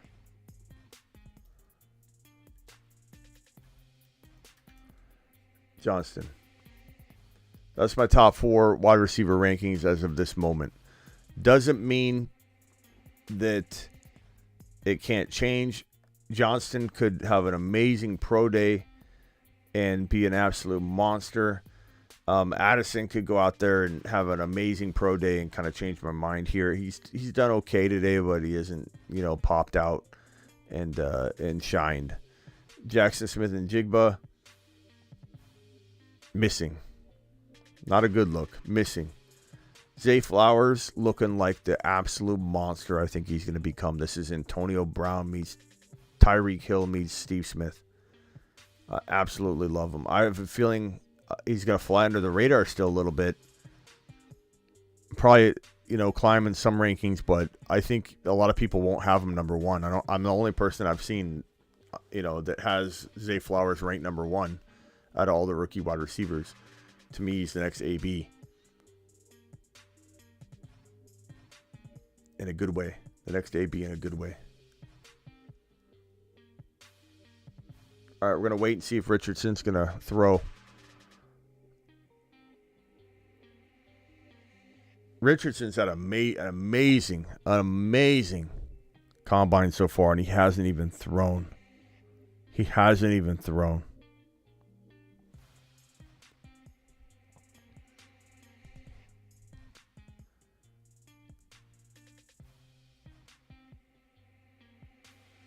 Hey, Levis has got a pretty good attitude. They're interviewing him right now. I told you he's like stone cold confident, but he said he's proud of all the guys in there. He's very upbeat. I'm pretty impressed with his interviewing skills. Here's the jump.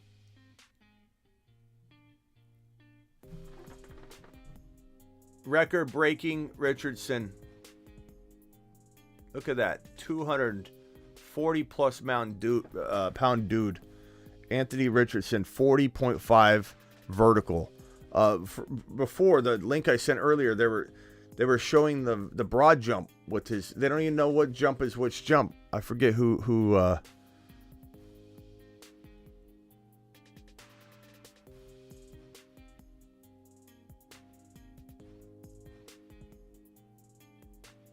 That was unbelievable.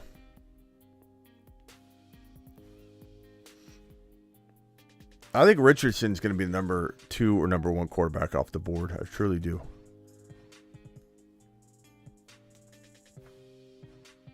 There it goes. Richardson.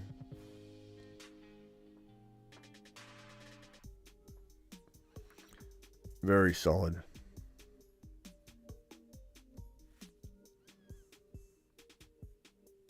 Very, very solid Richardson. Looking fantastic, man. My guy.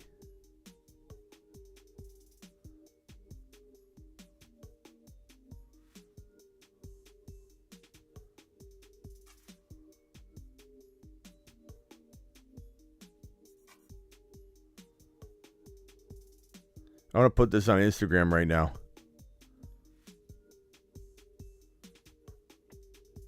And then I'll post the link if anybody wants to watch it. This is Richardson's record-breaking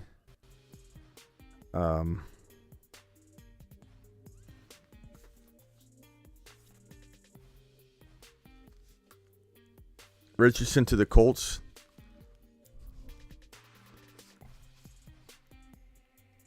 Maybe, bro.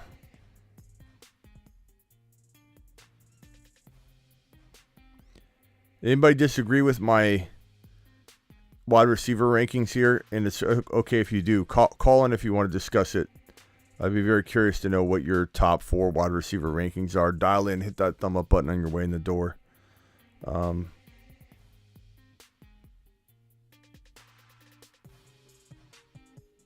Anthony Richardson just set a combine record for quarterbacks with a 40.5 vertical. It's unreal.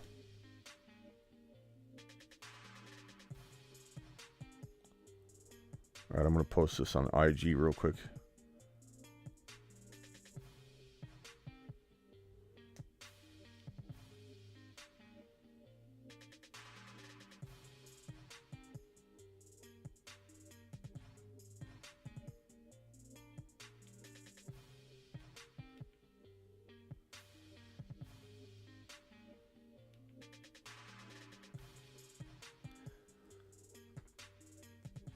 Dial on in if you guys got a question. Sorry, I'm posting this on Instagram real quick.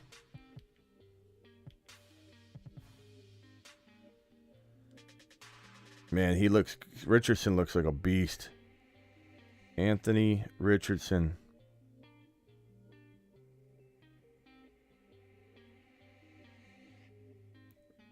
Richardson.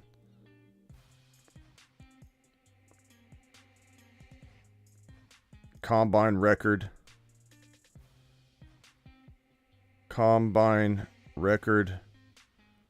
for QBs with a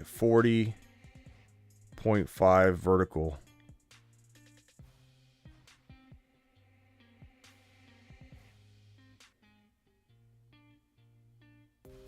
Unbelievable.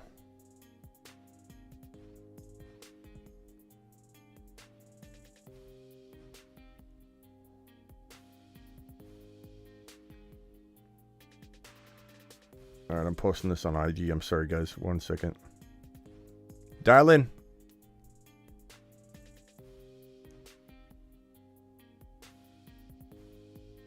NFL Combine. Anthony Richardson.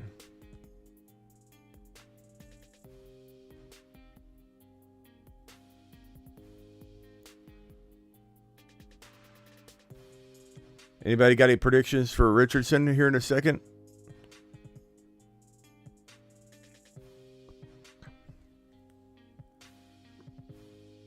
Where's Ron Navy? Is Ron Navy here?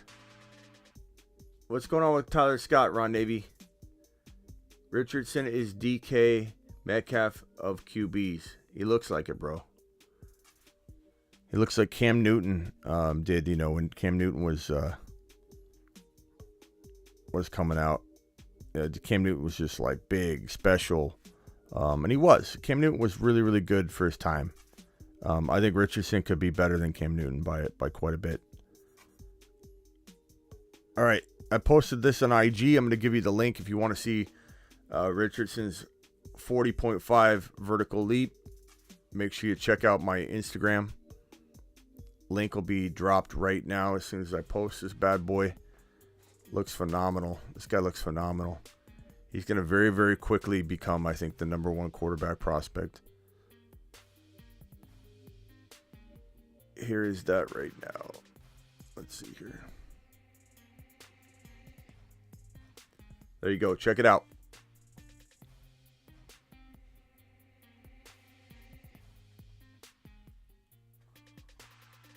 Hold on.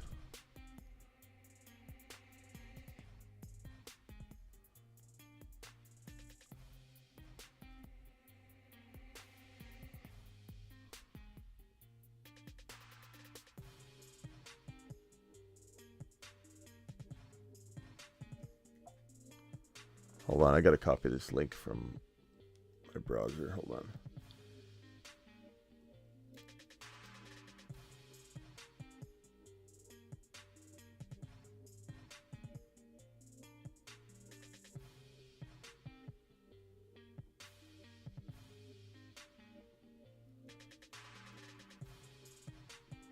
All right, here we go. If you guys want to watch the record-breaking 40.5 vertical jump by Anthony Richardson, click that link right there. 81 of you in here, punch that thumb up button. These are my top 4 rookie wide receivers as of this moment. This has been kind of what it's been before the combine. Nothing changed. Flowers didn't climb. I already had Flowers. What's going on with? Is this a big break before the next group comes in? Like, what are we doing? How long we gotta wait for Richardson? How long do we have to wait for Richardson, this monster beast of a quarterback, to come in and throw? I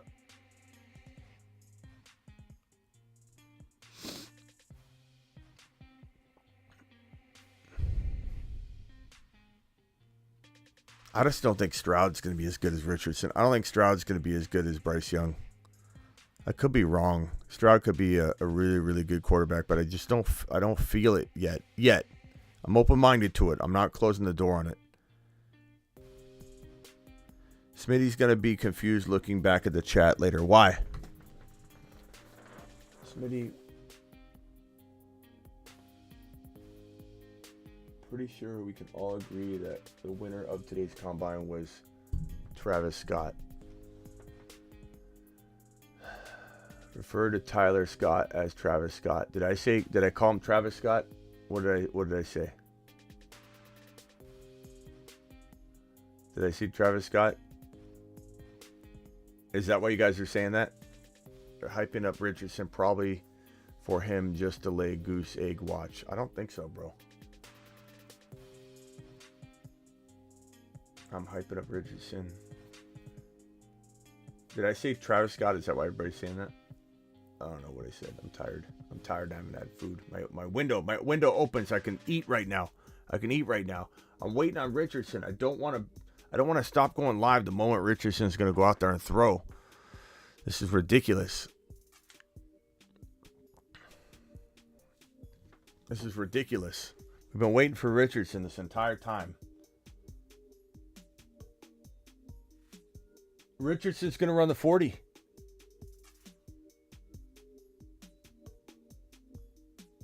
He's going to run the 40 too. Oh, we got to stay live.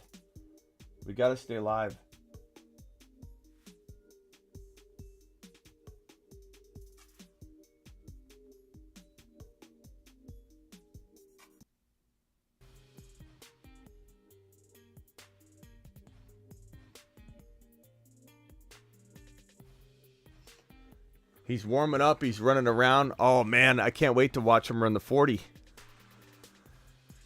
6'4", 244 pounds. I'm not saying Richardson's going to lay a goose egg. It would be funny, says Ada.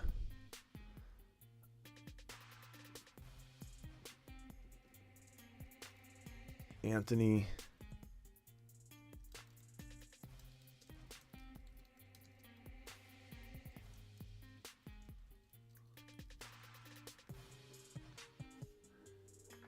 Why is Ian Rappaport talking about Richardson being an early or creeping up into maybe the earlier part of the first round? He's a top 7 overall pick. What are you talking about? He's acting like Richardson's not already a top 10 lock. He's already a top 10 lock.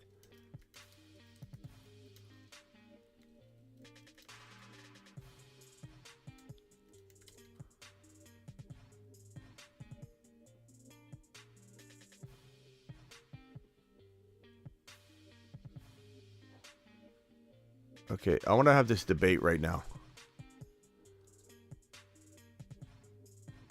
Jordan Addison is done for the day. That's a disappointing combine. He has a back issue.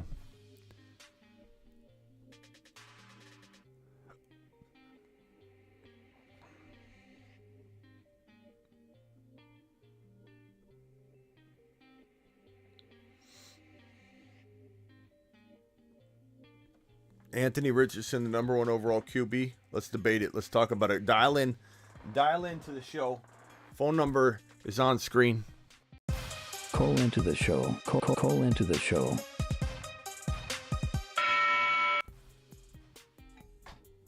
Take a lap, Addison. Addison back injury out for the remainder of the combine. That's a very disappointing combine affair, I might add.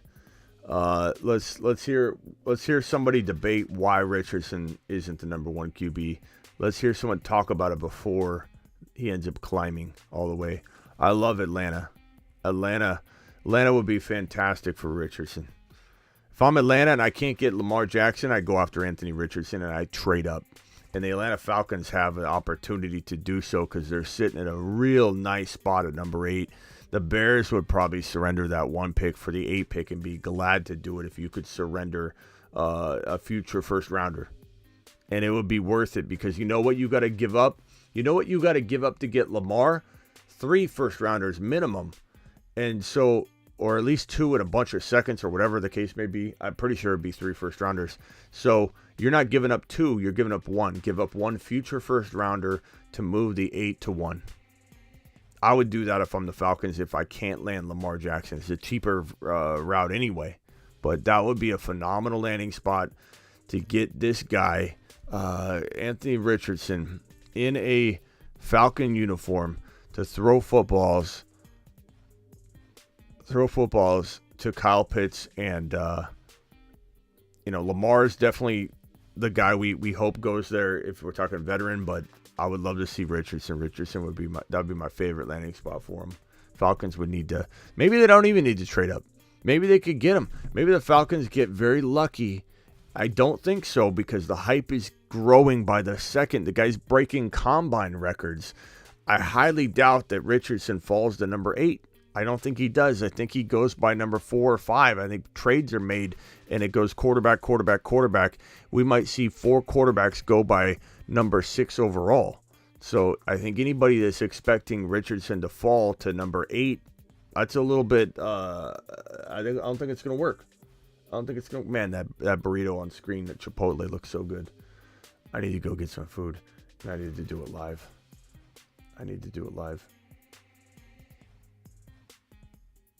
Let me go do a food order real quick. Hold on one second. Be right back. Don't leave. We got 60 of you in here. Hit that thumb up button, and then the phone lines will be open.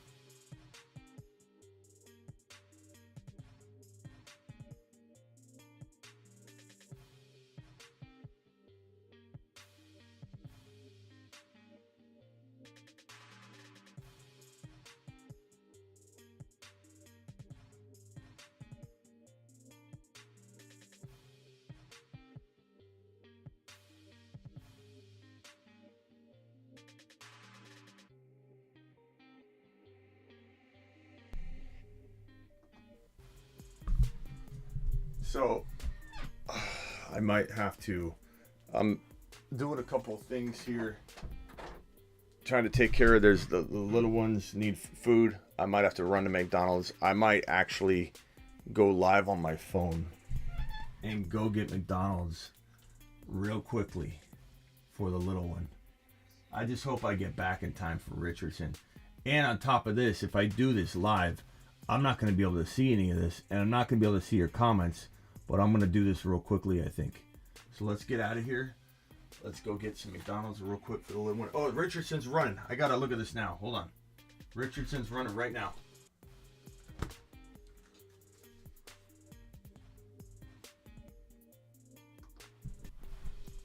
$444. Richardson, 444. Woohoo! Woohoo!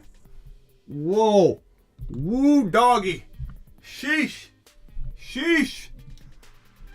444. Wow. Wow. Wow. That is one fast 244-pound man. Wow. Unreal. Unreal. Let's put this on screen here. Hold on. Let's see.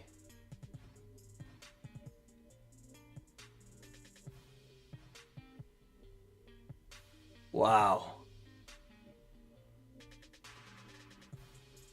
244 pounds. Wow. Okay. So Richardson.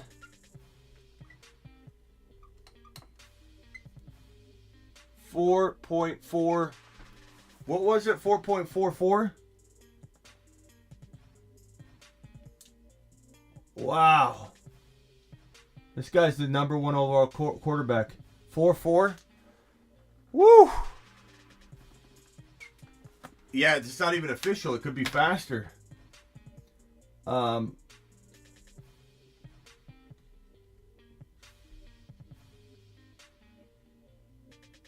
Wow. Let's do something real quick before I go live on my phone.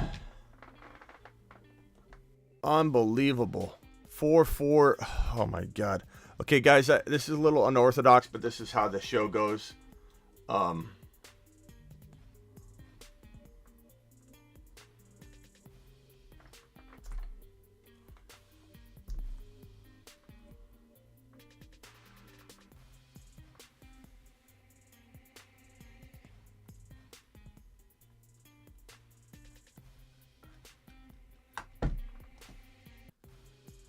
So they're saying that he's not going to run again, Anthony Richardson, because he's not running again. Why run again and get hurt when you just ran a 4.4? You're fine. You're fine. You probably only run a little slower. He ran a 4.4. They're announcing he's done. He's not running again. He's going to get ready to throw. Round of applause. Let's go, mashed potatoes!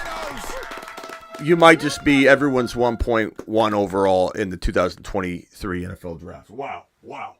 Wow. Wow. Wow. Wow.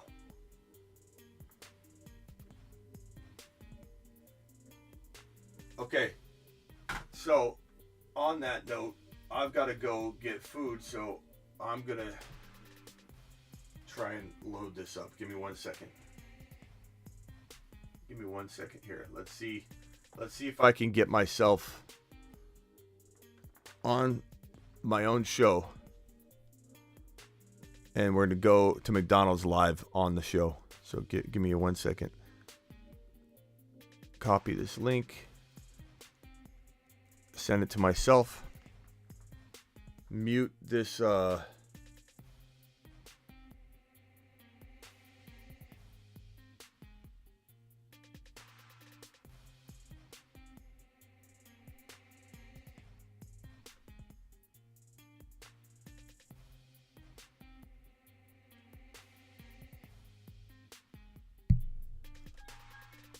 and I'm dialing into my own show.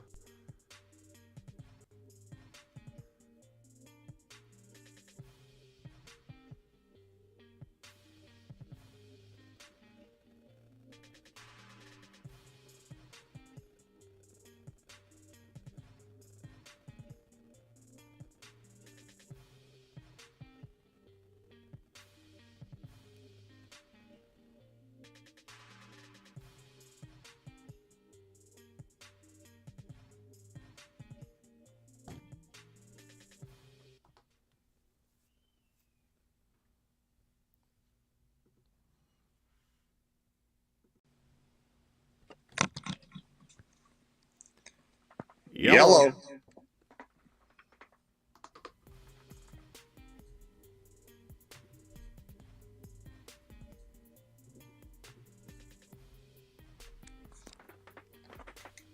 All right. We're off McDonald's. Okay.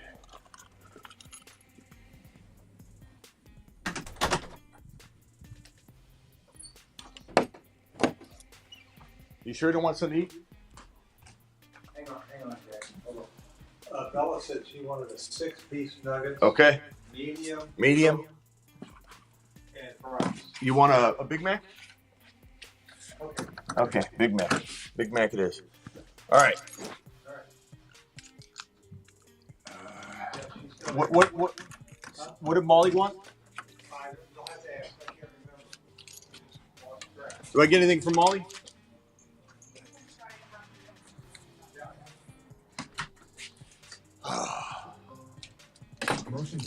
We got to get back, boys. We got to get back.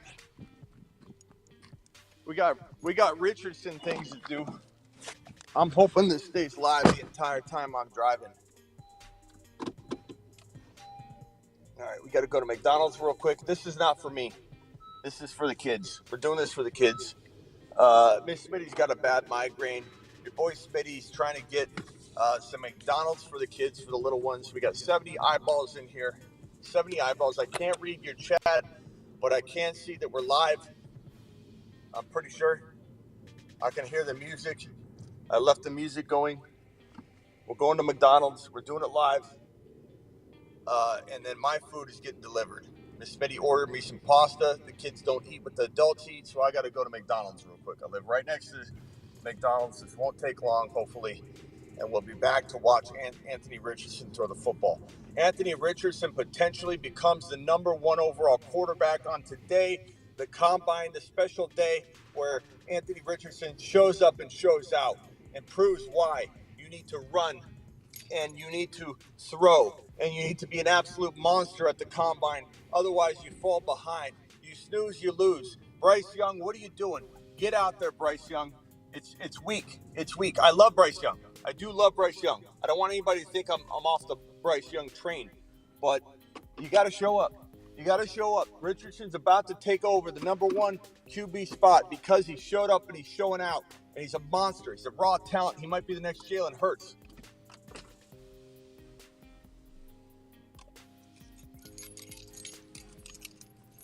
Doing it live.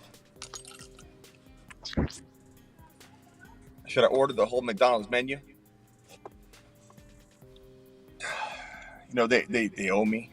They owe me from when I was a little kid. And I said, I recited the entire McDonald's menu.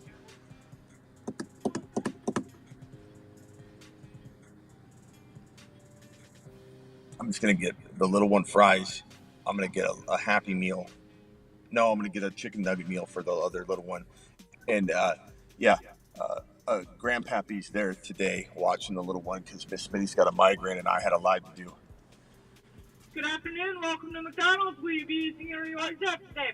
No, I won't. I'll be taking a 6-piece chicken nugget meal with... Happy Meal or regular meal? Regular.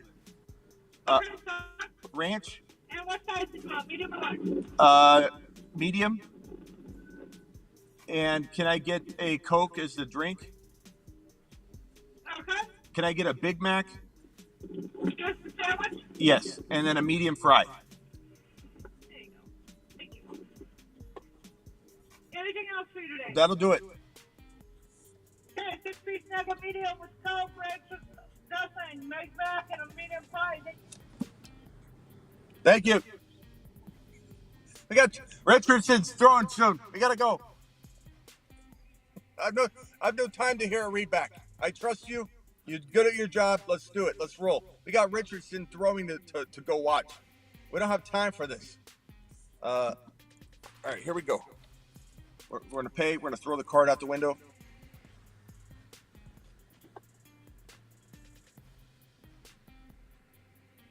I don't know if I'm supposed to be in the first window or the second window. I can't even read your comments. Was I supposed to be in the first window or the second window? I think I hear someone in this window, though. I'm going to stay right here. Okay,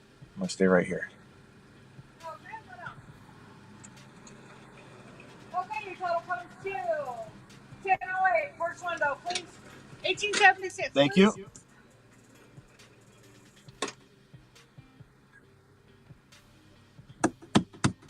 Come on. Let's go. What can I get for you? Thank you. Thank you. All right, let's roll. Hey, I can't see anybody, your response, but I hope, I don't think Richardson's throwing yet. They're still doing 40s. Those 40s take a bit. Those 40s will take a bit of time. I'm pretty sure we're good. My food should be arriving shortly. I got a nice little pasta dish coming from a noodle company. It's called Noodles and something. I think it's pretty famous. It's a ricotta stuffed shell with like a pesto sauce and tomatoes and mushrooms, and then it has meatballs on top. I haven't eaten in almost 18 and a half hours. I've drank nothing but water. My stomach is eating itself right now. I don't even really feel too much like this McDonald's here, so I'm not getting McDonald's. I'm getting the McDonald's for the little ones. But you know what? Quarter pounder with cheese actually sounds pretty good. I might be back to eat a little McDonald's later. But let's get back to Richardson. Thank you very much. Have a good day. All right. Okay. It's time to roll. I hope I'm still live. I don't even know if I'm live right now. I don't even know if we're doing it live.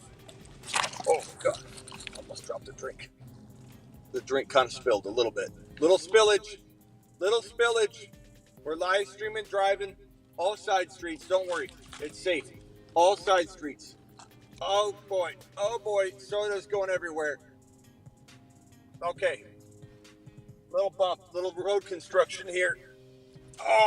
Promo code Smitty. Underdog Fantasy.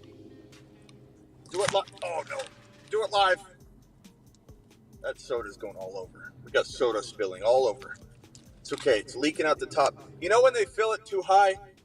Why do you fill it? You fill it too low, that's a big L. You fill it too high, that's also a big L. It's a very, very complex thing. It's very, very, they gave me a large drink too. I don't know if I need little Smitty hopped up on soda. Actually, I'm sending her to her mother's after this, so that's okay. He can be hopped up on soda. All right, we're headed home. We're about T-minus 2 minutes away from being back in the studio. I have 65 of you still in the building. Appreciate that. We've only lost 4 people since I went on this little adventure to go grab something.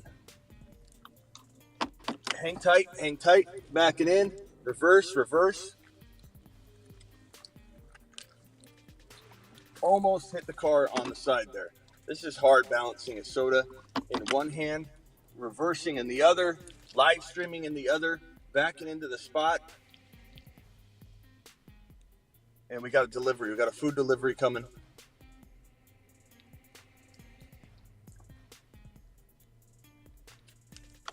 Okay. Hang tight.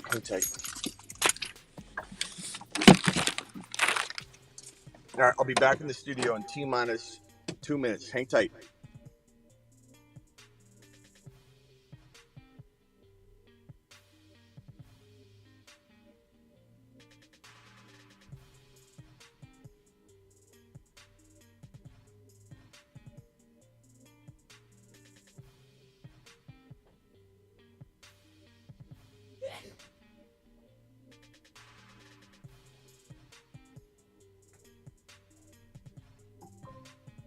Motion detected at the backyard.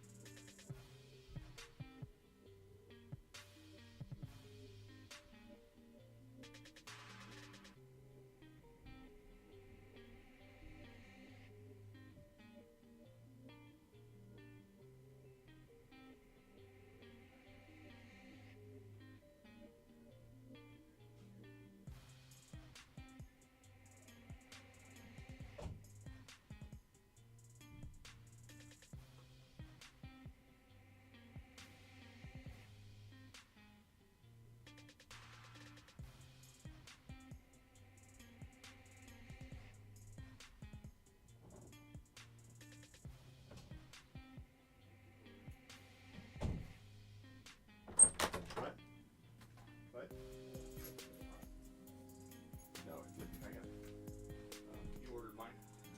Thank you. I love you.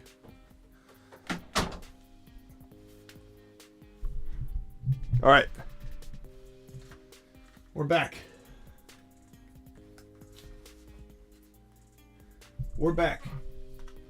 We're doing it live. Travis stocked sword. What did I say on that? Ron Navy. Tyler Scott. I don't think Tyler Scott's even at the combine. So we're not sure what's going on, Ron Navy. We're not sure what's going on with Travis Scott. We call him. I apparently I called him Travis Scott instead of Tyler Scott. Everybody's been giving me a hard time. But I just went and got food, Ron. Scouting combine. Doing it live. Okay.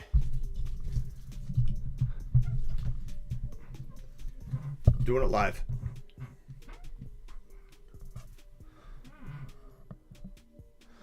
Let's see. Can you guys hear me better? Let me do this. There. Is that am I a lot clearer now on this mic? Did I call him Travis Scott? I still don't. Can someone confirm? Is that what I said? Is that why we're doing that? The biggest sleeper of the draft. Apparently I started a movement, Ron, by calling him Travis Scott. I apologize. I don't know where Tyler is. Maybe they sent the invite to Travis. Ron, did you see this man? Where are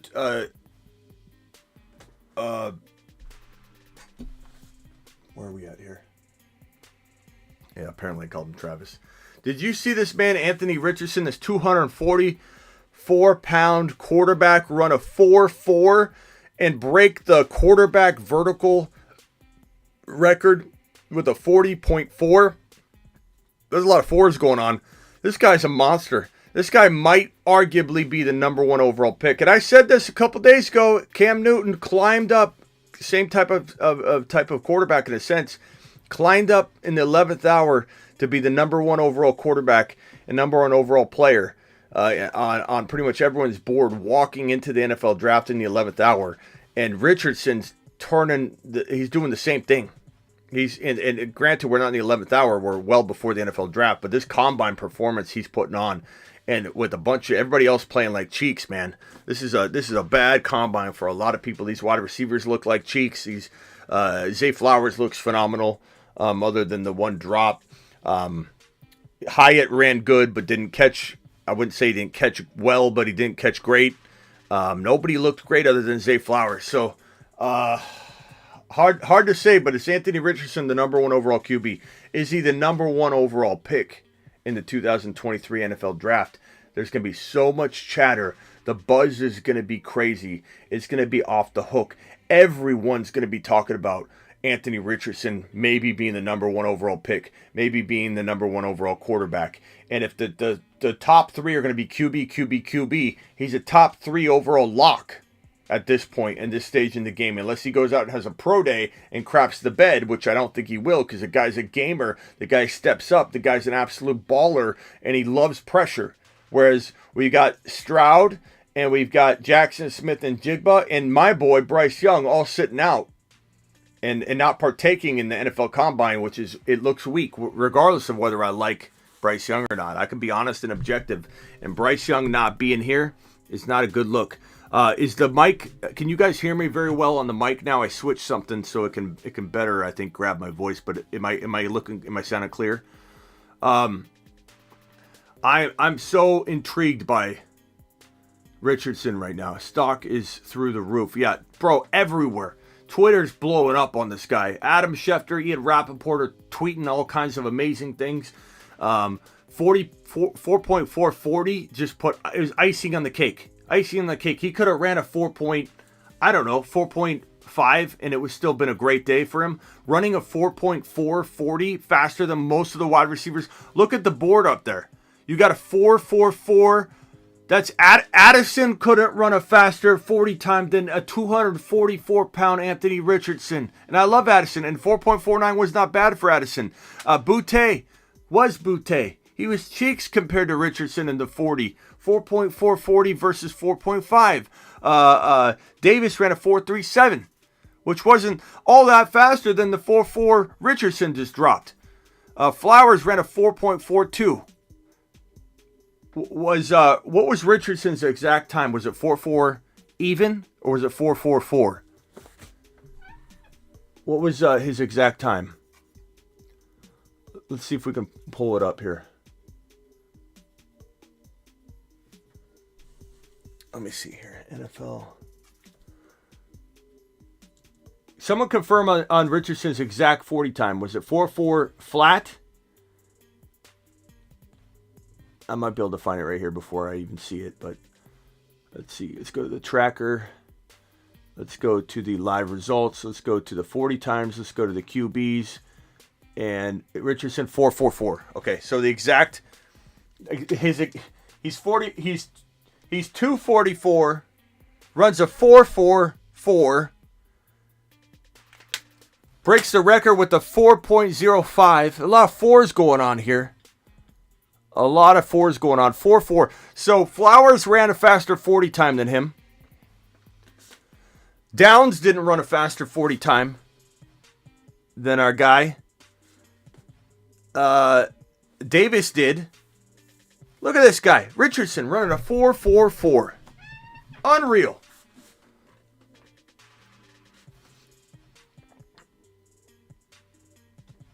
You don't know that they're official? Joseph, you're correct. They're not official yet, but once that time is official, it could be faster than 4.4. What if it's a 4.2?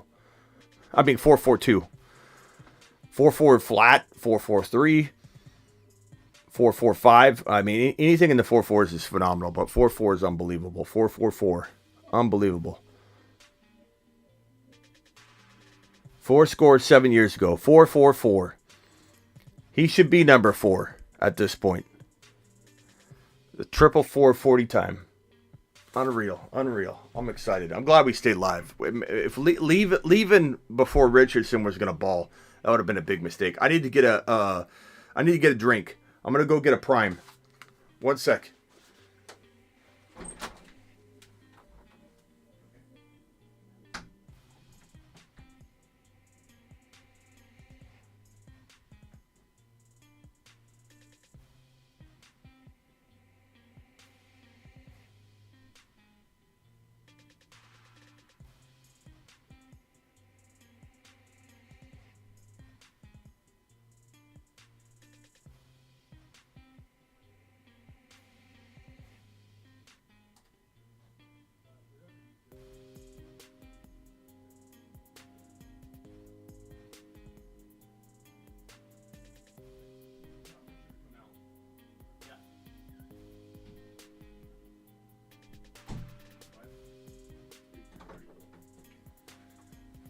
Okay.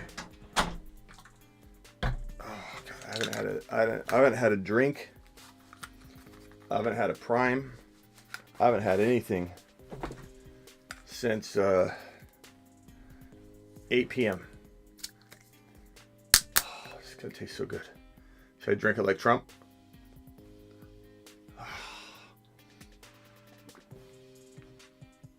Oh, never tasted so good in my life. Never tasted so good in my life. Oh, it's intermittent fasting is both a blessing and a nightmare.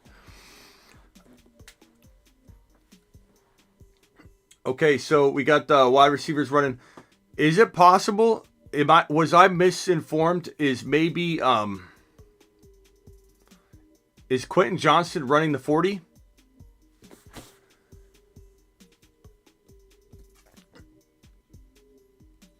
Maybe Quentin Johnston's running the 40. And I was wrong about...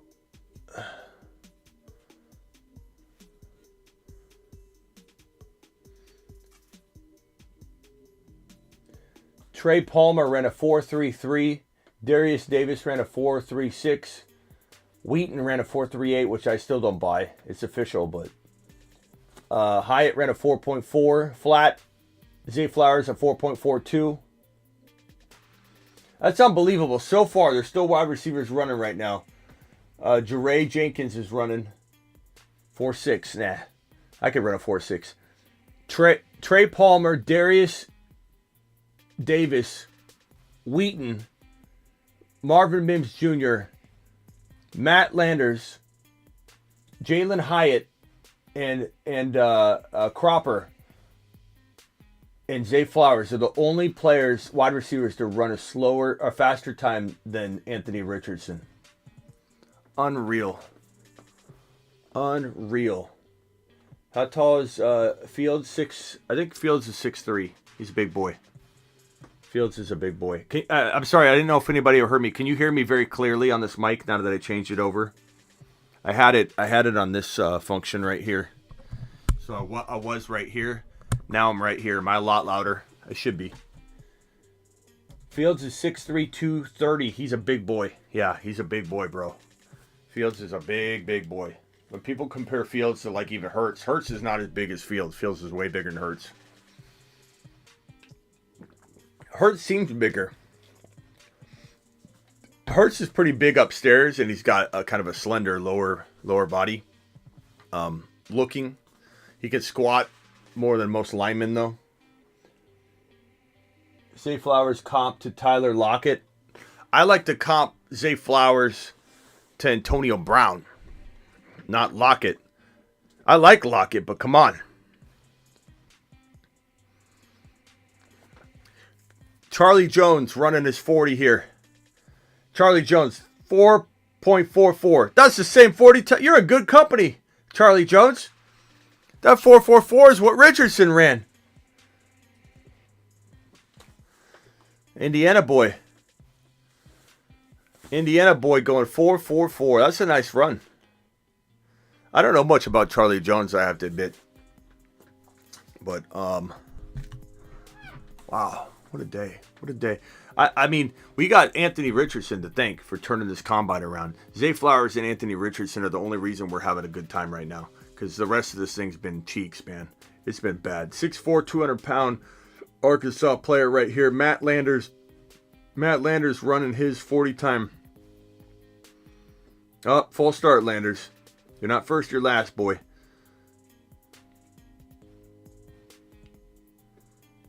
I can't tell if he's going to be quick or not. Trey Palmer, 4.33. Hurts has crazy thigh strength. He does. He can out squat almost anybody in the National Football League. What is it, 600 pounds or 500 pounds? That he can squat. Unbelievable. Unbelievable. You know who else can out squat almost every lineman in the entire National Football League? Rondell Moore. Rondell Moore can out squat almost every lineman in the National Football League. Rondell Moore is a small, receiver, but a truck. 4.39, Matt Landers. He looked like he's running about 80% too. Nice job. That guy's a track guy, I can tell. Or he should be. Nice job, Landers.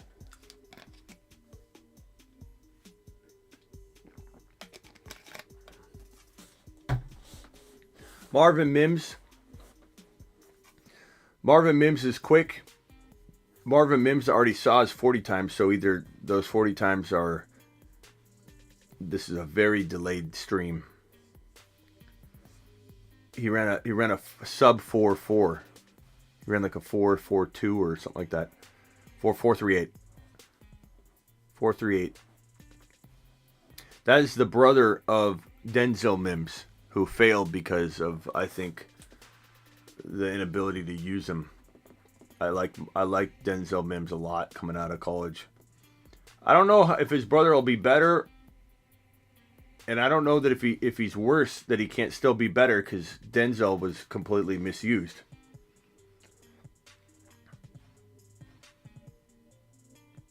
There's the Green Bay Packer staff. They're wondering what the heck they're going to do.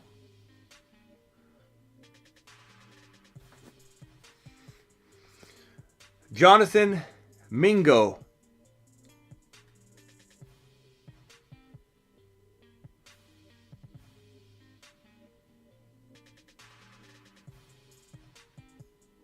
Hey, Ron, I think Tyler Scott is going to be running here soon.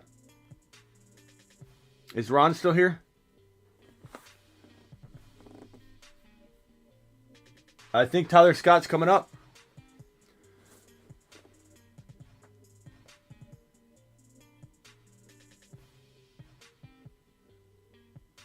I think we thought Tyler Scott wasn't going to run or participate, but he's just in the second group.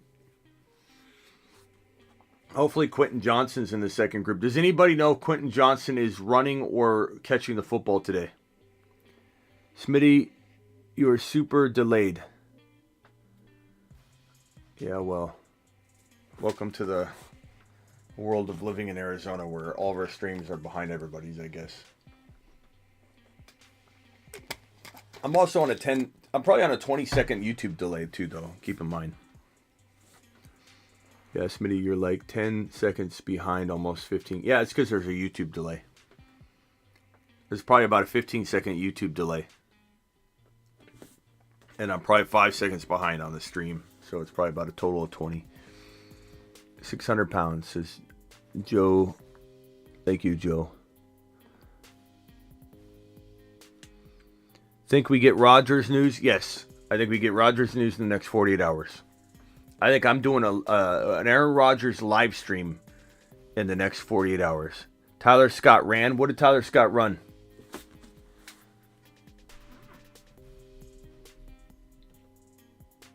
Wide receivers.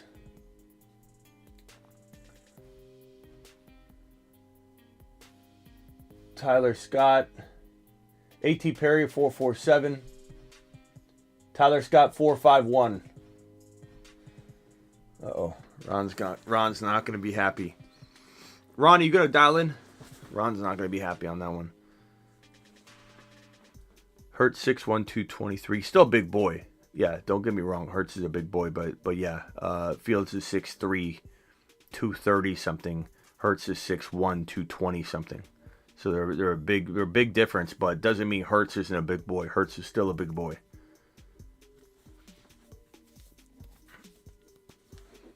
Hurts is about an inch shorter than me and my exact weight, roughly. So standing next to Hurts, I wouldn't look like a small man. Standing next to Fields, I look a little smaller. Palmer 433. 451. Yeah, Ron won't be happy with that time. Doesn't necessarily mean he won't be a great player.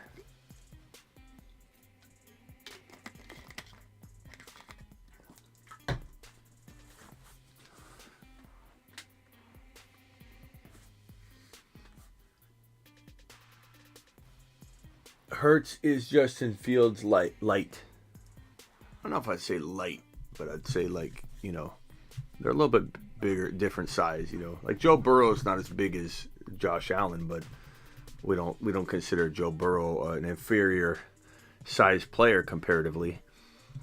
Hurts and Fields, the difference is minute when you got helmets and.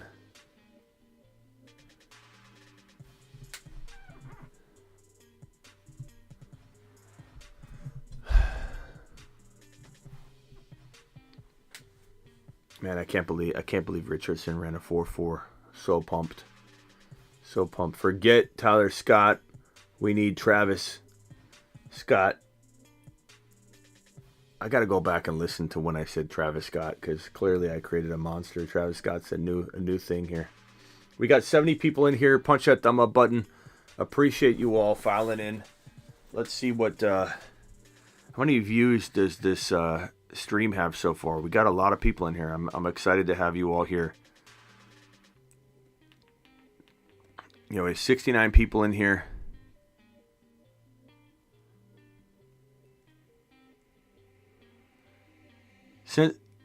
Since we gonna fix the line and all, says Ada, Richardson is the next moon man.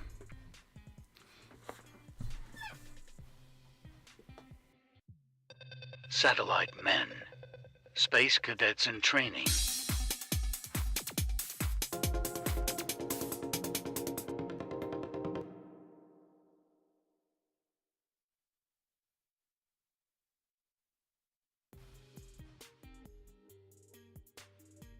Situation. Unbelievable performance by Richardson. Dial into the show if you guys want to dial in. Call into the show. Call into the show.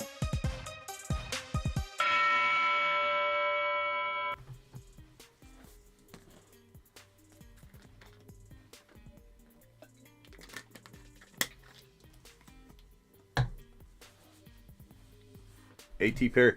Yeah, this wide receiver crew is gonna I think prove to be a little bit better than the other one. I mean, minus of course Flowers. But they're running better. They look like more polished players. I bet you they look better catching the football.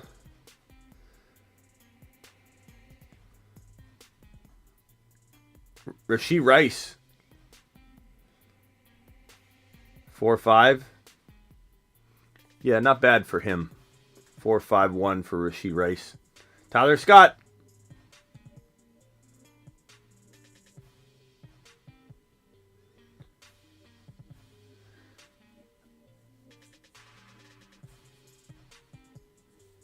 Hey Ron, they said a good thing on Tyler Scott right now, saying that Sauce Gardner's had nothing but great things to say about Tyler Scott, and that Tyler Scott would challenge Sauce Gardner. That's good. That's good. Good thing to hear. Tyler Scott in a New York Jet uniform could be interesting. Sauce Gardner could push for that. You know what I'm saying there, Ron Navy? Ron Navy? Ronnie boy. Heavy CMC. Heavy CMC is a 4-month YouTube exclusive member. Celebrating 4 months here. Much respect, Smitty. Wonderful if Anthony Richardson may surpass Bijan as the 1.1 in dynasty formats. Anyone who has the 1.1 is sitting pretty. What are your thoughts on it? I mean, if we're talking super flex, there's a potential if you're in need of a QB. But if we're talking about one QB, no. One QB, he's still not in the top 4. But if we're talking super flex, most certainly we could see him climb into the 1, 2, or 3. But in a 1 QB format, we're talking about Richardson being he's not getting ahead of Gibbs or the number 1 rookie wide receiver, or especially Bijan. But like 5, 6, 7, like I suppose, depending on your QB need. But let's not get too ahead of ourselves, because just because he's looking like a great prospect doesn't mean that he's going to translate. I think he could, but we need to not overhype a guy. Like it's not even close. In a 1 QB league, he's not a top 4 overall pick in a rookie only fantasy football draft in a 1 QB format. Trey Tucker, related to Sean the Trucker Tucker, maybe? I don't know. Trey Palmer is the leading 4.33 wide receiver. Jalen Wayne, related to maybe Reggie Wayne? I don't know. 6'1", 3/4, 210 pounds.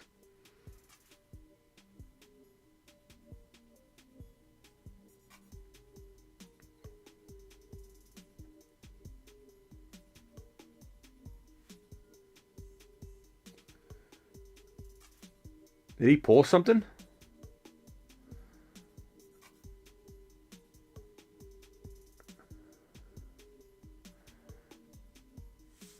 Ooh, Quentin Johnston's coming up. Woo! Let's go, Quentin. Man, 6'1" and 3/8, 206 pounds. Looks bigger than that. He's a slender version of DK Metcalf. DK Metcalf's a 6'4", 250-pound guy. But Quentin on the field looks about as big on the field, but they're not the same size at all.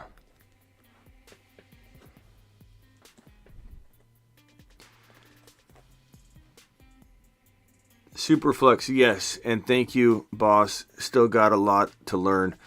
Heavy CMC, appreciate you, my guy. And you're on the text line, so appreciate you being a text member as well. If you sent me a text today, I'll get back to you. I'm sorry about the delay.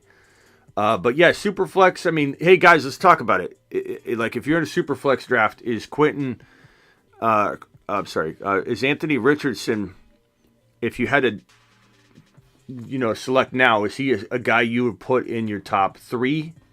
Or are you still drafting Bijan, Gibbs, and like a wide receiver ahead? I don't think this QB class is as locked in as people would like it to be, just because you need a QB.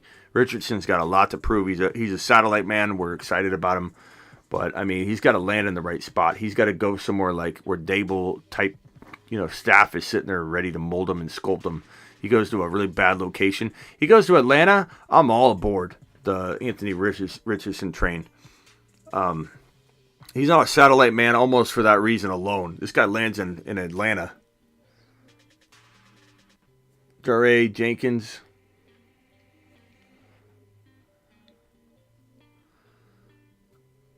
Whatever happened to Jalen Tolbert and Eric? I mean, I don't know, bro. On the Falcons or Colts, yeah, he might need. Thomas is top 3 in Superflex in rookie-only drafts. Look at Brian Dable up there, that monster. Dable's saying, hey, why don't we get Richardson? Why don't we get Richardson, turn Richardson into the next Jalen Hurts, Josh Allen? Honestly, again, I can't emphasize enough. This QB class is not as good as people want it to be, but there will be one monster. I'll be right back.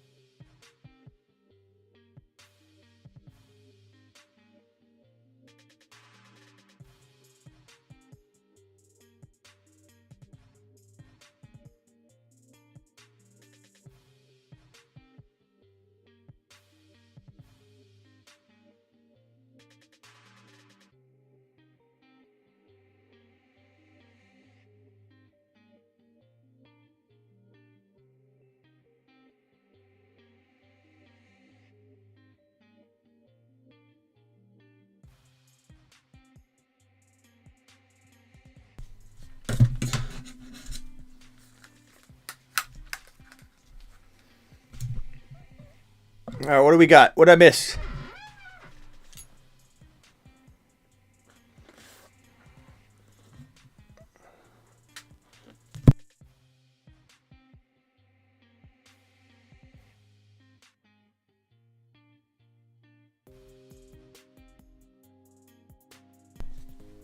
Okay.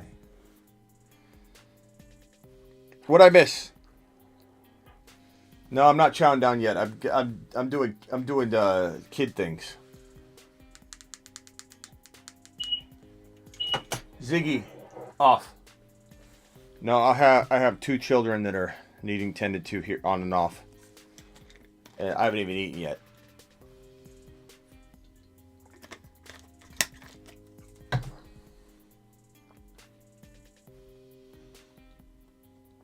Dial in if you guys want.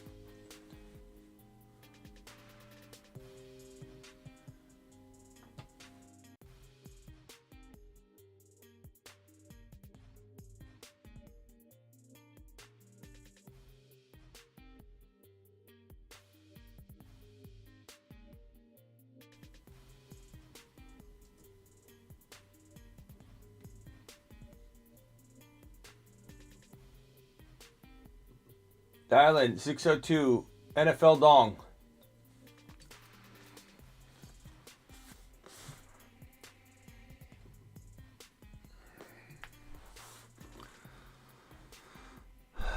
You missed it, Smitty. Richardson threw the ball.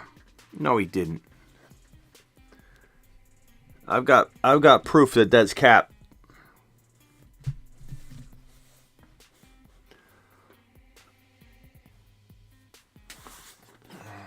Dial in. No one's thrown yet. Thank you. Thank you, John.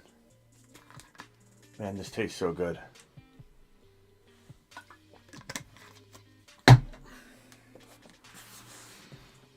We've been live for 4 hours. 4 straight hours of combine coverage. 4 straight hours. I don't know if I'm, depending on how I'm feeling, I may not be live at midnight tonight. We'll have to see. We'll have to play it by ear. I may. You don't know. You never know. Guys, make sure you get on over to Underdog Fantasy. Promo code Smitty. Let me see if I can cut.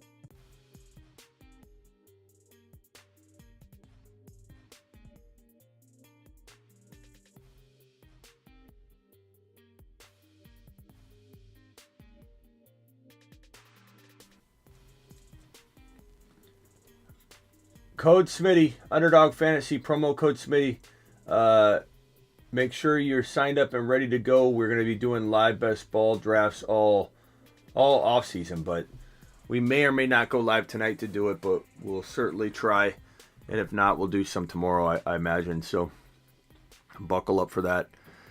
Those are the 40 times on screen. 444 for Richardson. Looks phenomenal. Anthony Richardson looks phenomenal. Jonathan Mingo running a 4.46 his first time through. 4.46 again. Very consistent young man, Jonathan Mingo. Hard to run a 4.46 back to back. That's pretty impressive. Joseph Ngata runs a 4.54 and a 4.61. Okay. We see you, Joseph. Trey Palmer running the 4.33 on his first one. He has the combine record today. 4.36. Trey Palmer proves he's the fastest wide receiver in the class so far. A.T. Perry, I kind of like this guy. 4.47 and 4.49. Those are really good times, and he looks like he's going real slow, kind of like Wheaton, just real long strides. Jaden Reed, 4.45. Now he runs a 4.58. Those are really bad times, disparity between the two.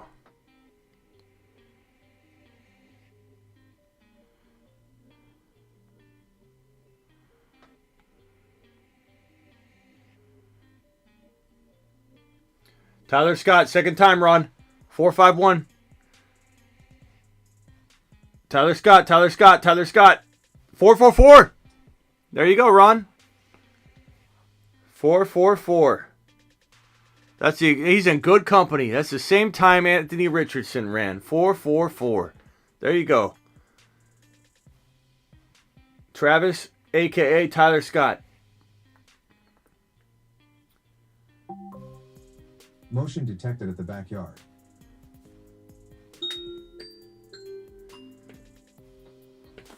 I gotta go grab the food. Hold on. That's my food. Someone.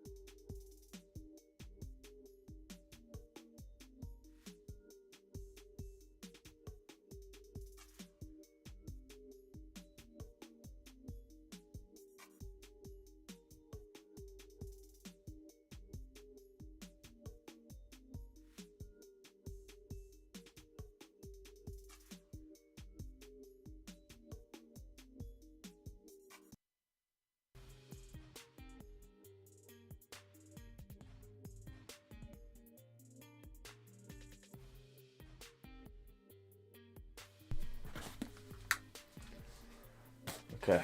Hopefully, I want to try and hang out for. I got the food order. The food's here. I'm gonna try and hang out as long as I can for the throwing portion, but these guys are taking an awful long time.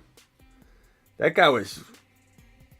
Did he have an injury there, a stitch, or did he looked like he may have tweaked something there?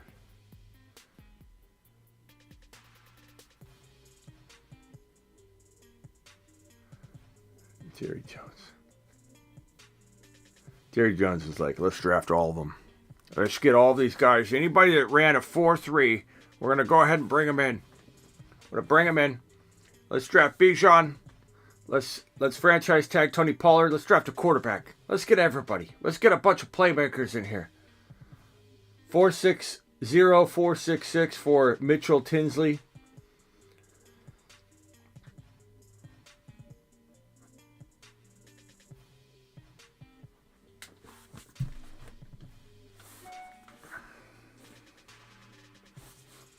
I'm going to exit out of here and see how far behind I am.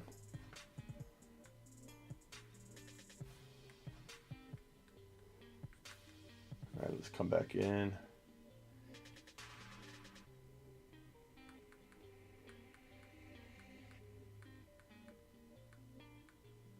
A lot of good movies on right now. Twister, Star Trek Beyond. Go ahead and add that to my library here. We got a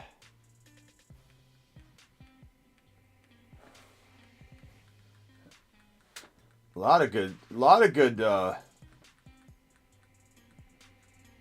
movies going on right now. Empire Strikes Back,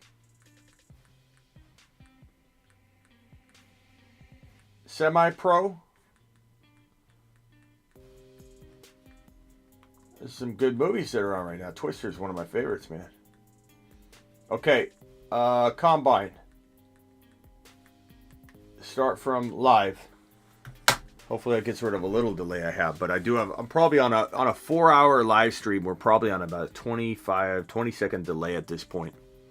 There's a big YouTube delay.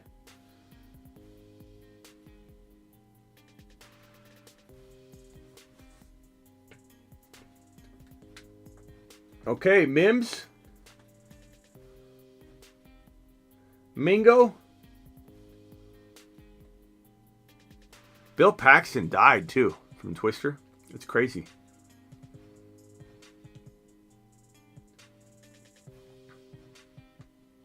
All right, I'm going to give my honest interpretation of these wide receivers. Look like a better group already.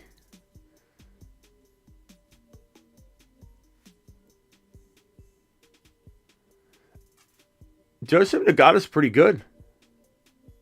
I like Joseph Nagata. Trey Palmer, fastest guy in the wide receiver class. Looks pretty smooth. Oh, bobbled the ball there.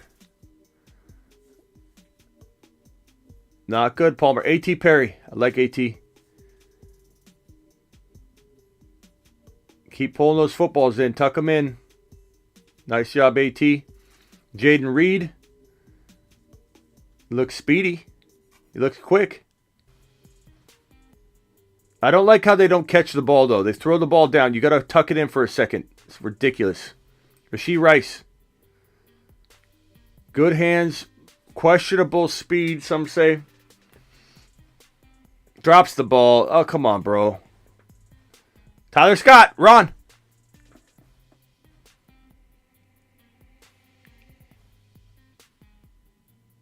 He looks good, Ron. He looks good, Ron. He got some... Oh, Justin Shorter dropping the ball in the initial part of the drill. That's not good. That's the easiest part of the drill. Jackson Smith-Njigba.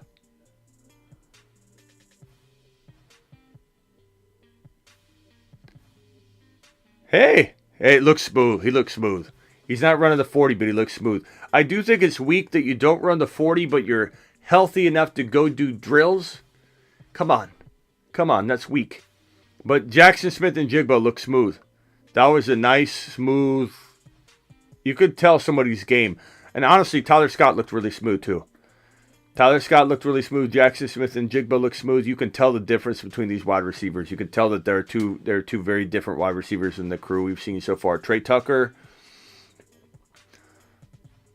I don't mind Trey Tucker. Seems like a wide receiver 3 on a team. Jalen Wayne.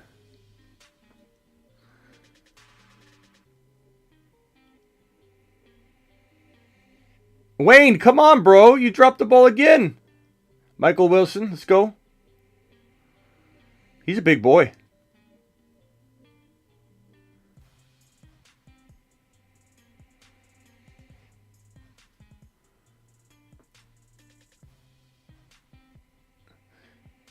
Is it just me, or is Jackson Smith-Njigba's...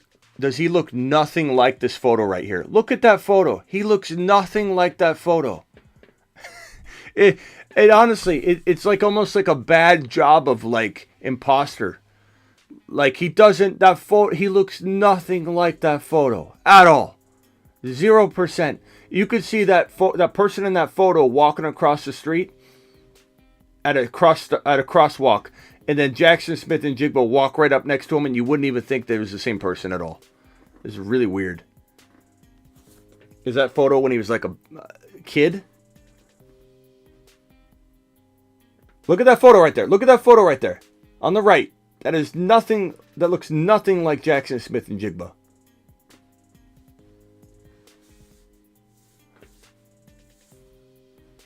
He looks a lot different.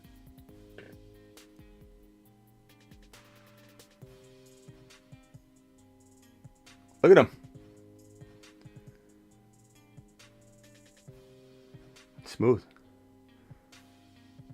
Not sure what Jackson Smith's college major is, but he definitely has his PhD in route running, says Steve Smith Jr. Love it. Love it. Look, it looks nothing like the photo. Nothing.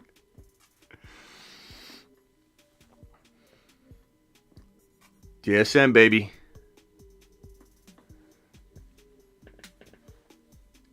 JSN, baby.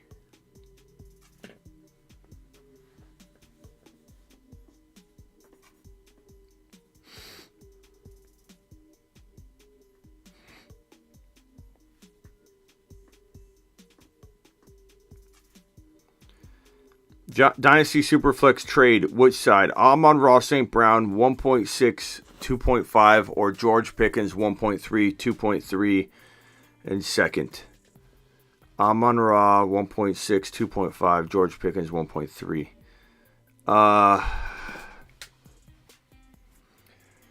Tough to say, bro, because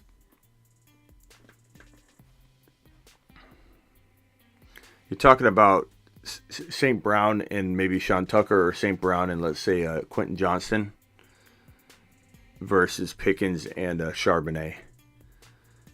I'd probably rather have the Gibbs or Charbonnet with Pickens' side, even though I love St. Brown.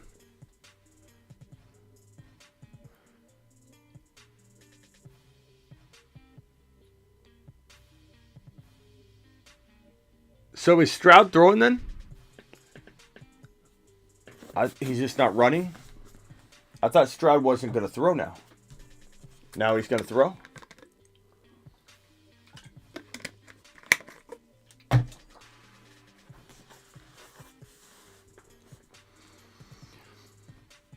Danger says St. Brown side. Kermit says St. Brown side. Zay Flowers looking good. Yes, he is, Nick. I think St. Brown side's like the easy now decision, but once we know, Sean, who you're gonna get, and if Charbonnet's in an amazing spot, like if you don't end up getting Charbonnet, or Charbonnet's not in an amazing spot, and then only 2 running backs look good landing spot wise coming out of this draft, then I'm gonna like that St. Brown side more. But I'm gonna predict that Charbonnet is gonna be a steal, or you end up getting this number 1 wide receiver, man, whether it's Jackson Smith-Njigba or Zay Flowers, and you get George Pickens too. I mean, I just think that side is going to be a little bit better. But 1.6, you might still get Zay Flowers, you know? So I guess it does ultimately come down to the RB. You know, if you're getting a Charbonnet.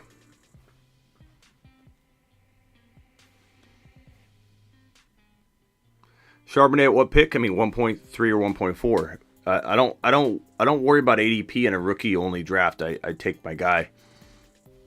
You know, Charbonnet's let's say a 1.6 right now. Doesn't mean that he's going to be a 1.6. He's going to be a 1.3 or 4 if he does what I think he's going to do at the combine and especially at his pro day.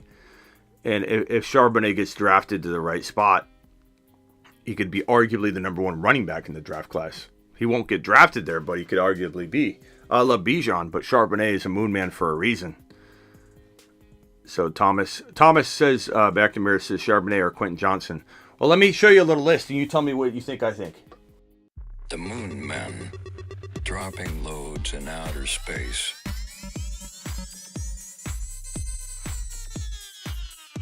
Space Monsters. Get Charbonnet. Pop open a nice bottle of Charbonnet. That should answer your question. But I appreciate you, my guy. Oh, man. My eating window is here. My eating window is here.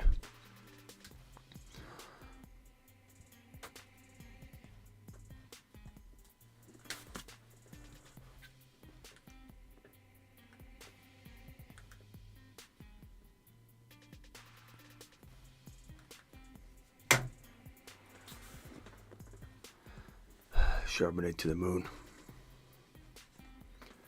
We've had a good 70 to 80 people in here pretty much the whole show. It's been pretty impressive. Hit that thumb up button on your way in the door, please. Subscribe if you're new. 40 times are on screen. Got to put Tyler Scott's 40 time on here. He was a 4.44 as well. We don't need Ron Navy coming in here upset about Tyler Scott not being on here. Tyler Scott 4.44 in good company with Richardson. All right, here we go. We got the throwing. I don't know if I'm going to stay for the entire set of drills for these QBs, but because I'm gonna go eat. I've been live for this will be 4.5 hours, but I want to see some throws. I want to see Stroud a little bit. I want to see Richardson throw. I kind of want to see the long throws before I go. 297. They're 2,900 passing yards for Tanner McGee. It's not a bad. Okay, this is O'Connell. Kind of reminds me of like Big Ben.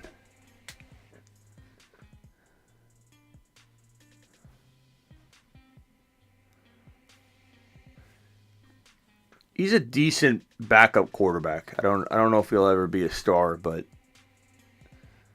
O'Connell's okay. Here goes Stroud. No, Richardson. Here comes Richardson.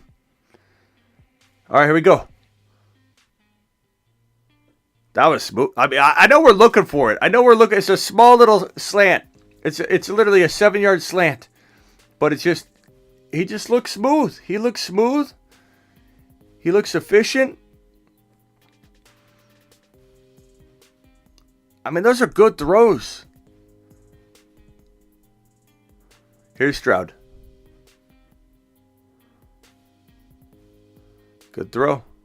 These are easy throws, okay? So keep that in mind. I'm not trying to act like these are, they've won the Super Bowl here already. But these are two very good you could tell they're two very good quarterbacks.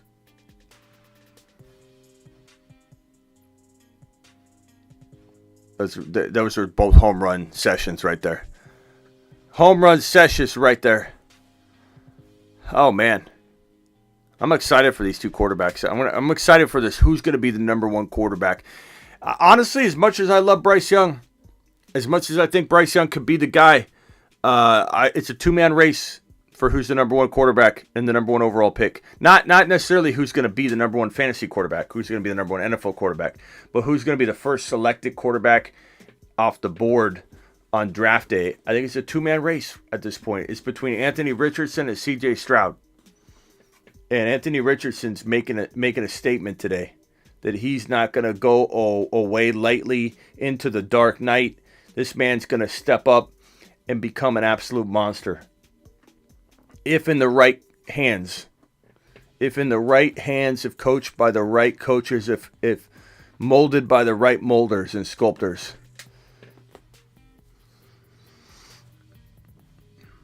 Did Quentin Johnston run his 40? Did Quentin Johnston run at all?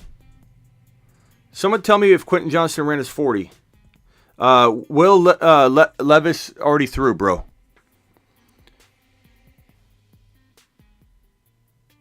Will Levis threw already. This is a second group of wide receivers and quarterbacks. So we had Addison and Zay Flowers in the first group with quarterbacks Levis and also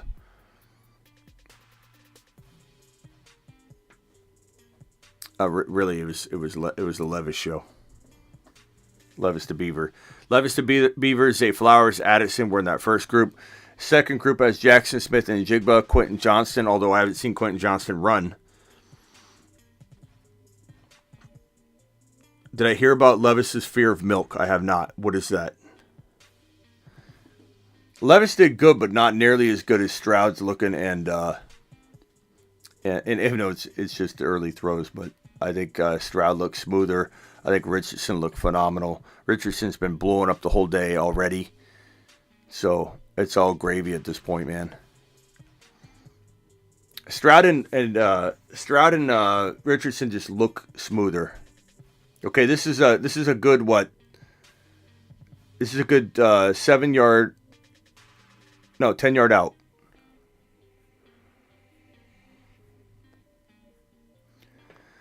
It's a little bit tougher throw, 10-yard out. I'm really interested to see what Richardson and Stroud look like.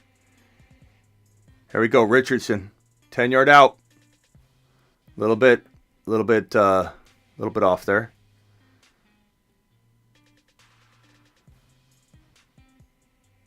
That was a good throw.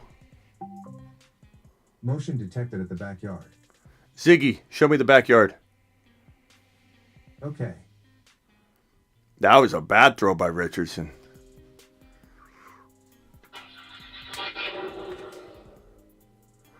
Stroud, 10-yard out.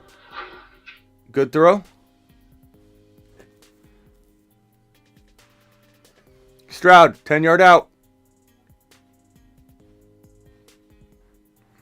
It's a good one. What's that guy doing, juking out on the sideline like that? Ziggy off. Good throw. Did you guys see that guy caught the second receiver for Stroud? He caught the ball and like way out of bounds and did these juke moves on the sideline out of bounds. What's he doing? What's he doing?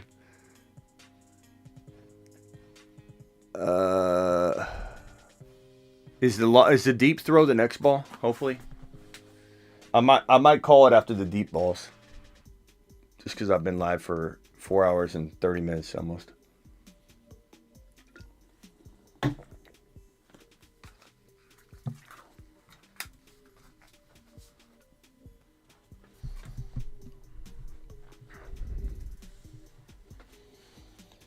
Clayton Tune.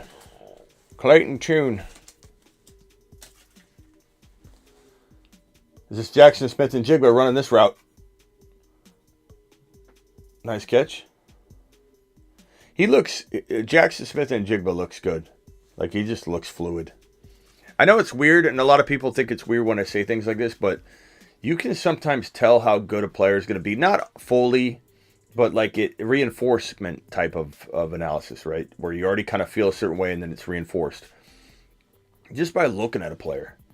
Like, just by looking at a player, you can tell if they've got like a smoothness to them that has that elite potential, you know? And when you look at a guy like Jackson Smith-Njigba, he just looks smooth. He carries himself smooth. He runs and operates smooth. He makes a cut smoothly. He just looks very, very... He's a route running specialist. And even Steve Smith Sr. said that he doesn't know what his major was, but he got a PhD in college in route running. And honestly, route runner. Okay, here we go. Richardson. Nice throw. Yeah, as they say on NFL Network right now, Richardson has so much power. He literally is a powerful, powerful gunslinger. All right, Stroud is stepping up. Stroud's had a very, very impressive throwing performance so far. I'd say Stroud has beat Richardson out in throwing. Not by a lot. Richardson's been very good. But Stroud has looked like near flawless.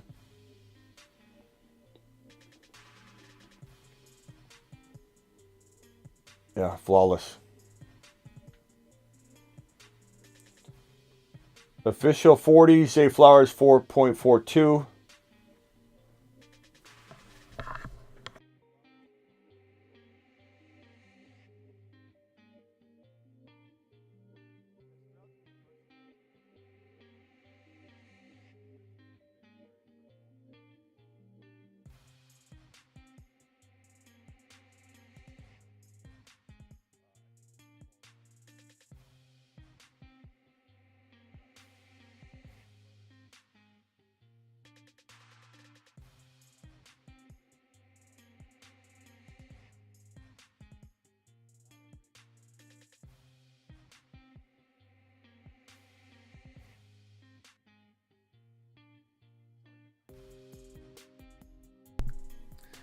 It's always a Niner fan. Shanny will mold Richardson just right, Smitty. It's always a Niner fan. Young, Stroud, Richardson, then Levis. We'll see, man. I at this point, I feel like Stroud and Richardson are the 1 or 2 overall quarterback drafted. Not that they'll end there. And then I think Bryce Young's the 3rd drafted quarterback. As of right now, the pro days could definitely change it, so I'm not like locking that in. Levis definitely earned, the 3-4 consideration. And I think all 4 go in the top 10. Sean, Smitty, you have any predictions on current QB landing spots for Lamar and Rod? Yeah, Sean, you got to, every day we go live on this. Look back on my thumbnails and you'll see Aaron Rodgers videos, just constant. Lamar Jackson videos, constant. I'm talking about it every day. My prediction right now, Sean, would be Lamar to Atlanta. If not, I hope they draft Richardson or they trade up for Stroud, either one. I think Aaron Rodgers to Las Vegas. Well, I kind of feel like I go back and forth on New York. I feel like Carr is going to New York, but I think the Carr sweepstakes are going to decide everything. It's going to change everything. So if Carr goes to New York, then that means that if A-Rod goes to New York, that means Carr goes to probably New Orleans. If Carr goes to New York, then that means Aaron Rodgers either returns to Green Bay, goes to New York, or retires. I mean, you never know. Jets. I love the Jets, Sean. When are the tight ends? Tight ends should be next, I guess, after all this. Stroud to Indy. Could be. I think the Jets are going to turn things around so hardcore, bro. I appreciate you, though, Sean, regardless of how you feel. Really wanted Lamar to come to New York. I mean, it could happen, but I haven't heard much about it. But keep in mind, the Cleveland Browns were not thought to be a favorite for Watson at all. And the Falcons were a shoo-in. And in the final hour, the Cleveland Browns came in and made the dumbest trade ever. So could Lamar end up getting snagged last minute by somebody? Sure.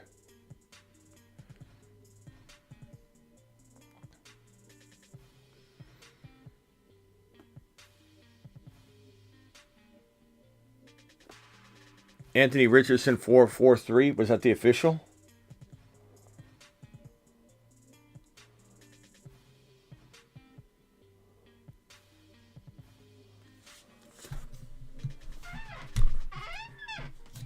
Woo! Woo!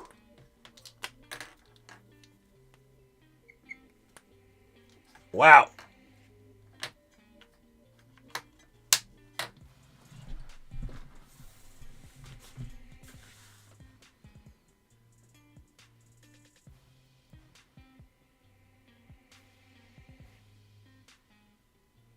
Wow.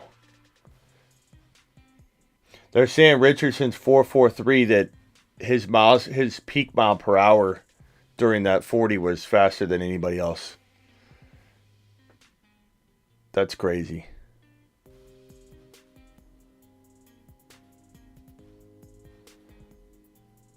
Isn't it crazy to think Vic only ran a 4.47?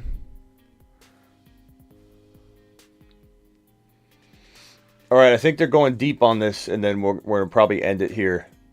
Kurt Warner.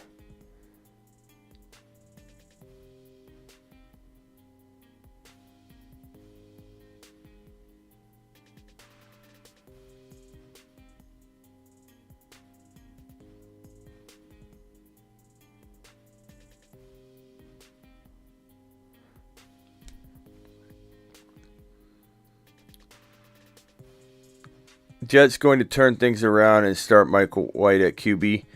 Well, it depends on who they get. They're definitely turning things around. That's already in motion.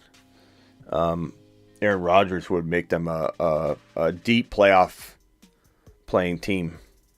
Deep playoff playing team. Derek Carr would make them a very deep playoff playing team.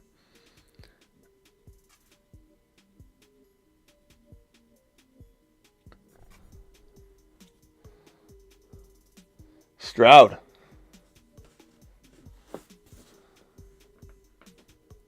So these are 20-yard outs. Man, Stroud's looking on the money. Stroud hasn't missed yet. Stroud's looking very, very good.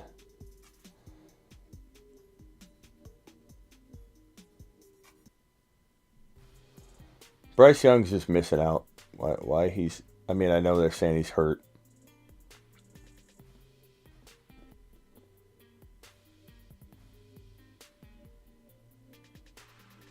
God, that was a good throw by Dorian Thompson-Robinson. It's good. Clayton Tune. Good throw, Clayton. This group, wide receivers and quarterbacks are just so much better than the last group. The last group was so bad. That was way out of bounds there, Clay. Way out of bounds there, Clayton.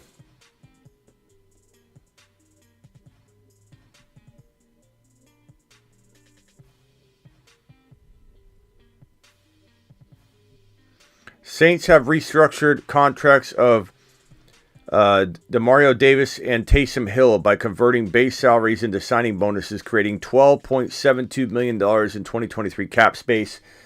Derek Carr? Are we getting a hint that maybe they're making room for Derek Carr?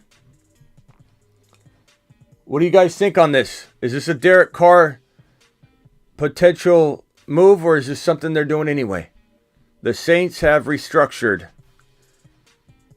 contracts, freeing up $12.724 million of 2023 cap space by restructuring Taysom Hill and DeMario Davis.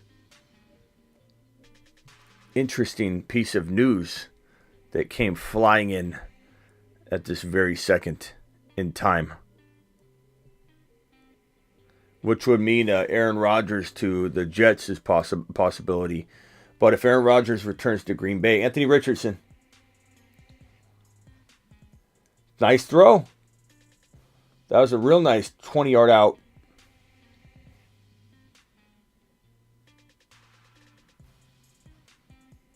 Wow. That was a good throw, good catch. Richardson, one more.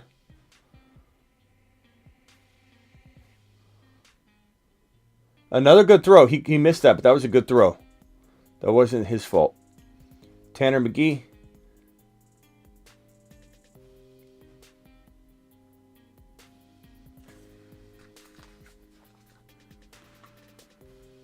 What's up, Ada? Carr going to the Saints. That would be great landing spot, I believe, for him. Yeah, I think the Saints would be good. I think... oh, who fell there?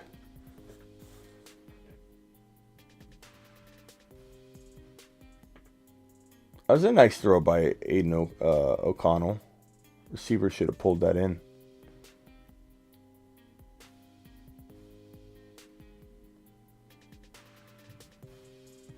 Okay, let's do some streaks downfield.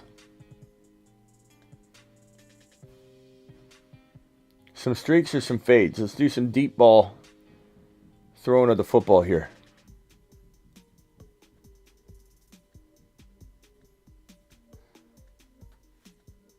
I think these are the deep balls here. Look how big Richardson is. He's just a big boy.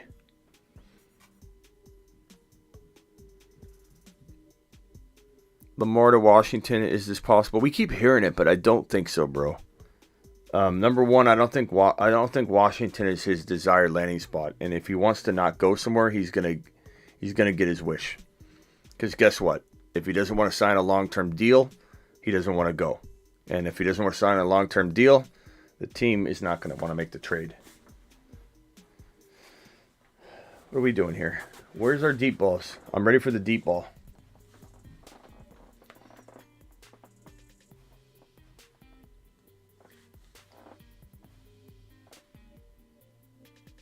All right, this is a boring throw.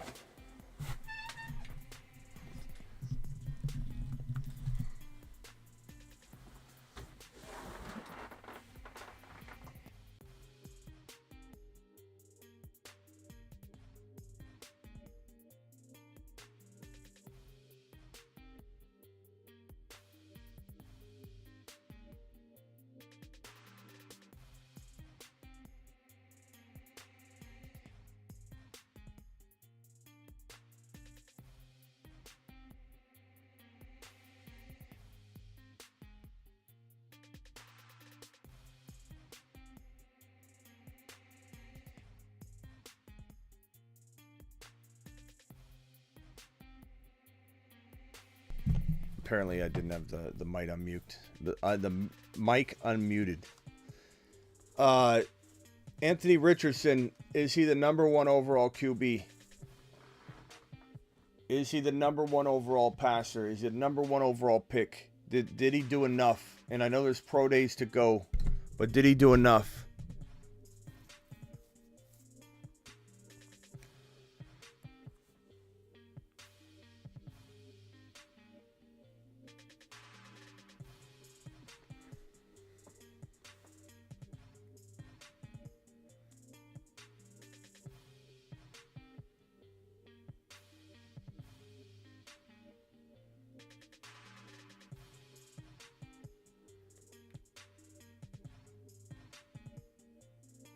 So I'm going to put some breaking news on screen. These are the most recent things that have been popping up on Twitter.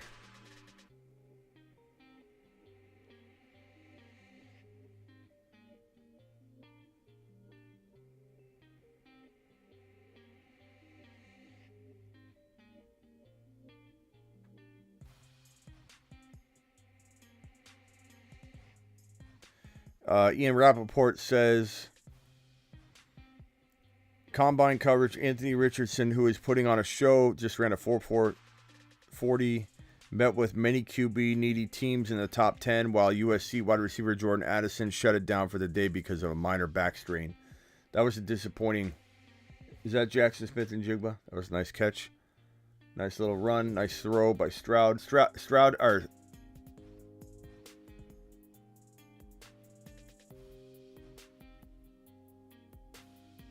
yeah, Stroud and Jackson Smith-Njigba almost hooked up there.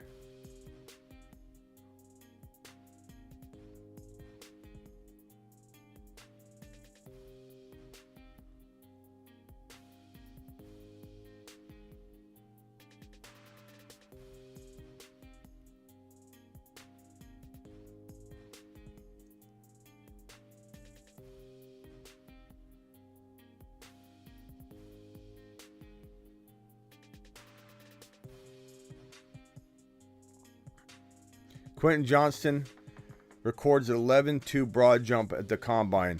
The 6'4", 250-pound wide receiver is one of the top pass-catching prospects in this year's draft class. The 21-year-old chose to forego his senior year at TCU and enter the draft portal, and after starting all three years at college, including his true freshman year with the 2023 receiver class. Underwhelming relative to the previous 4 years, Johnston could be an early to middle round, first round pick. Just reading all this stuff here. Jordan Addison, official 4.55 40 time. Missed the rest of the combine with a back injury. Tua Tagovailoa. Dolphins are exploring all options at quarterback this offseason. This news comes immediately following a quote from Miami GM Chris Grier, where he, matter of fact, stated his concerns with the prospective longevity of quarterback Tua Tagovailoa. So, what we've been saying on Tua all along. CJ Stroud weighed in at 6'3", 214 pounds. He's a big boy. Anthony Richardson weighed in at 6'4", an inch shorter, 244 pounds. Whoa. Wow. You're telling me he weighs 244 pounds and he ran a 4.4? Oh, 4.43. A lot of fours going on. They changed that to a 4.43. Bryce Young officially weighed in at 204. He was 5'10" and 1/8, same exact height as Kyler Murray. I think it's time to let go of the height thing and just move on. You either believe in him or you don't. He's the same height as Kyler Murray, exactly. Kyler Murray hasn't had a problem with it other than he's been a complaining, whining crybaby, and he's had a really good career. He's at a point where Kyler Murray was in everyone's top 5 fantasy football quarterback rankings. But his complaining, his moaning, his crying, his entitlement, and his lack of I think, doing what he needs to do is what's putting him in a bad spot. Not that he's failing because of his size. Nick says Stroud will be the number 1, he thinks. Definitely could be possible.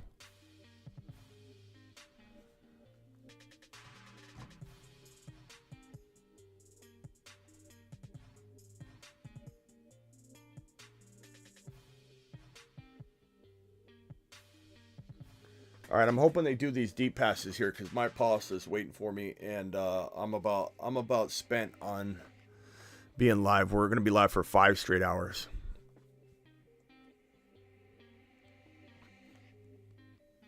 Giants fans here in New York are take it or leave it with Jones. No real conviction on him either way, says Joe.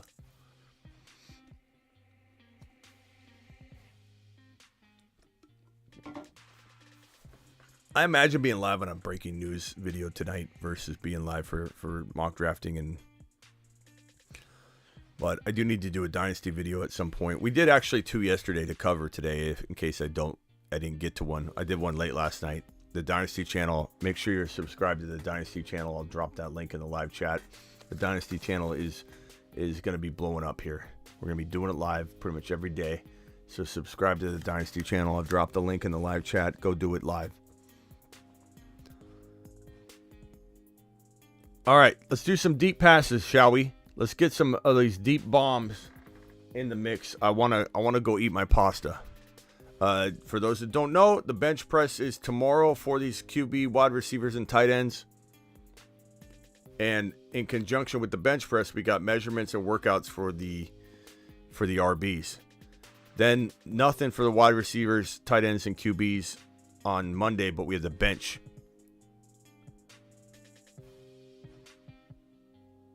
Nice throw by Stroud there.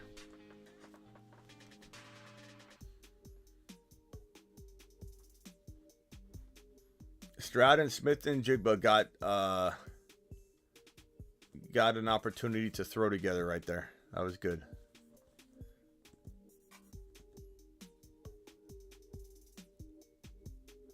That was a nice throw by Robinson.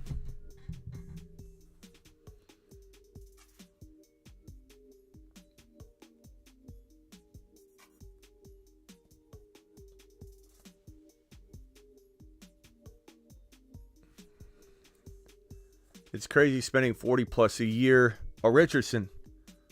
Oh, that was a bad one. Stroud's outperforming Richardson in the throwing. Okay, that was a good throw. It's hard, though, for some of these quarterbacks to play with players they've never played with before. So, CJ Stroud. He overthrew him there. So, Stroud overthrew him.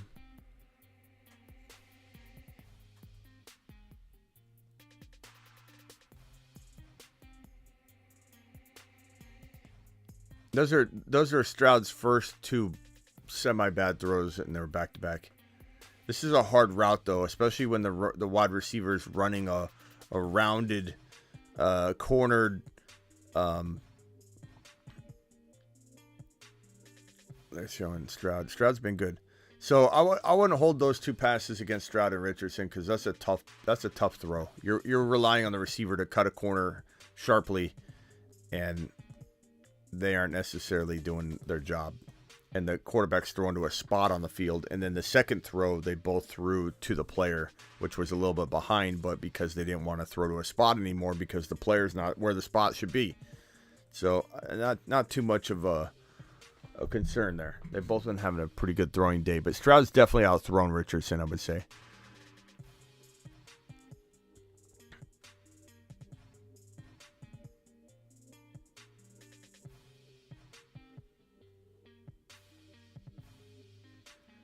Stroud's standing next to Bryce Young right now.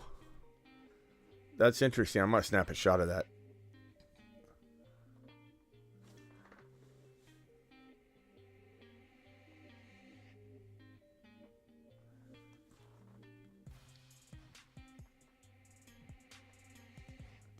They're not, like, Stroud's standing right next to him. Stroud's standing right next to him. And it's not that big of a difference. Like, I know he measured in at 5'10", but I'm not worried about it. All right, let's go with the deep ball. Come on. I'm so hungry. We're live for 5 straight hours. I'm so hungry.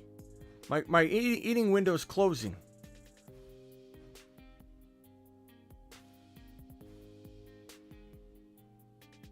D-hop to Baltimore. I mean, it's certainly possible, but I don't think there's any certainty on any of that right now. You have basically people speculating where would be a good fit, and then you hear Baltimore. It's not necessarily Baltimore. The Cardinals are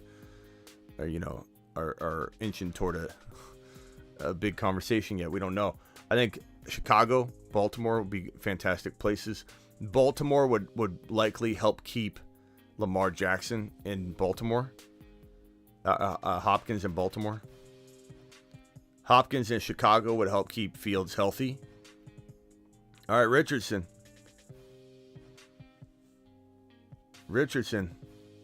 Nice throw. He does a lot better with the throws like comebacks and across the field. Richardson struggles a little bit with the things that, outs and fades and and things where the ball is heading toward the sideline or not toward him. But anything it's like Richardson throwing the football to a player on a cutback, a slant, an in, a hook, those are all pretty good throws for Richardson. He does really, really well.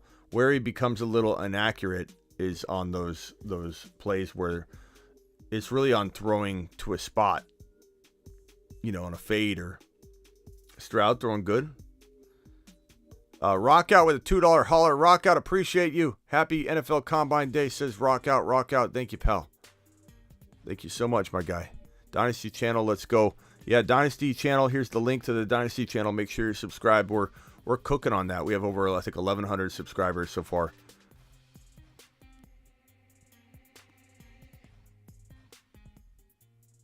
All right, deep balls. Let's go some deep balls, please.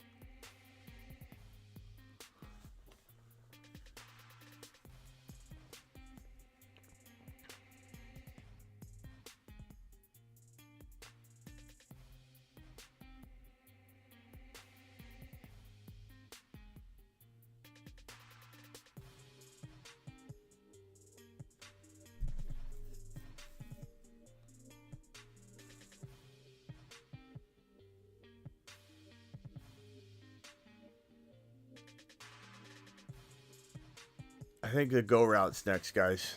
Any thoughts on Kenny McIntosh? Yeah, I like him a lot. I talk him up quite a bit. I think he's one of the better receivers in this entire draft class. He could be this year's Tyler Algier. Different running backs for sure, but I know what you mean in terms of like a sleeper for sure. But McIntosh is arguably the second or third best receiving back in the entire draft class. Let's air it out, says Mitch. All right, go route time, I hope.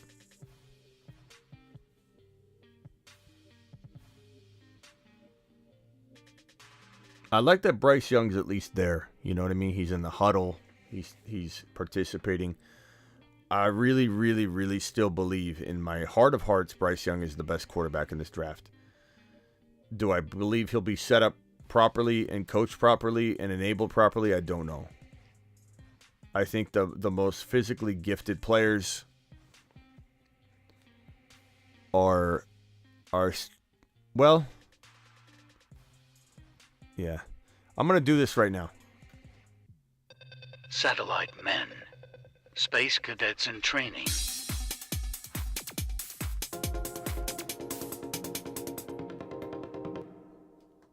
Hold on, we'll do it after this. O'Connell, how far was that? O'Connell's got an arm.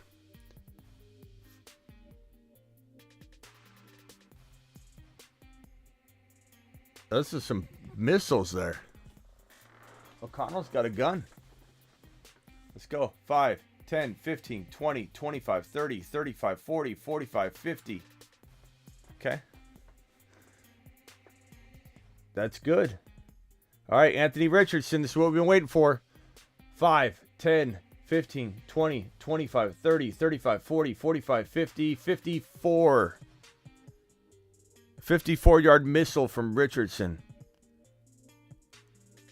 5, 10, 15, 20, 25, 30, 35, 40, 45, 50, 54 and a half. Those are some nice balls by Richardson. He's throwing one more. This is his third. 5, 10, 15, 20, 25, 30, 35, 40, 45, 55 yards, but the receiver wasn't there.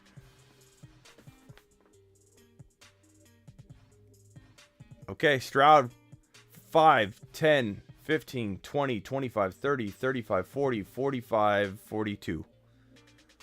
Richardson's winning this one so far. 3 55-yard bombs. 5, 10, 15, 20, 25, 30, 35, 40, 45, 50. Guy dropped it. Richardson can bomb it, guys. Richardson's got a missile. 5, 10, 15, 20, 25, 30, 35, 40, 45, 50, 55, 56. Stroud, 56-yarder. 57, they said. That was a missile. Stroud, longest throw so far. Richardson, longest 3 consecutive throws, all 55-yarders, consistent. Stroud tossing a 57-yard missile. Jaden Reed, Dorian Thomas Robinson looks like he's throwing to his grandma.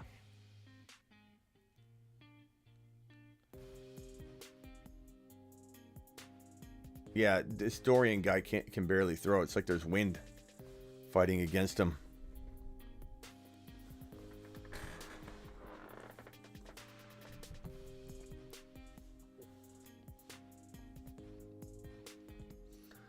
Clayton Tune. 5, 10, 15, 45, 50 yards. Whatever. If you see his highlight tape, Richardson can sail it 60 easy. Yeah, I know. But we're just... We know these guys can throw further. I mean, Josh Allen can, when he was at the combine, he could throw way over what he threw.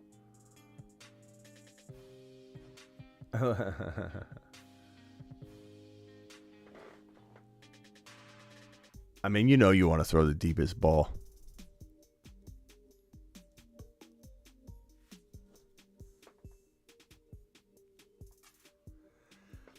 Ian Rappaport, last night in Indy, former Commanders QB Carson Wentz was spotted by my eyeballs downtown having dinner with his agents.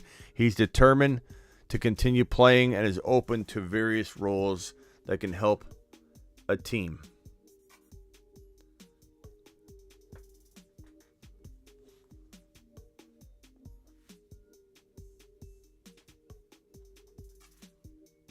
CJ Stroud, I think, is next.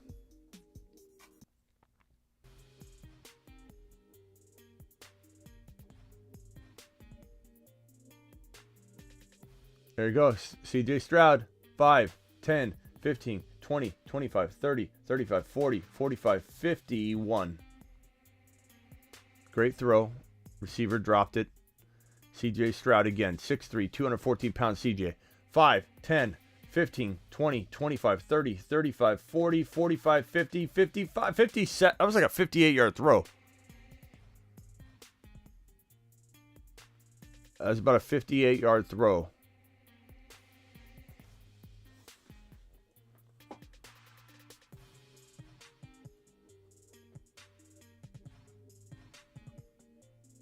Some of these guys are just throwing the ball as hard as they can, and they're not even near the receiver. Like Tanner McGee's like, give me one more. Launches it like 10 yards over the receiver's head.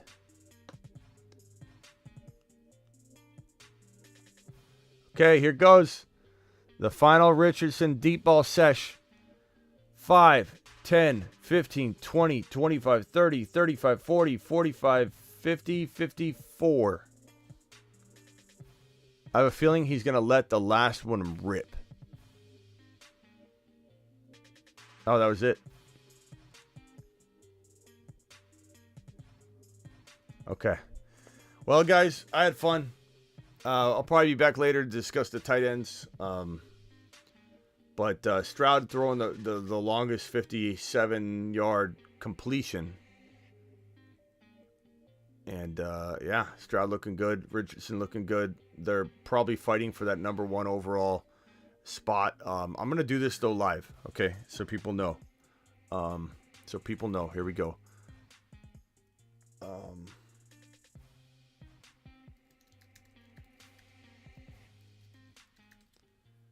I want people to understand how I feel. I believe, this is my final statement of the day, I believe that Richardson and CJ Stroud are going to fight for the number 1 overall pick, and those are the top 2 options that will be battled. I think Richardson climbed up boards big time today. At the end of the day, though, in my opinion, satellite men, I'm putting space cadets in training. Both these gentlemen on the satellite men list. This is, of course, Richardson on the left, right? So we'll put Richardson right here. He is a satellite man. We're going to put Bryce Young right here.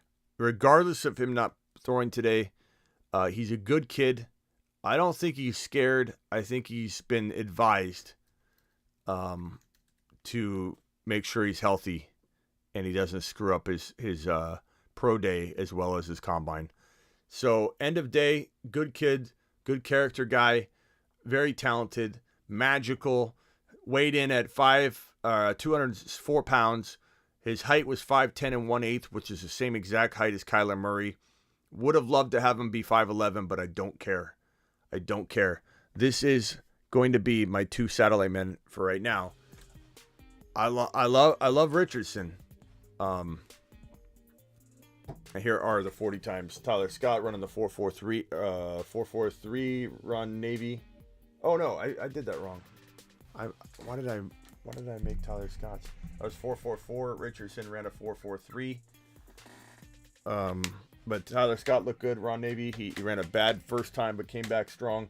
Hyatt ran a good time, but these guys were all cheeks except for my boy Zay Flowers, who looked phenomenal the whole day. Dropped one pass, big deal. 4.42 40, absolutely phenomenal. Richardson blew the combine away. Had a record breaking 40.5 vertical. And just absolute monster. Ran a 4.43 40. Richardson stock through the roof. Addison suffered a back injury and stepped out after running a decent time, but not looking great today. Unbelievable day. Unbelievable day. Appreciate you all. I will see you all later. We did it. We completed a 5-hour live stream.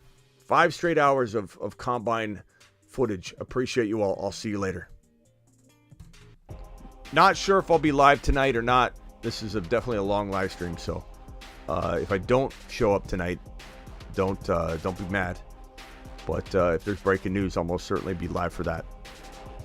See you all later. Peace out. Thank you all for the super chats. Mitch, appreciate you. Appreciate everybody being here for this 5-hour live stream. I want to thank all the super chatters. Rock Out, most recent super chat. Appreciate that.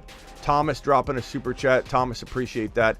Caden dropping that super chat. TMT dropping 2 back-to-back $9.99 super chats, getting the 20 watt out there. Appreciate that. Avatar kicking off the show strong with his 3 super chats. So appreciate that. And Hob G coming in with a super chat. And then Avatar with another one, a 4th one. So appreciate you all. I'll see you all later. Happy Combine Day. Hope you enjoyed the coverage. I'll see you all later.